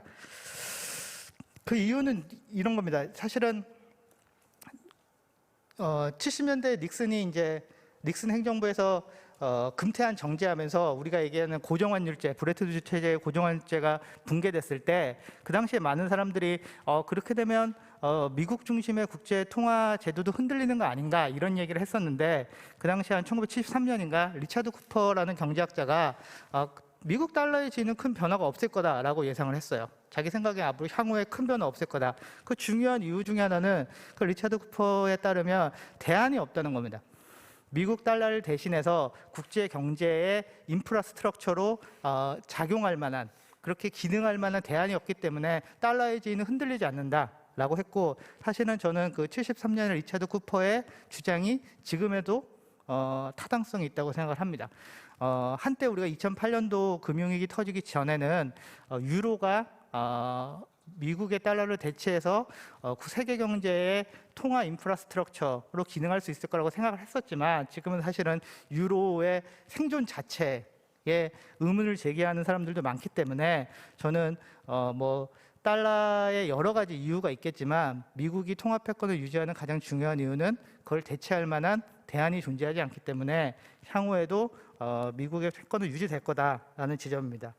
그리고 미국이 현재 자기들이 오랜 경험을 했어요. 70년대부터 지금까지 그리고 2008년 금융위기 때도 결국엔 대안이 없기 때문에 미국 달러가 지배적인 지위를 역할을 계속해서 할 수밖에 없구나라는 생각이 들면서 사실은 현재 미국의 모습을 보면 패권적 이득은 취하면서 그 패권적인 질서를 유지하기 위한 코스트, 비용은 지불하지 않는 상태라고 얘기할 수 있습니다. 그래서 자신들이 지금의 미국이 만약에 그게 국제 세계경 미국 달러라는 게 기본적으로 세계 경제 인프라스트럭처로 작용하니까 자신들이 어떤 정책을 피면 그게 전 세계에 영향을 주거든요. 근데 미국이 지금 현재 그게 자기들이 어떤 영향을 줄 것인가에 별로 고려하지 않고 사실은 국내 정치 혹은 자기들의 국내 경제적 상황에 맞도록 자신들의 통화 정책을 피고 있습니다. 자신들이 그렇게 해도 된다고 생각하는 중요한 이유 중에 하나는 혹시 자신들의 정책이 부정적인 외부 효과를 발생하더라도 결국에는 사람들이 달러를 국제 통화로서 활용할 수밖에 없고 그다음에 미국의 금융 시스템을 국제적인 금융 시스템으로 활용할 수밖에 없다라고 생각하기 때문에 사실은 자신들이 국제적으로 자신들이 어떤 부정적 외부 효과를 주고 있고 거기에 자기들이 어떤 레pu테이션에 나쁜 영향을 주고 있는가에 대해서 별로 고려하지 않아도 되는 거죠. 그리고 지금 이제 코비드19가 이제 현재도 진행 중인 상황인데 지금 상황에서 미국의 경제 정책을 보면 이게 이제 의회도 통과해야 되고 여러 가지의 앞으로의 진행 과정, 정치적인 진행 과정은 있겠지만 바이든 행정부에서 내세운 핵심적인 경제 정책은 지금 이미 통과된 건 이제 어메리칸 레스큐 플랜, 미국 구조 계획이라는 건 통과됐고 그다음에 어메리칸 잡스 플랜, 그다음에 어메리칸 패밀리스 플랜이라는 세 가지의 가장 굉장히 큰 재정 정책안을 냈습니다. 그리고 한편 이거는 논란의 여지는 있을 수 있겠지만 저뿐만 아니라 다수의 사람들이 생각했을 때 이거는 케인지안 패러다임으로 복귀라고 보일 만한 정도의 막대한 재정 규모의 경제 정책을 냈고 그리고 이 경제 정책을 제시하면서 지금 미국 재무부 장관 앨런이 얘기한 건 뭐냐면 이자율이 엄청 높기 때문에 이자율이 엄청나게 역사적으로 낮기 때문에 자기들이 별로 고려 안 한다는 거예요. 이게 재정 적자가 좀 심해진다고 해도 비용 부담이 별로 없다 이런 겁니다. 그러니까 달러가 지금의 국제적 지위를 유지하고 있기 때문에 그 경제 정책도 가능한 거죠. 그랬을 때 우리가 2008년을 예를 들어보면 2008년에 미국이 이런 식의 재정 정책은 아니었지만 그때도 이제 양적 완화, 조금 성격은 다르지만 양적 완화를 했을 때 그게 미국의 여러 가지 정책으로 인해서 글로벌 유동성이 변화하고 그 글로벌 유동성 변화에 따라서 전 세계 환율이 변화하고 그 다음에 전 세계 각국들의 자본의 이동이 그러니까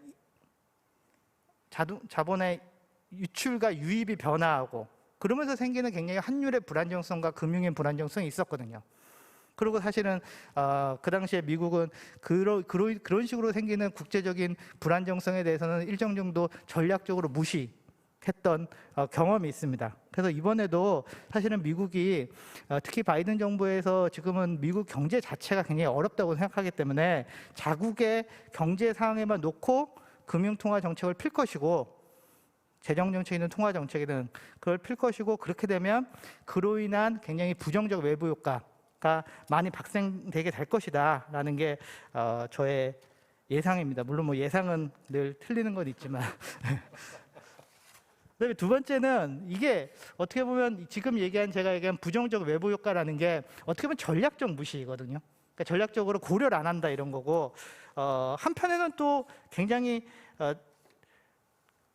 공세적으로 자신들이 갖고 있는 달러 패권을 활용하는 경험도 있습니다. 이건 우리가 일종의 달러 패권을 정치적 무기로 활용을 하는 거죠.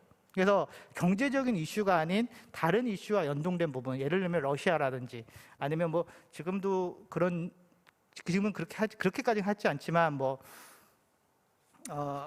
그렇게 과하게까지 하였지만 옛날 화이자 사태에서도 그랬고 자신들의 패권 경쟁, 그러니까 금융 분야나 경제 분야가 아닌 혹시 특정한 안보 분야에 있어서까지도 자신들의 패권 경쟁에 있거나 아니면 다른 이슈에서의 갈등 관계에 있는 경우에 달러 패권을 활용해서 그걸 정치적 무기로 활용해서 사실은 다른 국가한테 피해를 줄 수 있는 일종의 이코노믹 생션을 그런 방식으로 하는 거죠.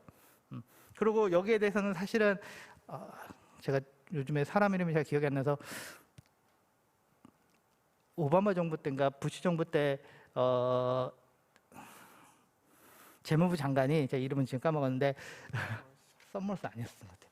그래서 이름 까먹었는데 죄송합니다. 어쨌든 그렇게 활용했을 경우에 사실은 미국이 다른 국가들한테 굉장히 부정적인 영향을 주고 있기 때문에 좋은 방식이 아니라고 생각했어요. 자신들이 그런 식으로 금융 제재를 미국의 달러나 금융기관을 이용해서 아니면 스위프트를 이용해서 그런 제재를 주는 게 그렇게 되면 장기적으로 보면 미국에 대한 반감이 늘어나고 그러면 미국의 패권을 유지하는 데도 도움이 되지 않을 거다 이렇게 생각했는데 사실은 그 기간들을 쭉 지나오면서 미국이 굉장히 여러 가지에 특히 2008년 때 어쩔 수 없이 자기들의 목적만 맞춰서 여러 가지 일들을 진행해 왔는데 사실은 미국 달러의 지위는 그렇게 약화되지 않았거든요. 그렇기 때문에 향후에 바이든 정부에서도 이 미국 달러를 하나의 정치적 무기로서 활용할 가능성도 굉장히 높다 이렇게 생각이 들고 실제로 최근에 바이든 정부에서 러시아에 대해서 일종의 금융기관 이쪽에 대한 제재를 발표를 했던 거죠.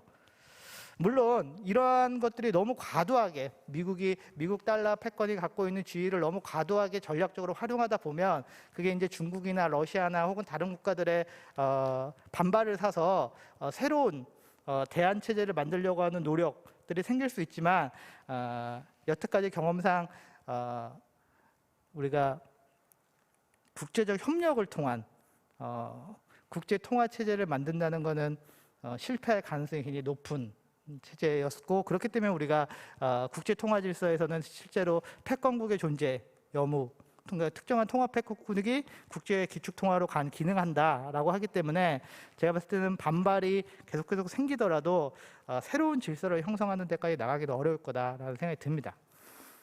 그리고 마지막으로는 굉장히 제가 조심스러운 부분이긴 한데 작년에 코로나19 처음에 터졌을 때 사실은 금융적인 불안정성이 되게 강해져서 이거는 뭐 학문적인 논의는 아니지만 보통 우리가 커다란 위기들이 거의 10년 주기로 지금 나타나고 있기 때문에 97년 위기, 2008년 위기 그래서 코로나가 터졌을 때도 사실은 이게 엄청난 금융 불안정성을 야기하지 않을까 혹은 금융위기를 야기하지 않을까라는 우려가 있었습니다. 하지만 그런 일은 벌어지지 않았고 사실은 그 과정에서 미국이 일종의 통화 수합을 통해서 전 세계 금융시장을 안정시키는 역할도 했어요. 그러니까 제가 코로나 때 미국의 정책을 보면 아이러니한 건 미국이 사실 코로나라는 전염병을 예방하기 위해서는 어떠한 리더십도 보여주지 않았다고 생각이 들거든요. 트럼프 정부 시절에. 근데 이에 반해서 사실 금융시장의 불안정성을 막게 하기 위한 리더십은 보여줬습니다. 이게 뭐 연준을 중심으로 했다고 할 수도 있겠지만 그런데 지금 IMF나 월드뱅크에서 얘기하는 것처럼 우리가 이 코로나를 해결하는 과정에서 엄청나게 많은 유동성을 공급을 했습니다. 여러분들도 아시겠지만 지금 우리나라 같은 경우에도 우리나라뿐만 아니라 사실 전 세계에서 나타나는 현상이고 굉장히 자산 가격이 굉장히 상승을 하고 있습니다.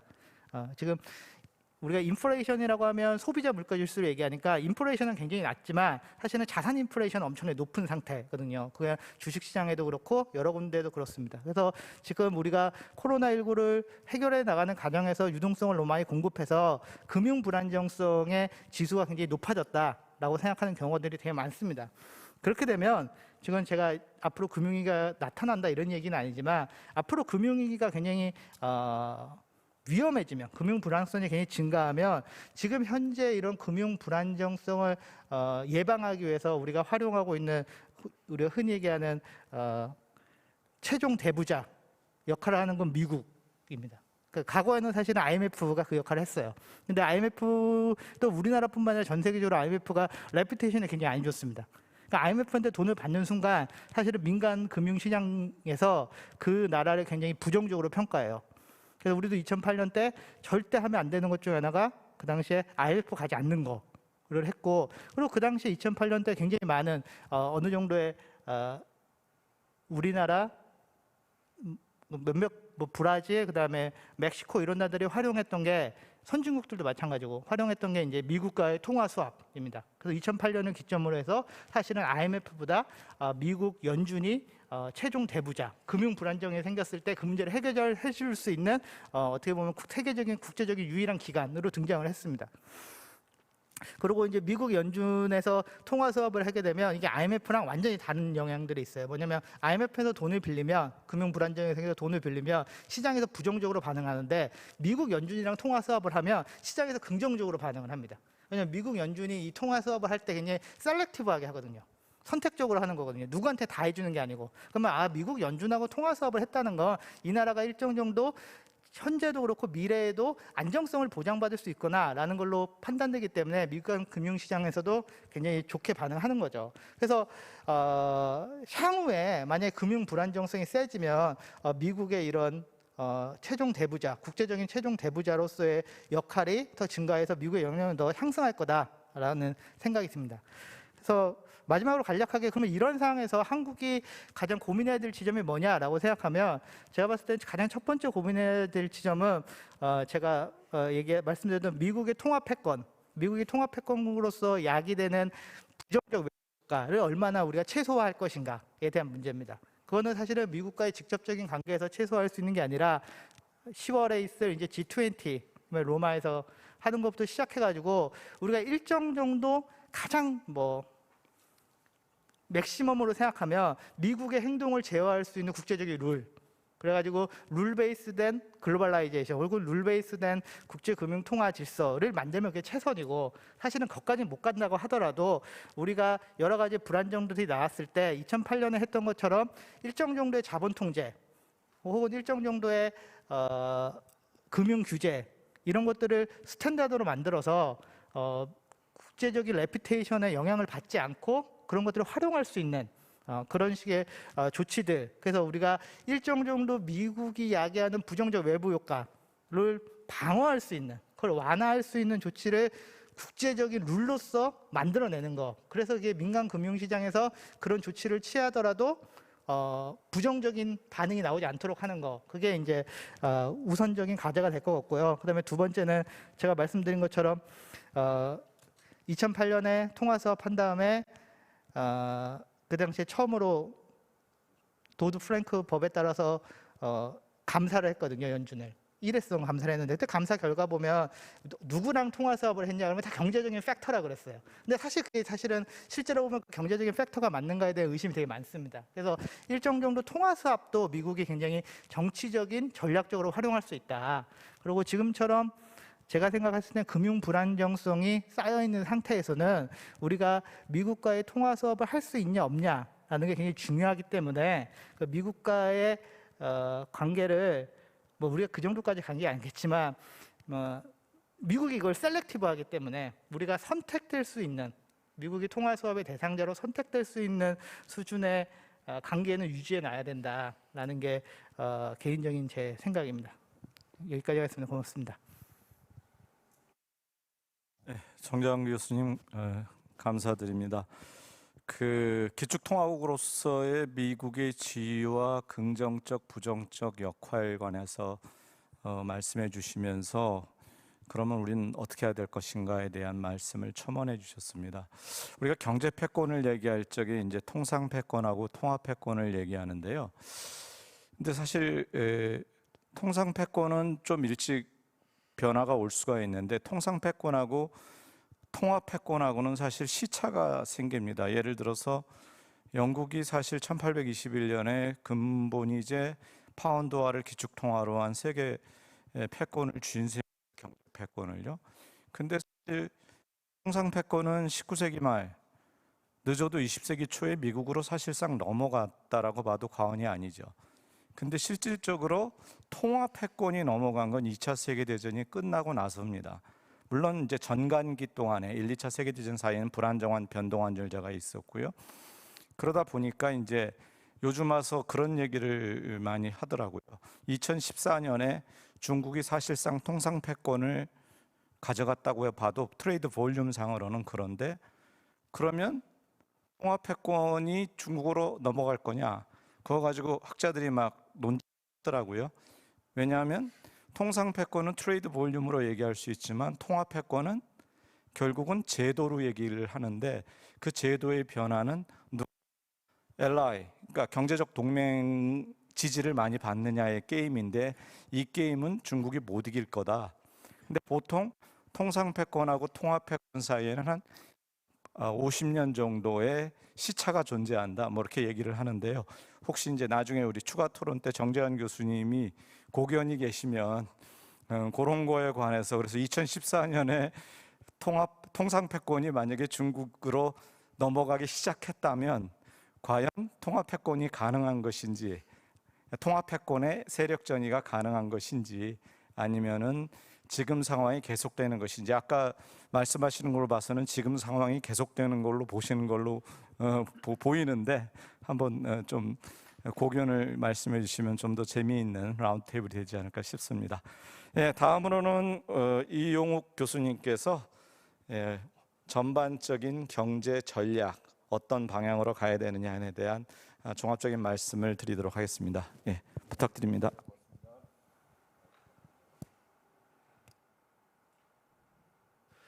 네, 저는 고려대학교 이용욱입니다. 그래서 저는 이제 전반적인 좀 이야기를 드리겠는데요.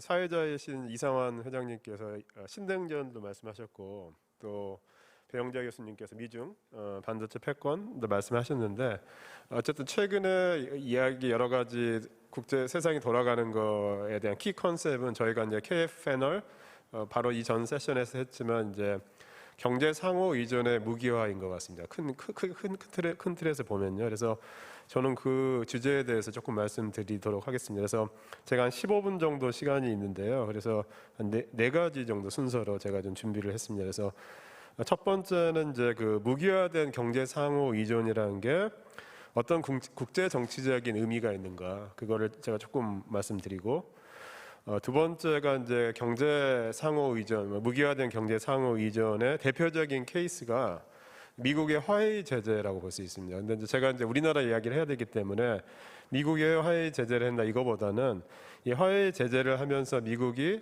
주요 국가들한테 그 제재에 참여해 주라고 요청을 했거든요. 그래서 그 주요 국가들이 어떻게 반응을 했는지 그 반응에 그거에 대해서 조금 제가 말씀드리고 세 번째는 이런 주요국들의 그 전략적인 선택이라고 하는 것을 보았을 때 이를 통해서 우리가 이것이 보여주는 이 국제 정치의 풍경은 무엇인지 그다음에 이러한 풍경이 국제 정치 우리가 이론 이야기를 많이 하죠. 저희가 이제 공부하면서 이론적인 함의는 또 무엇이 있는지를 이야기를 하고 마지막으로는 한국이 무엇을 할 수 있을 건가 이런 이야기를 하는데 제 정책 제안은 굉장히 브로드한 겁니다. 그래서 요새 이제 유행하는 말이 그 중에 하나가 악마는 디테일에 있다 뭐 이런 말 하는데 제가 악마가 아니기 때문에 제가 별로 디테일을 꼭 프로바이드 할 필요는 있지 않을 거라고 생각합니다.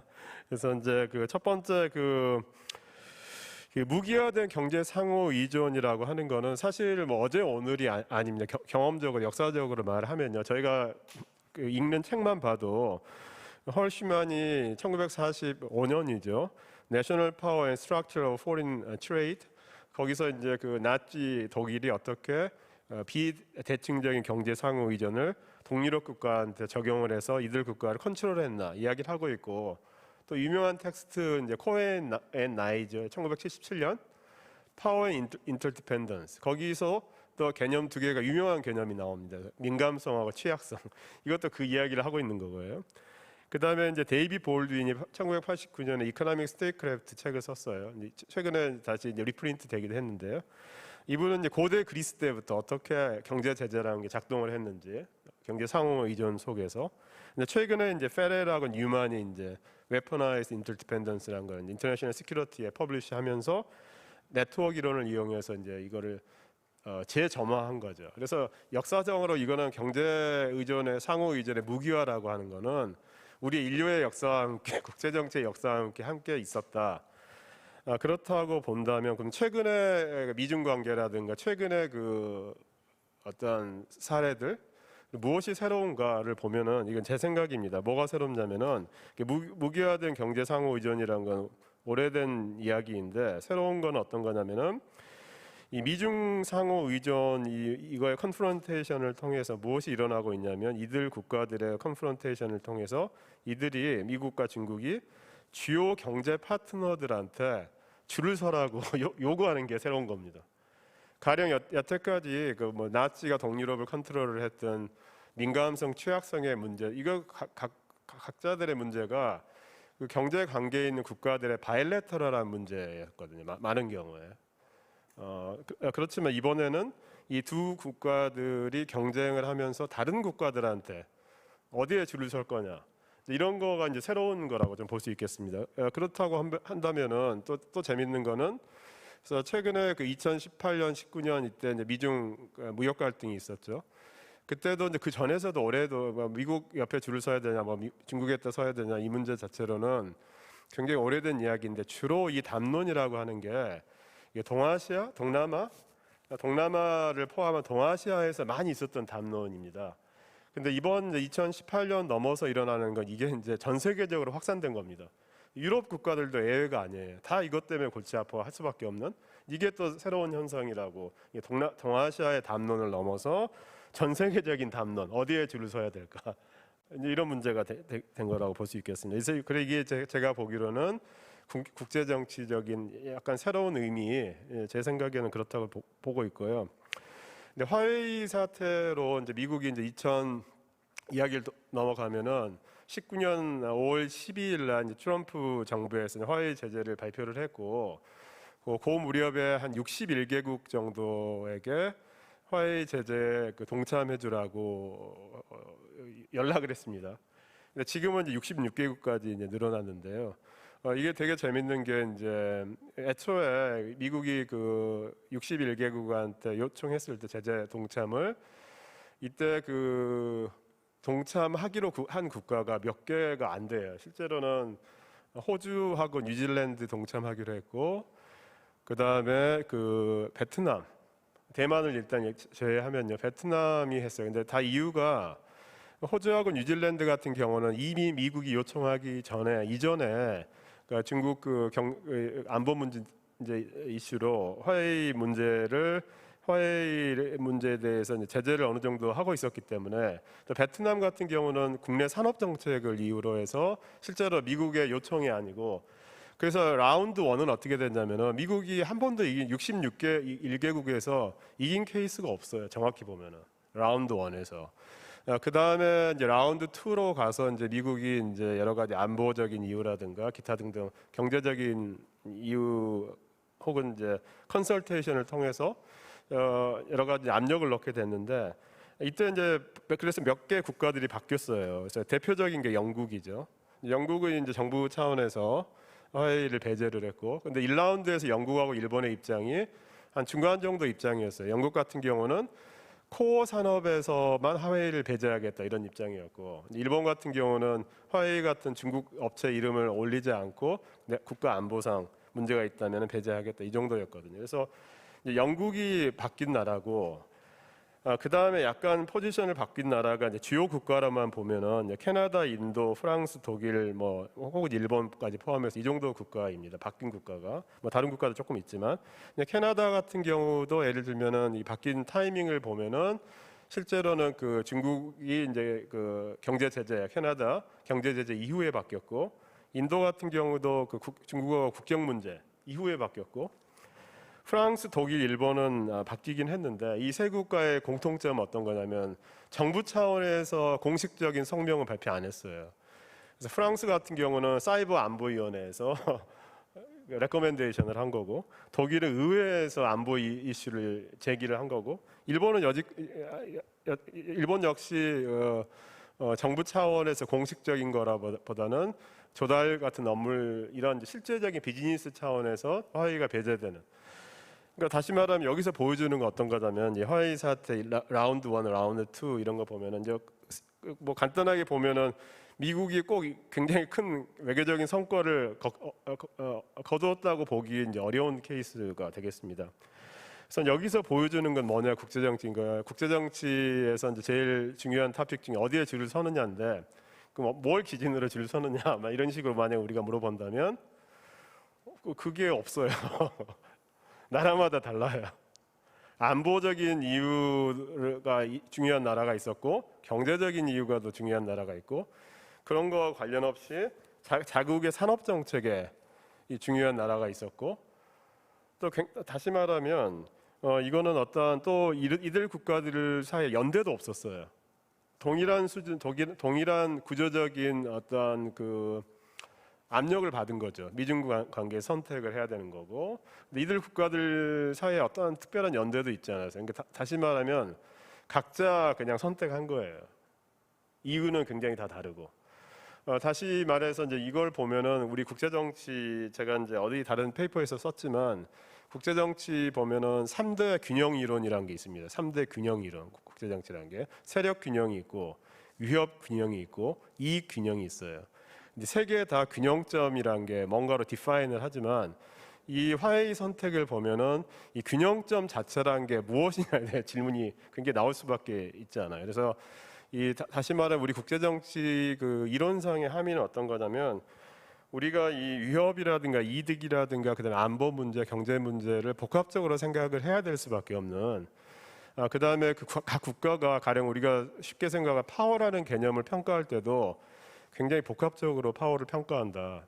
단순히 미국이 안보적으로 세서 미국 편을 들어야 된다. 그러면 이런 결과가 나타나지 않죠. 화해 같은 문제. 단순하게 경제 문제도 아니에요. 그래서 이게 굉장히 위협인식, 경제, 안보라는 게 복합적으로, 그래서 우리가 굉장히 진짜 복합적인 공부가 필요하고 사고가 필요하다. 단순히 변수 하나씩에 이게 하나마다 각각이 어떻게 얼마나 영향을 미치나 이런 공부에서 조금 탈피를 해야 되는 문제가 저는 있다고 생각합니다. 그래서 이러한 문제가 저희가 풍경을 볼 수 있고, 그럼 우리가 제 생각에는 뭘 할 수 있을 건가. 마지막으로 제가 이제 그 브로드한 거는 이런 생각을 해요. 경제 상호 의존의 무기화가 문제가 된다 한다면 그 전의 시대로 한번 돌아가 보는 거죠. 전의 시대란 건 예를 들면 미중 관계가 중요하기 때문에 1978년 중국이 이제 개방 정책을 한 다음에 중국이 세계 경제로 편입되는 과정에 어떤 아까 정재환 선생님께서 말씀하신 뭐 룰이라든가 노임 차원에서 생각을 해본다면 그게 정경 분리 원칙이었거든요. 정경 분리 원칙.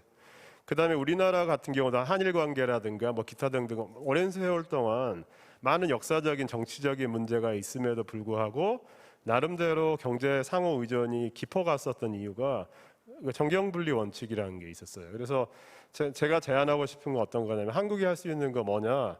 뭐 여러 가지 디테일한 정책적인 선택도 있겠지만 이 정경 분리 원칙이라는 거를 다시 우리가 리클레이밍을 하고 그 다음에 그 가트에서 트레이드 예외 조항을 두었던 것처럼 예외 조항을 명시해 보자는 거죠.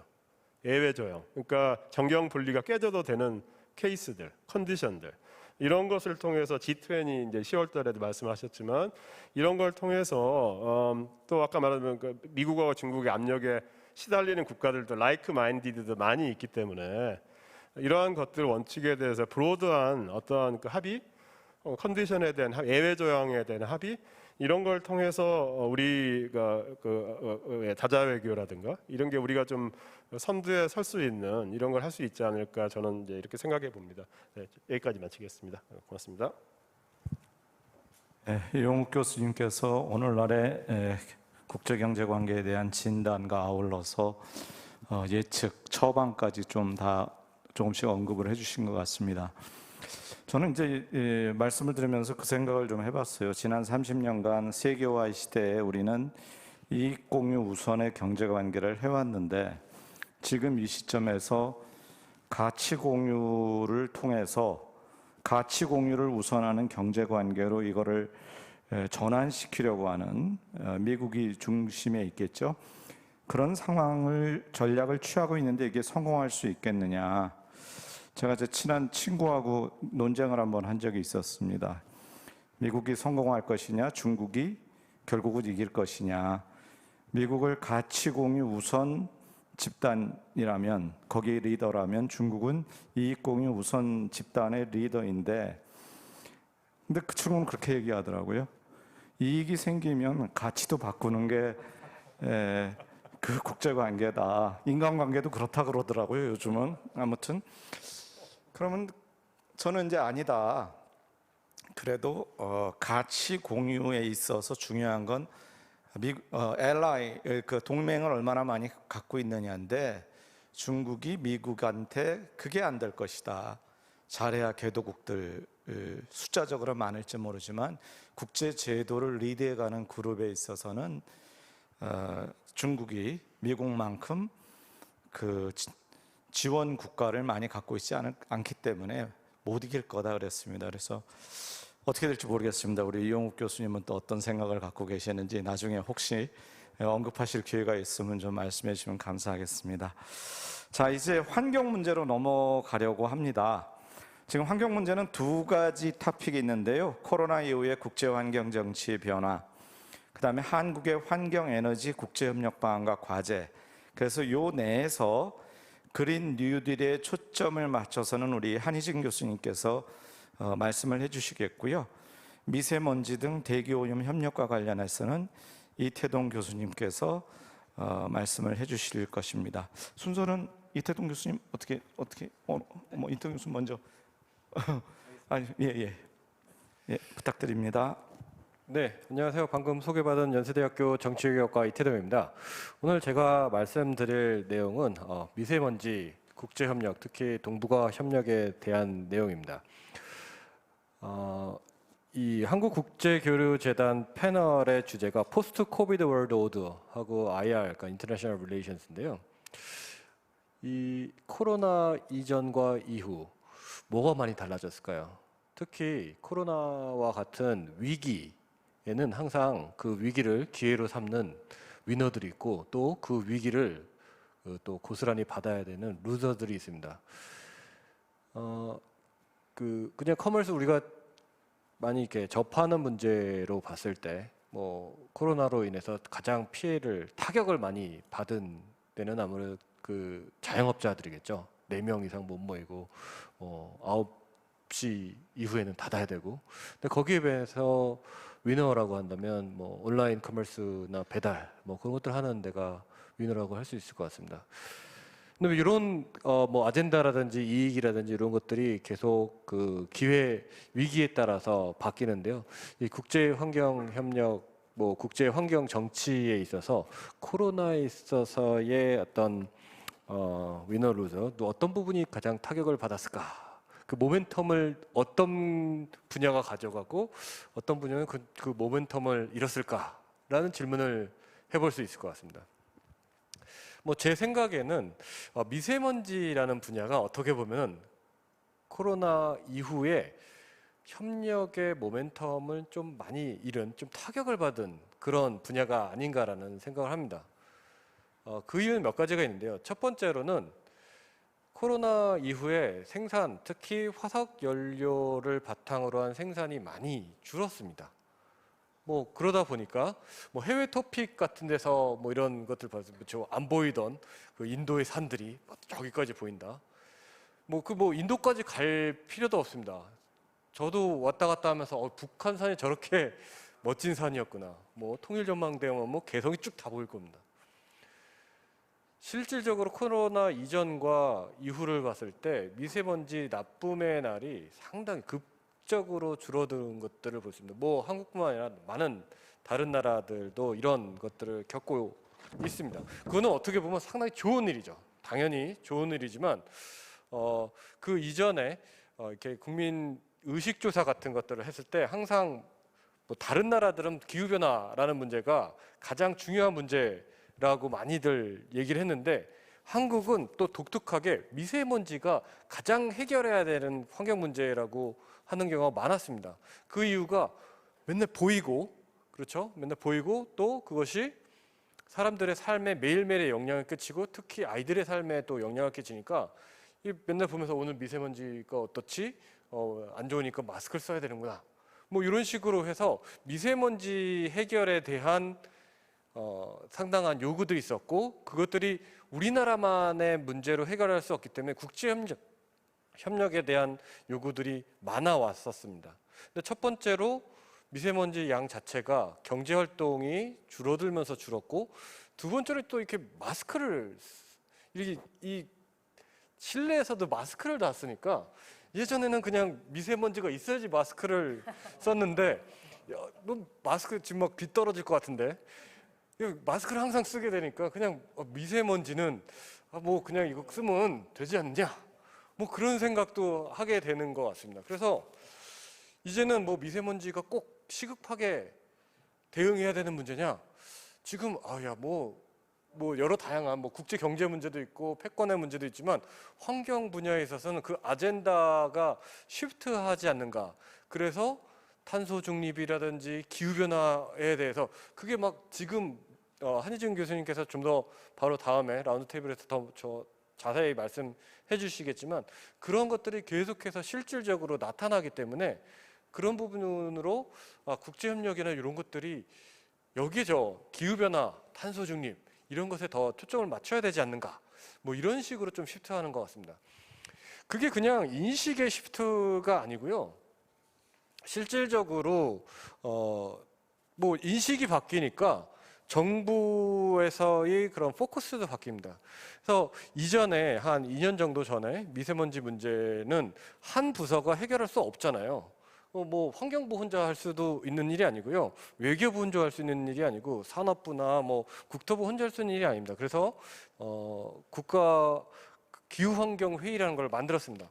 사실 그 이름 자체는 기후와 환경이지만 중국을 좀 고려를 해서 거기에 가장 초점은 미세먼지 해결이었어요. 미세먼지를 해결하는 그런 뭐 국제협력이라든지 다양한 방법들로 하는 거였는데 그게 5월달, 6월달에 없어졌습니다.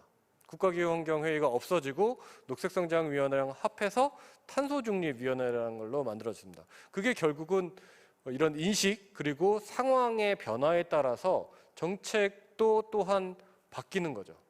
그 대응 상황도 바뀐다라고 볼 수 있습니다. 그래서 물론 요즘 이렇게 왔다 갔다 하면서 파란 하늘을 보면서 막 감동하면서 야 서울에 이렇게 파란 하늘을 볼 수 있구나라고 너무 감사하면서 살고 있지만 우리가 지금의 상황은 어떻게 보면 특별하고 특수한 상황이라고 생각하고 앞으로 이 코비드 상황이 좀 더 나아지고 또 생산이 많아지게 된다면 또다시 우리가 우려하는 그 미세먼지에 대한 그런 그 악영향들이 더 나타날 가능성이 있는 것이 아닌가라는 생각이 듭니다.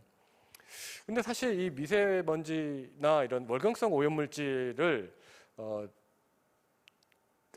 뭔가 그 국제 협력을 통해서 협약을 만들어내는 정말 오랜 시간들이 걸립니다. 제가 그 패널에서 잠깐 발표했었던 유럽 같은 경우 클라텝이라고 장거리 대기오염에 대한 협약 같은 경우는요 20년 동안 과학적으로 파인딩을 잡고 그리고 거의 이제 만든 다음에 지금 40년의 역사를 갖고 있습니다.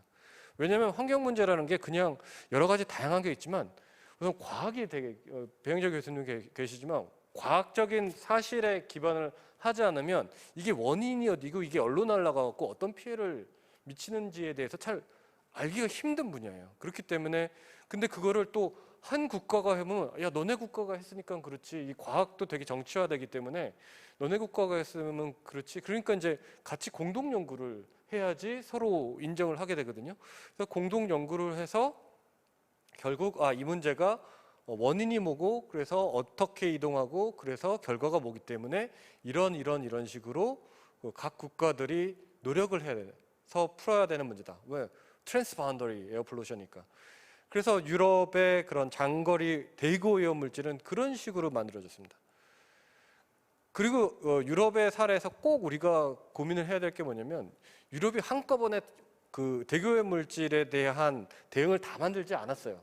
처음에는 그나마 조금 더 좀 쉬운 뭐 쉽진 않지만 그 이산화황 SOx라고 그러는 SOX를 하고 그다음에 그 프로토콜들을 계속해서 추가하면서 그다음에 넉스 질소산화물, 황산화물, 질소산화물, 뭐 VOC 뭐 이런 식으로 쭉 해서 그것들을 하나하나 경험들을 쌓아나가면서 프로토콜을 붙입니다. 그래서 최근에는 이제 이런 미세먼지까지 그리고 초미세먼지까지 이제 붙여서 이제 아주 그 종합적인 그런 협약이 되는 그런 모습들을 볼 수 있습니다.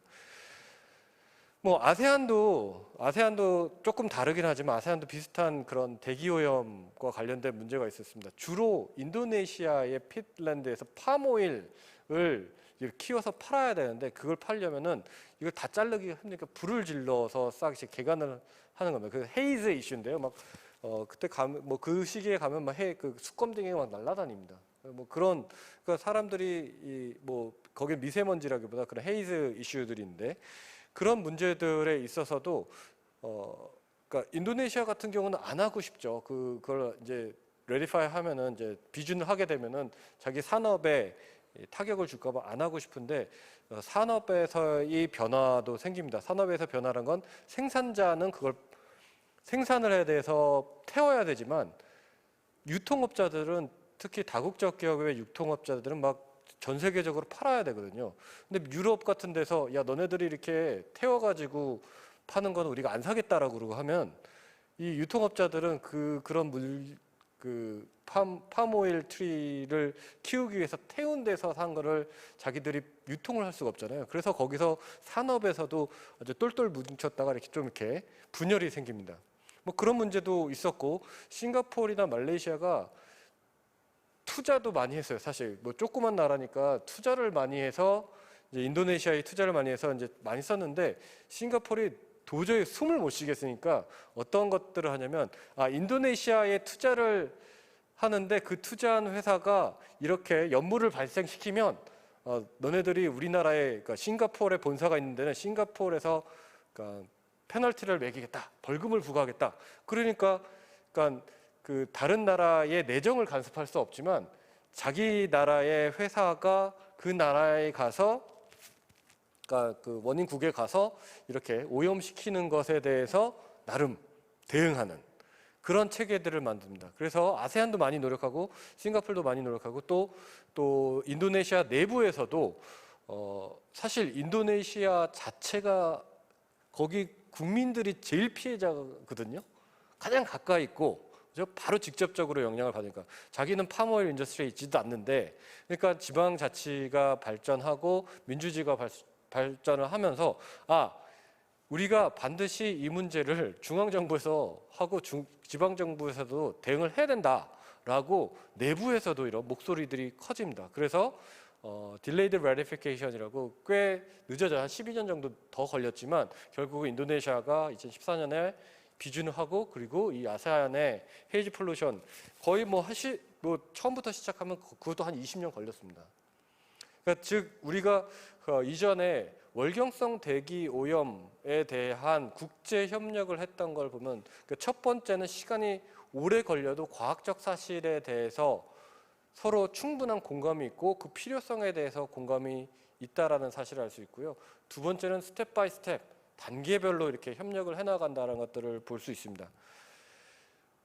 그렇다면 이제 우리나라는 뭘 해야 되냐? 지금 뭐 제 개인적인 생각이지만 이 폴리시 아젠다로서의 모멘텀은 좀 떨어진 상태예요.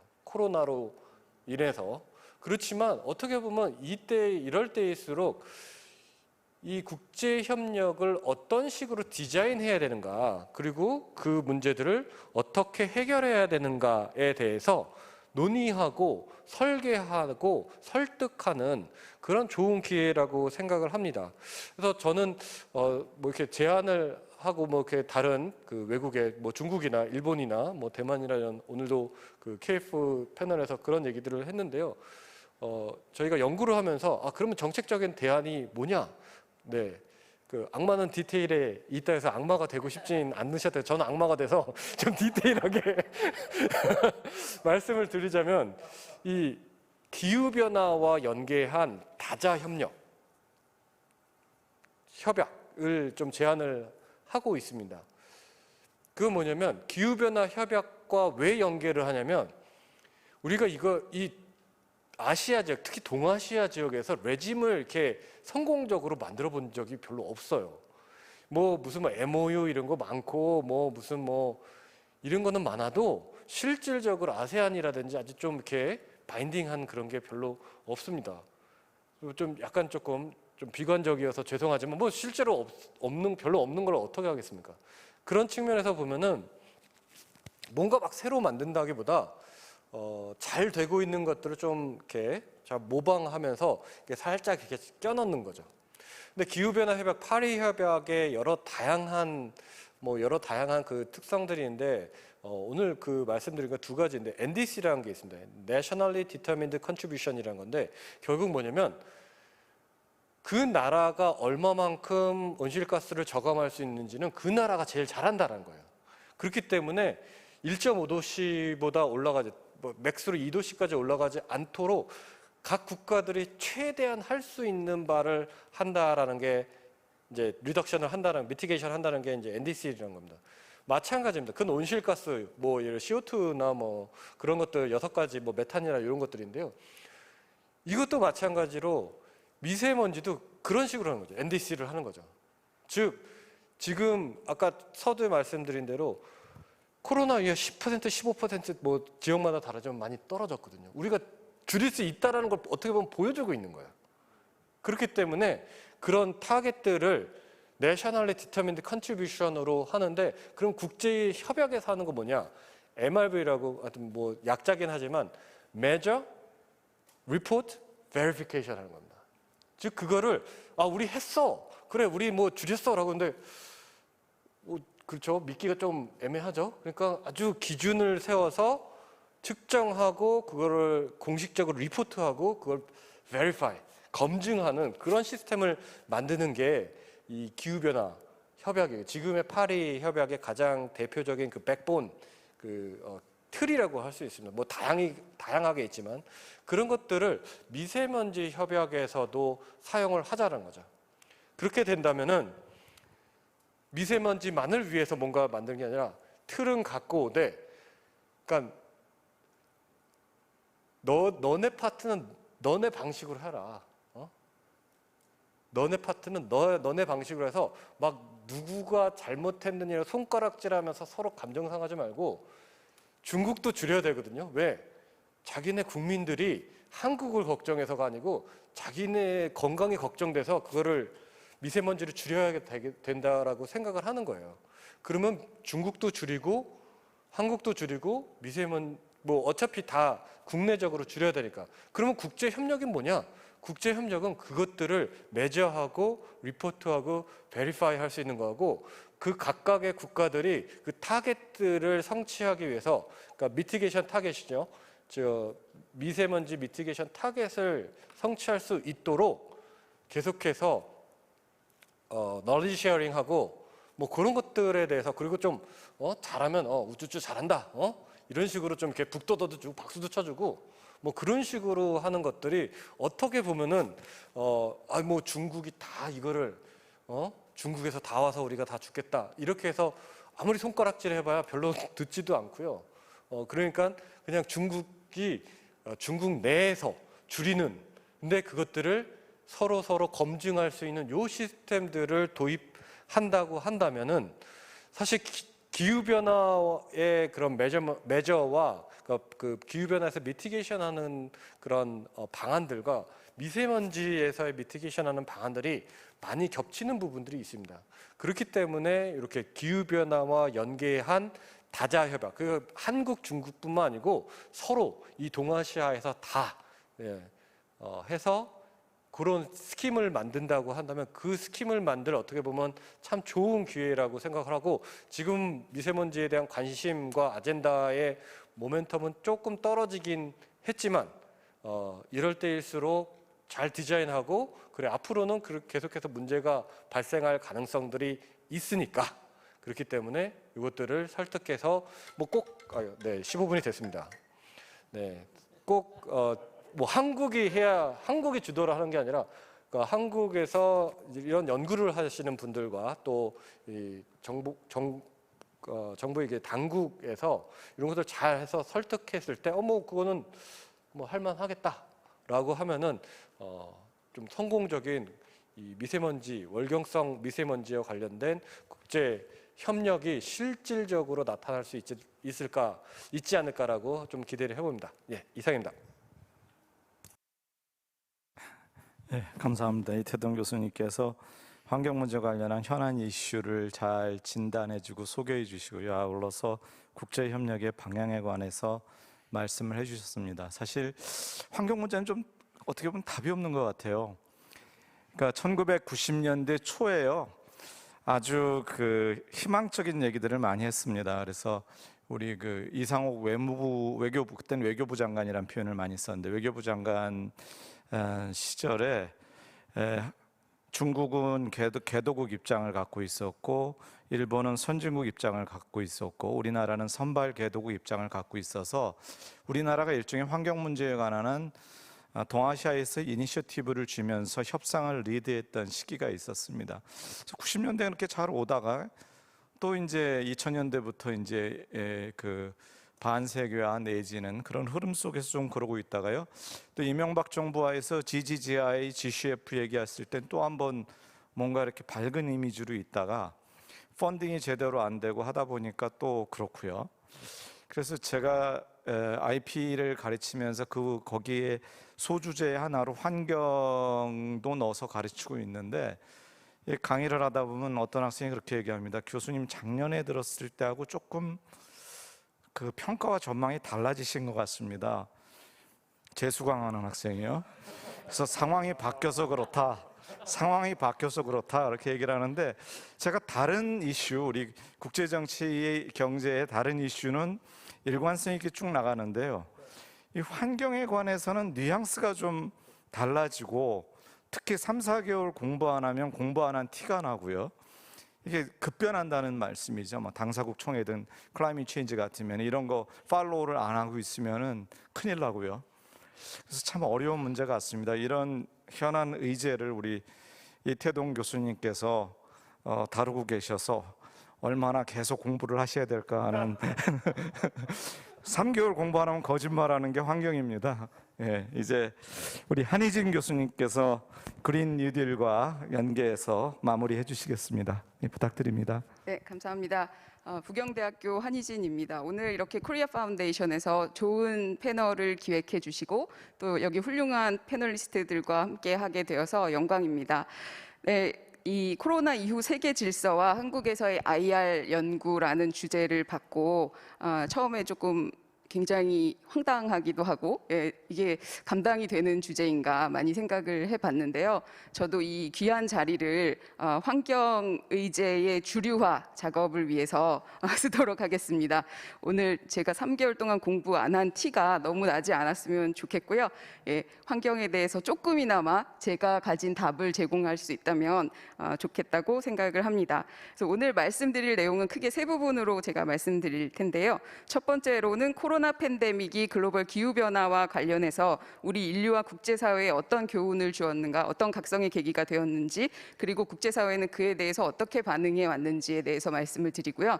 두 번째 부분에서는 이러한 변화들이 한국에 의미하는 것이 무엇인지를 국가로서의 한국, 그리고 국제사회 일원으로서의 한국, 그리고 남북관계 속에서의 한국이라는 이 세 가지 앵글을 통해서 한번 이야기해 보도록 하겠습니다. 그리고 마지막으로 이런 논의가 한국에서 이어서 국제정치학 연구, 국제학 연구에 의미하는 것이 무엇인지를 말씀드리면서 제 논의를 마치도록 하겠습니다. 이 코로나 팬데믹이라는 이 위중류의 사태는 도시화 산업화 그리고 인간의 자원의 이용이라는 이 행위가 어떻게 지구 시스템에 부정적인 영향을 가져왔는지를 보여준 그런 극단적인 사례라고 저는 생각을 합니다. 그러나 이제 코로나를 겪으며 그래도 아이러니하게도 우리가 배운 것이 있다면은 이 지구 시스템과 인간 사이의 지속 가능한 공동 번영을 위해서 이제는 행동이 필요한 시기다라는 것을 이제 깨닫게 된 것 같습니다. 코로나로 인해서 많이 조금 묻혔긴 하지만 사실 2020년은 2016년과 함께 기록된 중에 가장 뜨거운 해 중에 하나였고요. 또 2020년에는 지구촌에도 많은 산불이라든지 홍수, 가뭄, 태풍 등 각종 재해들이 있어서 실제 이중의 고통을 안기기도 했습니다. 또 물론 코로나로 인해서 경제 사회 활동이 위축되면서 온실가스 배출량이 한시적으로 감소하는 모습을 보이기도 했지만 대기 중에 전체적인 온실가스의 농도는 계속 증가해 왔고 또 경제가 조금씩 회복함에 따라서 온실가스 배출량은 다시 증가 추세에 있습니다. 이러한 배경 속에서 국제사회 주요 국가들은 포스트 코로나 시대의 경제 회복과 기후변화에 대한 대응을 위해서 다양한 정책들을 채택을 하고 있는데 그중에 이제 대표적인 것이 탄소 중립 정책과 그린 뉴딜 팔러시입니다. 그래서 유럽, 미국, 캐나다, 한국을 포함한 다양한 선진 경제국들이 2050 탄소 중립 목표를 발표를 했고요. 그리고 저탄소 경제로의 이행을 위한 그린 뉴딜을 발표를 하고 있는데 이 그린 뉴딜은 굉장히 광범위한 다양한 영역들을 포괄을 하고 있습니다. 에너지, 그린 빌딩, 그다음에 친환경 모빌리티, 인프라 이런 다양한 정책 프로그램들을 포함을 해서 정부가 굉장히 막대한 비용을 투자해서 이 부문에서 일자리를 만들고 또 녹색 경제, 또 디지털 경제로 전환을 하겠다라는 그런 내용을 담고 있습니다. 그리고 정부들이 이런 정책을 채택을 하면서 시민사회와 민간 기업들도 이에 동참하고 있는 추세입니다. 그래서 이런 국제적인 추세는 코로나 이후에 기후변화에 대해서 우리는 이제 대응이 필요하다라는 것을 굉장히 광범위한 수준의 합의가 있다라는 것을 반영한다라고 생각을 합니다. 여기에는 이제 기업들도 많이 동참을 하고 있는데요. 글로벌 기업들도 탈탄소 운동에 동참을 하고 있는데 예를 들어서 약 317개 다국적 기업이 RE100라고 하는 자신들이 사용하는 전력의 100%를 재생에너지로 충당할 것을 선언하는 캠페인을 진행 중입니다. 이들은 또한 글로벌 밸류 체인에 참여하는 다양한 국가들의 기업들에게도 생산 서비스에 있어서 탄소 발자국을 줄일 것을 요구를 하고 있습니다. 또 오늘날 기업들은 환경사회 지배구조, 소위 ESG를 혁신 경영 원칙으로 채택하고 있습니다. 이러한 움직임이 저는 이들 기업들이 환경에 대해서 굉장히 끔찍하게 아끼고 생각해서라기보다는 이제는 기후변화라는 것이 또 환경이라는 것이 기업의 경영에 있어서도 무시할 수 없는 하나의 요소가 되었기 때문이라고 생각을 합니다. 조금 과장되게 좀 이야기를 하면 저는 이러한 흐름이 이제 국가나 기업의 경쟁력을 평가함에 있어서 단순히 과거처럼 GDP의 성장이나 이윤, 창출과 같은 그런 단순한 지표가 아닌 이들이 부와 성장을 얻는 과정에서 그 과정이 얼마나 깨끗한 것이었나, 얼마나 저탄소의 과정이었느냐, 얼마나 친환경적이었냐라는 것으로 경쟁력이 이제 가름되는 시대가 올 것이라고 그렇게 생각을 합니다. 그래서 이미 이제 다양한 국가들과 선진국들과 글로벌 기업들을 중심으로 이렇게 이제 혁신 생태계 구축을 위한 위로의 경쟁, 상승 경쟁, 레이스 투 더 탑이 시작되었다고 봅니다. 물론 이렇게 이제 저탄소 사회로 가는 과정에서 뒤처지고 소외되는 그런 집단들이 있습니다. 기술과 자원이 부족한 개발도상국과 저개발국들은 기후변화 완화와 적응 모두 부문에서 충분한 역량을 가지고 있지가 않습니다. 또 역사적으로 이들은 실제 기후변화라는 문제에 있어서 기여한 부분 별로 없지만 또 역설적으로 기후변화가 유발하는 다양한 부정적인 영향들에는 굉장히 취약하게 노출되어 있는 상황입니다.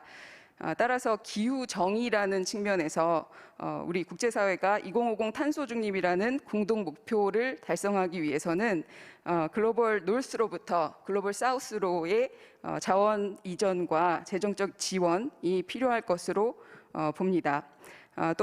이는 이제 또한 앞으로 국제 개발 협력, 개발 원조 등에서 기후 변화, 저탄소 전환 등의 요소들이 더욱 고려될 필요가 있음을 의미하는 것입니다. 그러면 제가 간략하게 논의를 했는데요. 이러한 논의가 한국에 의미하는 것은 무엇일지 이제 이야기를 해볼 텐데요. 한국을 국가로서의 한국, 국제사회 속에서의 한국, 그리고 남북관계 속에서의 한국이라는 세 가지 이제 측면에서 답해보고자 합니다.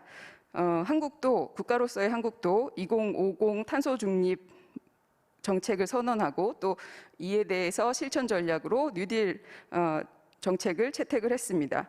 그래서 포스트 코로나 시대의 경제 위기라는 이 상황을 타개하고 또 앞으로 미래를 저탄소, 탈탄소 사회로 전환하기 위해서 이런 정책을 추진을 하고 있고요.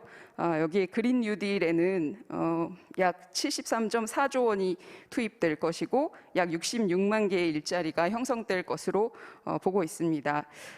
정부는 그린 인프라, 저탄소 분산형 에너지 확산, 녹색 산업 생태계 구축 이런 부문에서 굉장히 다양한 프로그램들을 추진하고 있습니다. 그리고 이러한 정책은 2009년 글로벌 금융위기 이후에 이명박 정부에서 채택했던 녹색 성장이라는 패러다임보다 조금 더 포괄적이고 상세한 내용들을 담고 있습니다. 그래서 한국은 그린 뉴딜 채택을 통해서 2050까지 탄소 중립을 이룰 것을 선언하고 추진 중인데요. 아까 이 교수님께서도 말씀을 하셨지만 이렇게 이제 위기라는 상황이 주는 기회를 잘 이용하기 위해서는 국가와 사회가 이 전환을 위해서 필요로 하는 사회적 합의를 구축할 필요가 있고 그리고 역량을 결집하는 일이 필요하다고 생각을 합니다. 그리고 둘째로 코로나19로 인해 형성된 기후위기에 대한 인식과 글로벌 컨센서스는 국제사회에서 한국의 외교력과 소프트 파워를 제공할 그런 공간이 확대된다는 것을 의미한다고 생각을 합니다. 글로벌 감염병 진행 속에서 내부적으로는 많은 토론과 논의들이 있었지만 국제사회에서는 한국 정부를 K-방역이라고 부르면서 방역과 질병 컨트롤의 모범 국가로 이야기를 하고 있습니다. 기후변화도 한국이 이런 리더십을 발휘할 수 있는 또 하나의 그런 부문이 될 수 있을 것이라고 생각을 합니다. 그래서 한국 정부가 올해 5월 말에 P4G라는 그런 기후변화 관련된 중요한 국제회의를 개최를 하면서 여기에서 민간 부문과의 협력 그리고 개발도상국들과의 협력이라든지 포용 성장 또 녹색 경제 부문에서의 정부의 역할 이런 다양한 주제들을 논의를 했는데요. 이런 회의들을 성공적으로 이끌고 나가는 것들이 한국이 이제 녹색 성장과 기후 변화에 있어서도 어느 정도의 국제적인 리더십을 만들어가고 있다라는 것을 의미한다고 생각을 합니다. 그래서 이 부문이 기후변화라는 이런 부문이 한국이 중견국의 위치에서 중견국 외교와 리더십을 위한 그런 기회가 시험의 장이 될 수도 있고 그런 공간이 넓어지고 있다는 것을 의미하고 환경 이슈가 K-팝이나 K-쿼런틴 아니면 한국의 기술을 넘어서서 한국의 소프트 파워를 제고할 수 있는 또 다른 영역이 될 수도 있다는 것을 의미한다라고 생각을 합니다. 그러면 지금까지 제가 했던 논의가 또 남북 관계에 있어서의 한국에는 어떤 의미를 가질지 잠시 말씀을 드리면 남북 관계에 있어서도 기후 변화라는 이 의제가 새로운 모멘텀으로 작용할 수도 있다라고 생각을 합니다. 이것은 사실은 새로운 생각은 아니고요. 이미 많은 한국의 IR 학자들께서 그린 데탕트라든지 이런 개념을 통해서 남북 간 양자 환경 협력에 대해서 논의를 해오신 바가 있습니다. 이제 기후 변화도 최근 들어 다양한 학자분들께서 남북 협력을 위한 하나의 아젠다로 다루기 시작을 하시고 계신데요. 기후 변화에 있어서 남북의 체제라는 것은 사실은 의미가 없습니다. 기후 변화에 있어서 한반도는 하나의 기후 공동체를 형성을 하고 있다라고 보시면 될 것 같은데요. 일례로 홍수가 북한에서 날 때마다 북한은 임진강, 예를 들어 임진강의 물을 그대로 방류를 해버리는데 그렇게 북한이 무단 방류를 하면 경기 북부의 농민들이라든지 어민들은 큰 피해를 입습니다.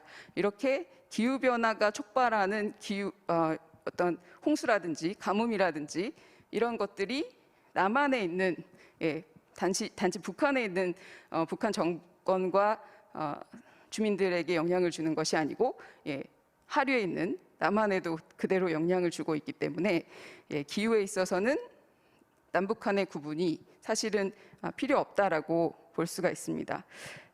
오늘날의 이제 기후 변화는 북한 정부의 에너지 식량 또 인도주의적인 위기 이러한 다양한 인간 안보의 위기를 초래하고 있습니다.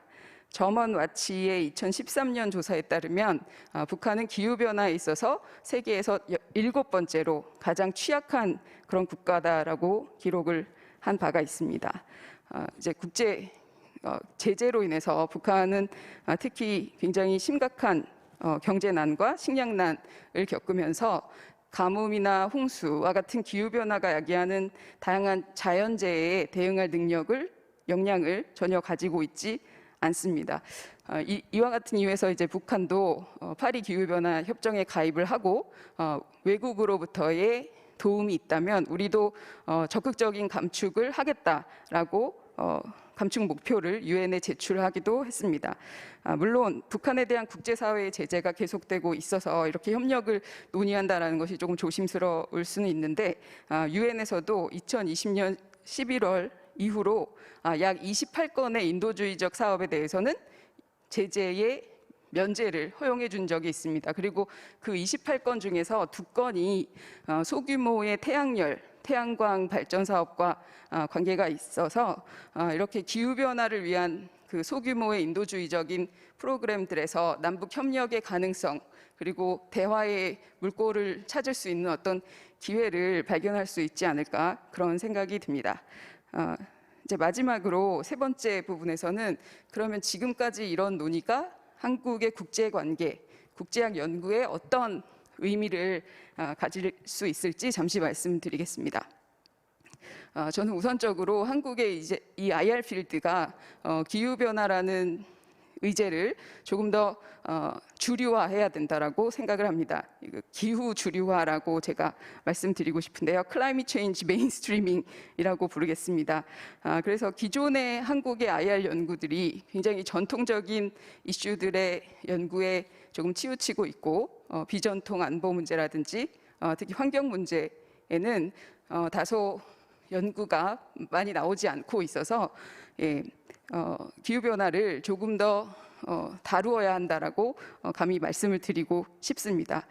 여기에는 사실 기존에 우리가 알고 있는 IR 이론들이 접목될 수 있는 그런 부분들이 상당하다고 생각을 하는데요. 예를 들면은 신자유 제도주의적인 관점에서 한국의 IR 연구자들이 기후 변화 부문에서 한국과 국제 레짐 사이의 상호작용이나 한국과 다양한 국제사회 구성원들과의 상호작용, 협력 등을 공부를 할 수 있을 거고요. 또 개발협력이나 개발 원조 부문에서도 한국이 기후변화를 포함한 환경에 대한 원칙들을 어떻게 대개도국 개발협력 사업에서 적용하고 있는지 등을 볼 수 있을 것 같습니다. 또 구성주의적인 측면에서는 한국의 기후변화, 그린 뉴딜, 녹색 성장 등과 관련된 규범들이 어떻게 생성됐고 그것들이 어떻게 한국이라는 국가 내부에서 내재화되고 있는지, 그리고 국제사회에서 구성원들과의 상호작용을 통해서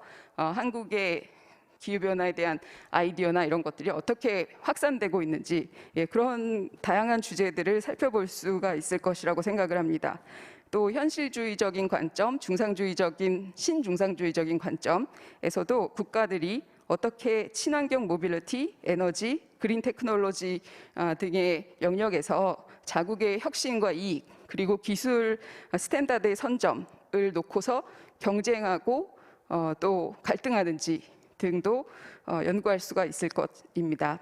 또 남북협력과 관련해서도 제가 아까 말씀을 드렸지만 기후변화를 포함한 환경이라는 그런 영역에서 어떻게 한반도의 평화 구축을 위한 기회를 모색할 수 있을지를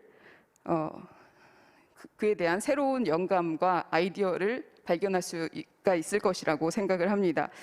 이렇게 기후 주류화를 통해서 한국이 포스트 코로나 시대를 맞이해서 어떻게 녹색 국가로서 빌드 백 베러 할 수 있으며 국제사회에서 더 혁신적이고 책임 있는 그린 리더십을 가진 국가로 전환할 수 있을지에 대해서 더 적실성 있는 연구가 이어질 수 있을 것이라고 생각을 합니다. 2014년 미국 정치학회에서 굉장히 유명한 국제정치학자인 로버트 코헤인이 정치학계에서의 환경에 대한 논의의 부재, 특히 기후변화라는 이 주제에 대한 논의의 부재가 참담하다라고 표현을 한 적이 있다고 합니다. 디스트레싱이라는 그런 표현을 쓰면서 정치학이 기후변화를 다루지 않는 것은 굉장히 너무 슬프다라고 이야기를 한 것이죠.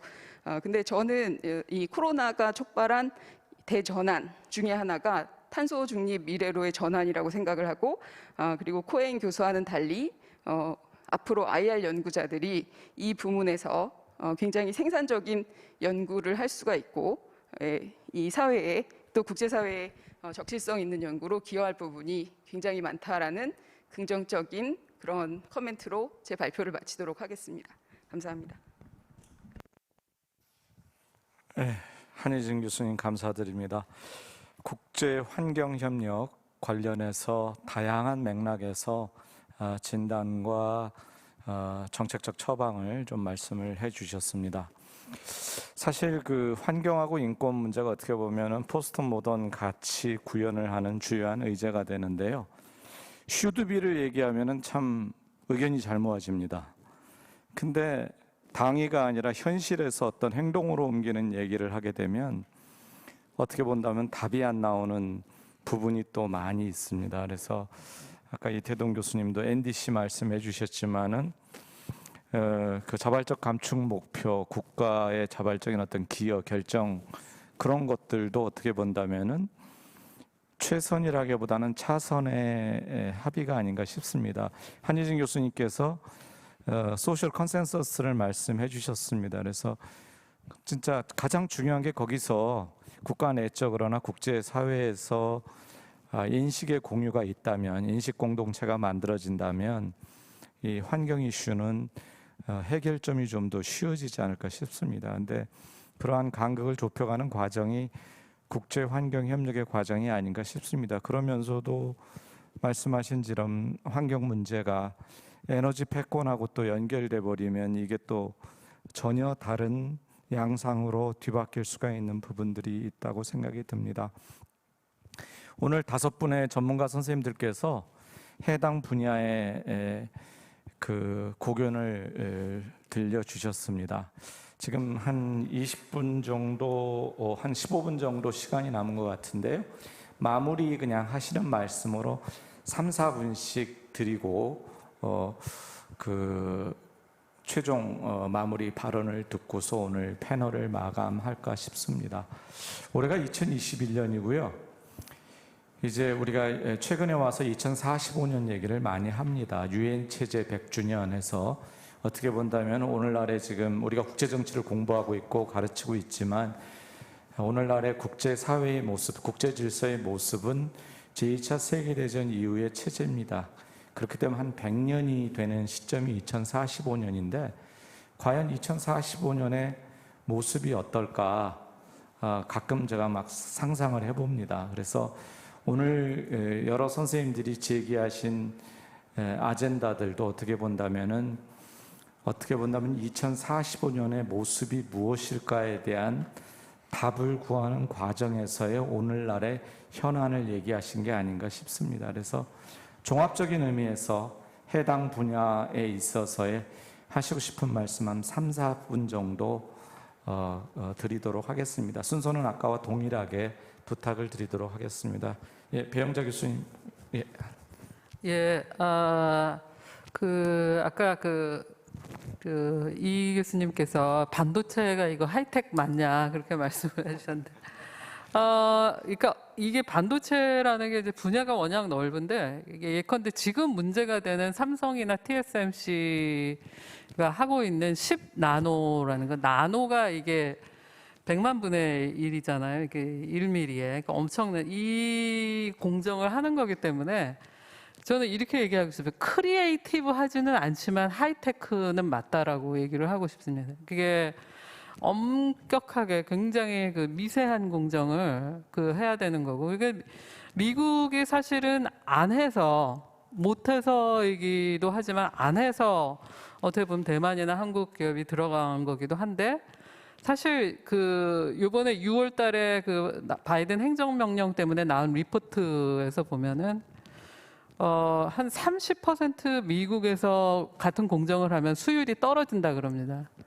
대만이나 한국에서 하는 것보다. 그게 뭐냐면 자본은 똑같이 들어가는데 그 인력이 가지는 생산성이랄까요? 그런 것들이 있는 것 같고요. 그러니까 모든 분야의 반도체의 모든 분야가 하이테크는 아니고 그 중에서 일부 이 첨단 공정은 분명히 하이테크인 것 같고, 지금 삼성이나 TSMC가 공장을 건설하기 시작했는데 이게 대량 생산이 되기까지 한 3년 정도 걸립니다. 그래서 이게 빨리빨리 캐치업이 되는 분야가 아니라는 거. 그리고 오늘 지금 다른 선생님께서 말씀하시는 거를 들으면서 제가 하고 싶었던 얘기는, 그러니까 경제적 상호 의존이라고 얘기하셨는데, 반도체 같은 경우 뭐 대표적인 한 10개 국가, 뭐 메이저가 10개 국가지만 뭐 3, 40개 국가가 아주 촘촘하게 연결된 그런 네트워크를 갖고 있는데, 저희가 과거에는 이거를 밸류 체인이라고 얘기를 했는데요. 그러니까 경제적 부가가치라는 측면에서 요즘에는 서플라이 체인이라고 전부 얘기하고 있습니다. 그건 뭐냐면 안보적 관점에서 그다음 안정성이나 어떤 탄력성을 얘기하기 때문에 그만큼 이게 보는 관점이 변했다는 거죠. 더 이상 밸류 체인을 얘기를 하는 게 아니라 서플라이 체인을 얘기하는 건데, 문제는 뭐냐면 역시 똑같은 보고서에서 모든 반도체 밸류 체인이 다 안보와 관련되냐 하게 아니고요. 9%가 관련된다 그럽니다. 9% 정도가 크리티컬 인프라나 최첨단으로서 관련이 되는 거고, 그럼 나머지 91%는 여전히 상호 의존 관계에 있는 거거든요. 미국에서 여전히 반도체를 중국에 수출을 하고 그렇게 하고 있는 거거든요. 그래서 요 면을 같이 봐야 된다. 그러니까 위에서 지금 굉장히 첨예하게 걸리고 있는 경쟁의 측면과 한 10%의 경쟁의 측면과 90%의 이 상호 의존, 이 10% 정도에서는 어느 정도 디커플링이 불가피할 것 같아요. 향후. 그래서 저희가 전략을 짤 때도 그걸 해야 되고, 아까 지금 뭐 이태동 교수님 말씀하셨지만 코로나 때문에 지금 미세먼지가 중요성이 떨어졌다. 그런데 어떻게 보면 이 기술 패권 경쟁은 코로나 때문에 뜬 케이스입니다. 특히 IT 이런 부분이 뭐 선생님들 다 지금 줌으로 하고 계시고 저희가 오늘도 줌으로 하는 이런 요구 때문에 사실 이 쇼티지라는 거, 이게 차량용 반도체 쇼티지 때문에 더 지금 이렇게 난리가 났었는데, 이게 이제 4차 산업혁명에 대한 심리적인 저항감 이런 것들이 떨어지고, 아마 이게 코로나가 지나가도 온난화, 이게 온라인화랄지 아니면 뭐 메타버스라고 얘기하는 이런 것들이 더 빨리빨리 갈 것 같고, 그런 점에서 앞으로 이런 분야에서 미중 경쟁은 지속될 거기 때문에 이제 한국이 경쟁에 걸린 부분에서 아까 말씀하신 기술 혁신의 지정학 이런 부분들을 고려하되, 또 나머지 90%의 이 상호 의존적인 협력이 지속되는 분야에 대해서도 이거 같이 가지고 있는 전략을 생각을 해봐야 되겠다라는 이 정도로 말씀을 드리겠습니다. 맞습니다. 네, 정재환 교수님. 아까 이상한 교수님께서 말씀해 주셨던 이 통합 패권의 교체와 관련해서 이야기를 해서 얘기를 하면 사실은 우리가 본질적으로 화폐가 무엇인가라고 생각해 보면 화폐가 특정한 내재적 가치를 갖고 있지 않거든요. 그러니까 화폐라는 건 일종의 사회적 신뢰를 통해서 구성된 사회적인 산물이라고 얘기할 수 있는데 그 자체가 내재적인 사회적 구성물이라고 할 수 있는데 내재적 가치를 가진 게 아니라 그러면 이런 신뢰를 형성하기 위해서 사실 여러 가지 제도들을 만들어 놨거든요. 그러니까 미국 예를 들면 우리가 좁은 수준에서 구체적으로 얘기하면 연준이 갖고 있는 중앙은행의 독립성이 있고 그다음에 또 넓은 수준에서 얘기하면 사실은 권력 분립이라든지 그다음에 민주주의 제도라든지 이런 것들이 사실은 그 국가가 발행하는 화폐에 대한 신뢰를 갖게 하는 여러 가지 제도적 장치들입니다. 그러려면 이제 중국이 만약에 통합 패권국으로서 기능을 하려고 하려면 그러한 질적인 제도 변화가 있어야 될 거라고 생각이 저는 듭니다. 그리고 제가 한 예를 들면 홍콩을 통해서 중국이 위안화 국제화를 굉장히 많이 노력을 했었거든요. 홍콩을 통해서 메인랜드를 통제를 풀는 건 어려우니까. 근데 홍콩 민주화주의 나고 그다음에 그거 폭력적으로 진압하는 거 보면서 위안화 국제화를 홍콩을 통해서 하는 것도 굉장히 힘들겠다. 왜냐하면 그런 제도, 그런 형태를 보면서 사실은 그냥 단순한 금융 자유화라든지 중앙은행의 독립성 이것뿐만 아니라 그런 제도들이 어떻게 운영되고 있는가를 보면서 사실은 화폐의 신뢰가 생기는 거거든요. 그렇기 때문에 제가 봤을 때 중국이 이제 통합 패권국이 되려면 그런 질적인 제도의 전환 있어야 될 거고 그게 이제 가까운 시기에는 어렵지 않을까라는 생각이 듭니다. 그렇게 되면 우리가 향후 코로나 이후에 뭐 제가 2045년까지는 모르겠지만 4, 5년 기간들을 생각해 보면 가장 중요한 문제는 우리가 어쨌든 달러 패권 시대에 살고 있고 그다음에 이렇게 금융 불안정성이 지금 이미 많이 높은 상태에서는 우리가 미국이 주도적인 역할을 할 수밖에 없기 때문에 이 미국이 활용하고 있는 통합 패권 시대에 살면서 그게 야기하는 국제적인 사회적 비용을 우리가 얼마나 줄일 것인가. 그러니까 미국 통합 패권 시대에 벗어날 수 없다면 미국 통합 패권이 야기되는 사회적 비용을 얼마나 줄일 것인가가 지금 향후의 과제가 아닐까 이렇게 생각을 하고 있습니다. 고맙습니다. 다음에 이용욱 교수님 부탁드립니다. 저는 그 이성환 교수님께서 말씀하신 약간 국제정치 경제 파트는 좀 떨어질 수 있으면 가치 공유냐 이익 공유냐 제가 평소에 좀 생각한 이야기를 이게 많이 디베이트죠. 가치냐 이익이냐. 근데 이거에 관해서 비슷한 어넬러지가 어떤 것이 좀 있냐면요. 완장을 찬 전이냐 후냐 뭐 이런 거 많이 하잖아요. 저 사람이 안 그랬는데 변했을까? 뭐 이런 이야기 저희가 비슷하게 많이 하죠. 근데 이제 이에 대해서 작년에 제가 CNN을 보다가 미셸 오바마 전 오바마 대통령 부인이죠. 이분이 굉장히 명쾌한 답을 했더라고요. 그래서 그분이 뭐라고 이야기했냐면 완장 후에 그 사람의 모습이 본 그 사람이다. 저는 거기에 동의해요. 동의하면서 가치하고 이익의 문제를 어떤 식으로 저는 치환을 하냐면 저같이 이제 방금 사회 구성 말씀하시겠지만 저같이 구성주의라는 사람들은 항상 생각이 이익이란 거는 정해진 게 아니고 가치에서 온다고 생각을 해요. 근데 그럼 가치가 뭐냐라고 사람들이 생각할 거예요. 가치가 뭐냐? 근데 그것도 여러 가지 그거는 굉장히 많은 데피니션이 있지만 이제 저희 약간 사회과학적으로 생각을 한다면 가치라는 건 어떤 거냐? 우리가 인간으로서 가지고 있는 여러 가지 그 이해가 있는데 이득 개념이 있어요. 가령 이제 일반적으로 그 인간의 3대 유니버설 보편적인 욕구라는 게 3가지가 있어요. 애퍼타이트 이게 이제 물질적인 욕구고, 그다음에 아너라는 게 있고, 그다음에 인간으로서 리슨이 있어요. 지적인 호기심. 이 3가지가 보통 유니버설한 3대 욕구라고 하는데 가치하고 이익의 관계는 가치란 건 뭐냐면 이 3가지 인트리스트를 어떻게 배열하느냐가 가치의 문제예요. 뭘 프라이오리타이즈를 하는 거냐, 어떤 컨텍스트에서. 저는 이렇게 가치를 생각을 하거든요. 그렇기 때문에 이득이라는 게 가치에서 온다는 거죠. 어떤 걸 프라이오리타이즈, 그 사회가, 예를 들면 중국이면 중국, 한국이면 한국, 한국도 현재 한국하고 조선시대하고 다르겠죠. 프라이오리티제이션이. 그래서 그런 의미에서 이제 어찌 보면 가치의 이익의 문제는 항상 이익 공유라는 건 뭔가 이익이라는 게 굉장히 구체적으로 정해졌다고 사람들이 믿는 데서 오는 거예요. 근데 실제로는 그러지 않은 경우가 꽤 있다고 저는 생각을 합니다. 그래서 그러한 좀 관점이 있는데요. 그래서 이제 중요한 게 국제정치에서 이제 그 사회학자 스티븐 루크가 말하는 파워의 제3의 얼굴이 이 가치에 영향을 주는 거죠. 왜냐하면 가치에 영향을 주면 이득이라는 게 바로 따라오게 돼 있으니까. 그다음에 소프트 파워 논리도 마찬가지죠. 이게 이제 만약에 인스트루멘틀리 사용을 한다면 다른 사람의 가치 체계를 나하고 비슷하게 내재화시키는 거죠. 그럼 그 사람의 이익이라는 게 나하고 합치될 테니까. 그래서 가치하고 이익의 문제는 저희 같이 구성주의한 사람들한테 매우 선명한 관계가 좀 있다는 걸 말씀드리고 싶고, 그러면 이런 컨텍스트에 세상을 어떻게 크게 변화시킬 수 있을까? 역시 제가 악마가 아니기 때문에 항상 디테일에 약해요, 저는. 근데 그 중에 제가 읽은 책만 하나 소개시켜드리고 오랫동안 대학원 때부터 읽었고 지금도 몇 번 읽어도 좀 어렵기도 하고 좋은 책이라고 생각해요. 스테판 툴먼이라는 사람이 1990년에 코스모폴리스라는 책을 썼어요.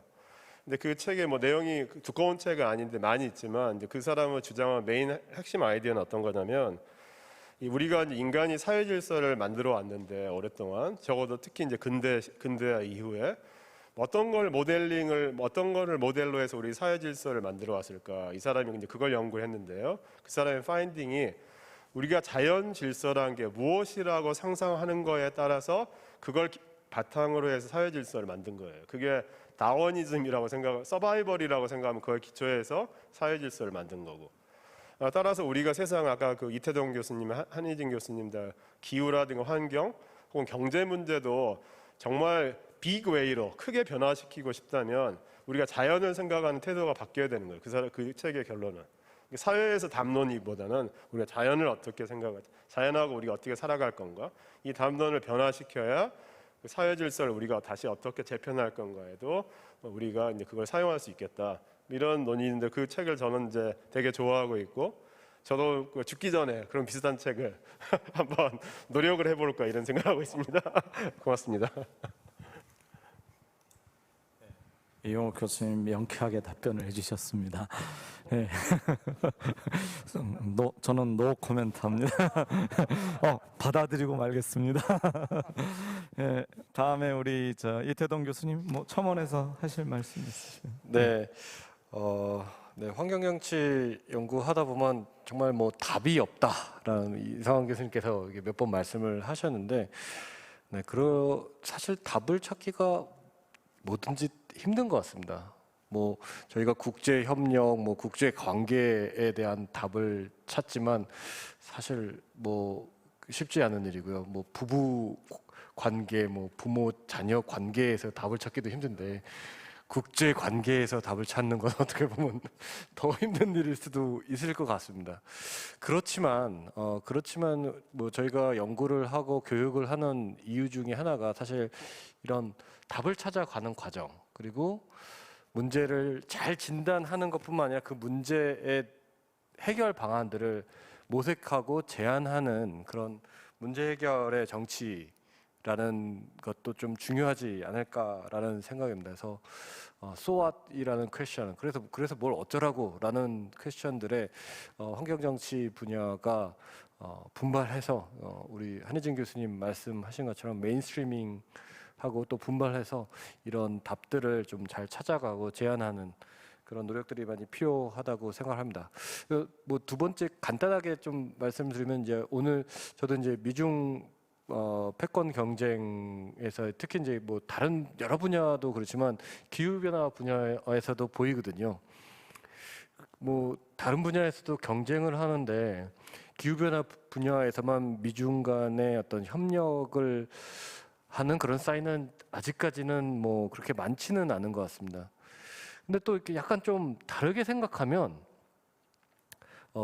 그 경쟁의 내용이 되게 중요한데 뭐 탄소 중립이라든지 기후 변화 그 미티게이션에 대한 경쟁을 두 국가가 잘 해갖고 조금이라도 더 줄이는 그런 경쟁을 한다면은 정말 임팩트가 클 것 같다는 생각이 들어요. 경쟁이란 게 항상 순기능과 역기능들이 있는데 뭐 비근한 예로 중국 같은 경우는 2030년까지 이 피크를, 그러니까 배출의 피크, 그리고 2060년까지 탄소 중립을 선언을 했습니다. 뭐 물론 아직 선언이지만요. 미국도 바이든 정부가 들어서서 2050년까지 탄소 중립을 선언을 했습니다. 뭐 이런 것들이 경쟁에서 뭐 근데 이 선언을 하고 나서요. 독일 같은 경우는 2050년까지 너네 뭐 하는 일이냐. 2045년까지 해라. 뭐 이렇게 약간 경쟁을 하는 것도 있거든요. 그래서 뭐 패권 경쟁이란 것이 뭐 여러 뭐 다른 그 부정적인 영향도 있지만 그 race to the zero.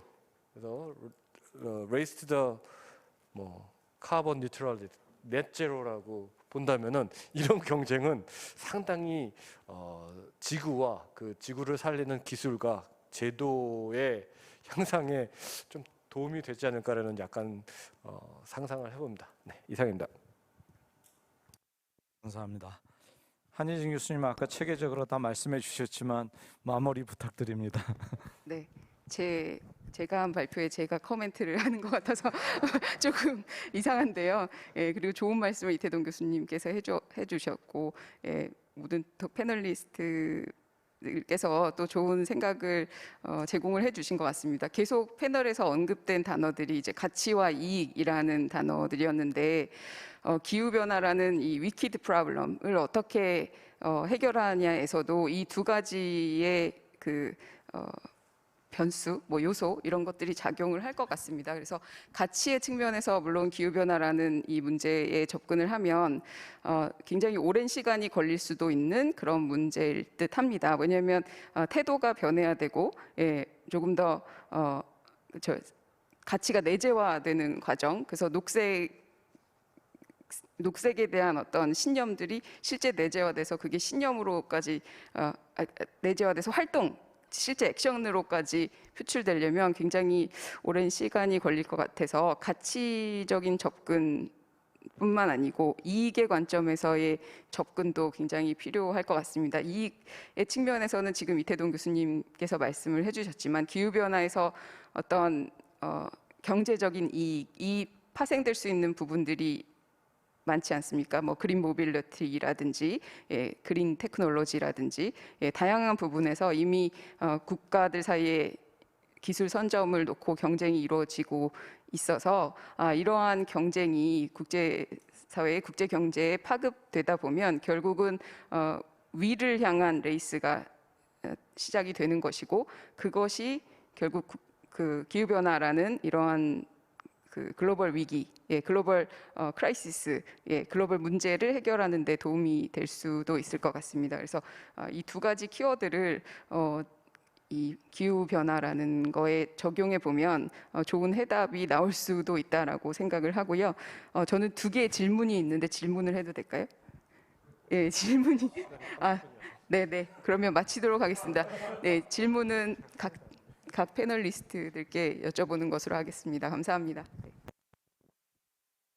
네, 한희진 교수님 감사드립니다.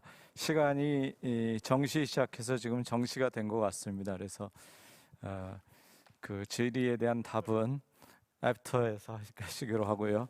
네, 오늘 2시간 동안 국제 정치 경제 현안 의제와 관련된 각 분야별 의견을 제시해 주시고 나름대로 진단과 함께 처방을 5 선생님들께서 해주셨습니다. 예, 감사의 말씀드립니다. 학회의 대주제가에 보시면은 The Age of Grand Transformation이라고 되어 있습니다. 그야말로 대전환, 이런 시대가 온 것 같습니다. 변환의 시대라고 해야 될까요? 이런 와중에서 우리나라가 어떤 길로 들어서야 될까 하는 그 좌표에 관한 말씀을 잘 해주셨습니다. 오늘 패널은 이것으로 마무리 짓도록 하겠습니다. 지금까지 발표 토론해 주신 우리 선생님들께 감사드리고요. 온라인 상에서 지켜봐 주신 회원 여러분께 감사의 말씀을 드립니다. 끝으로 이 패널을 위해서 후원해 주신 한국국제교류재단에 대해 감사의 말씀드립니다. 이것으로 마무리 짓도록 하겠습니다. 고맙습니다.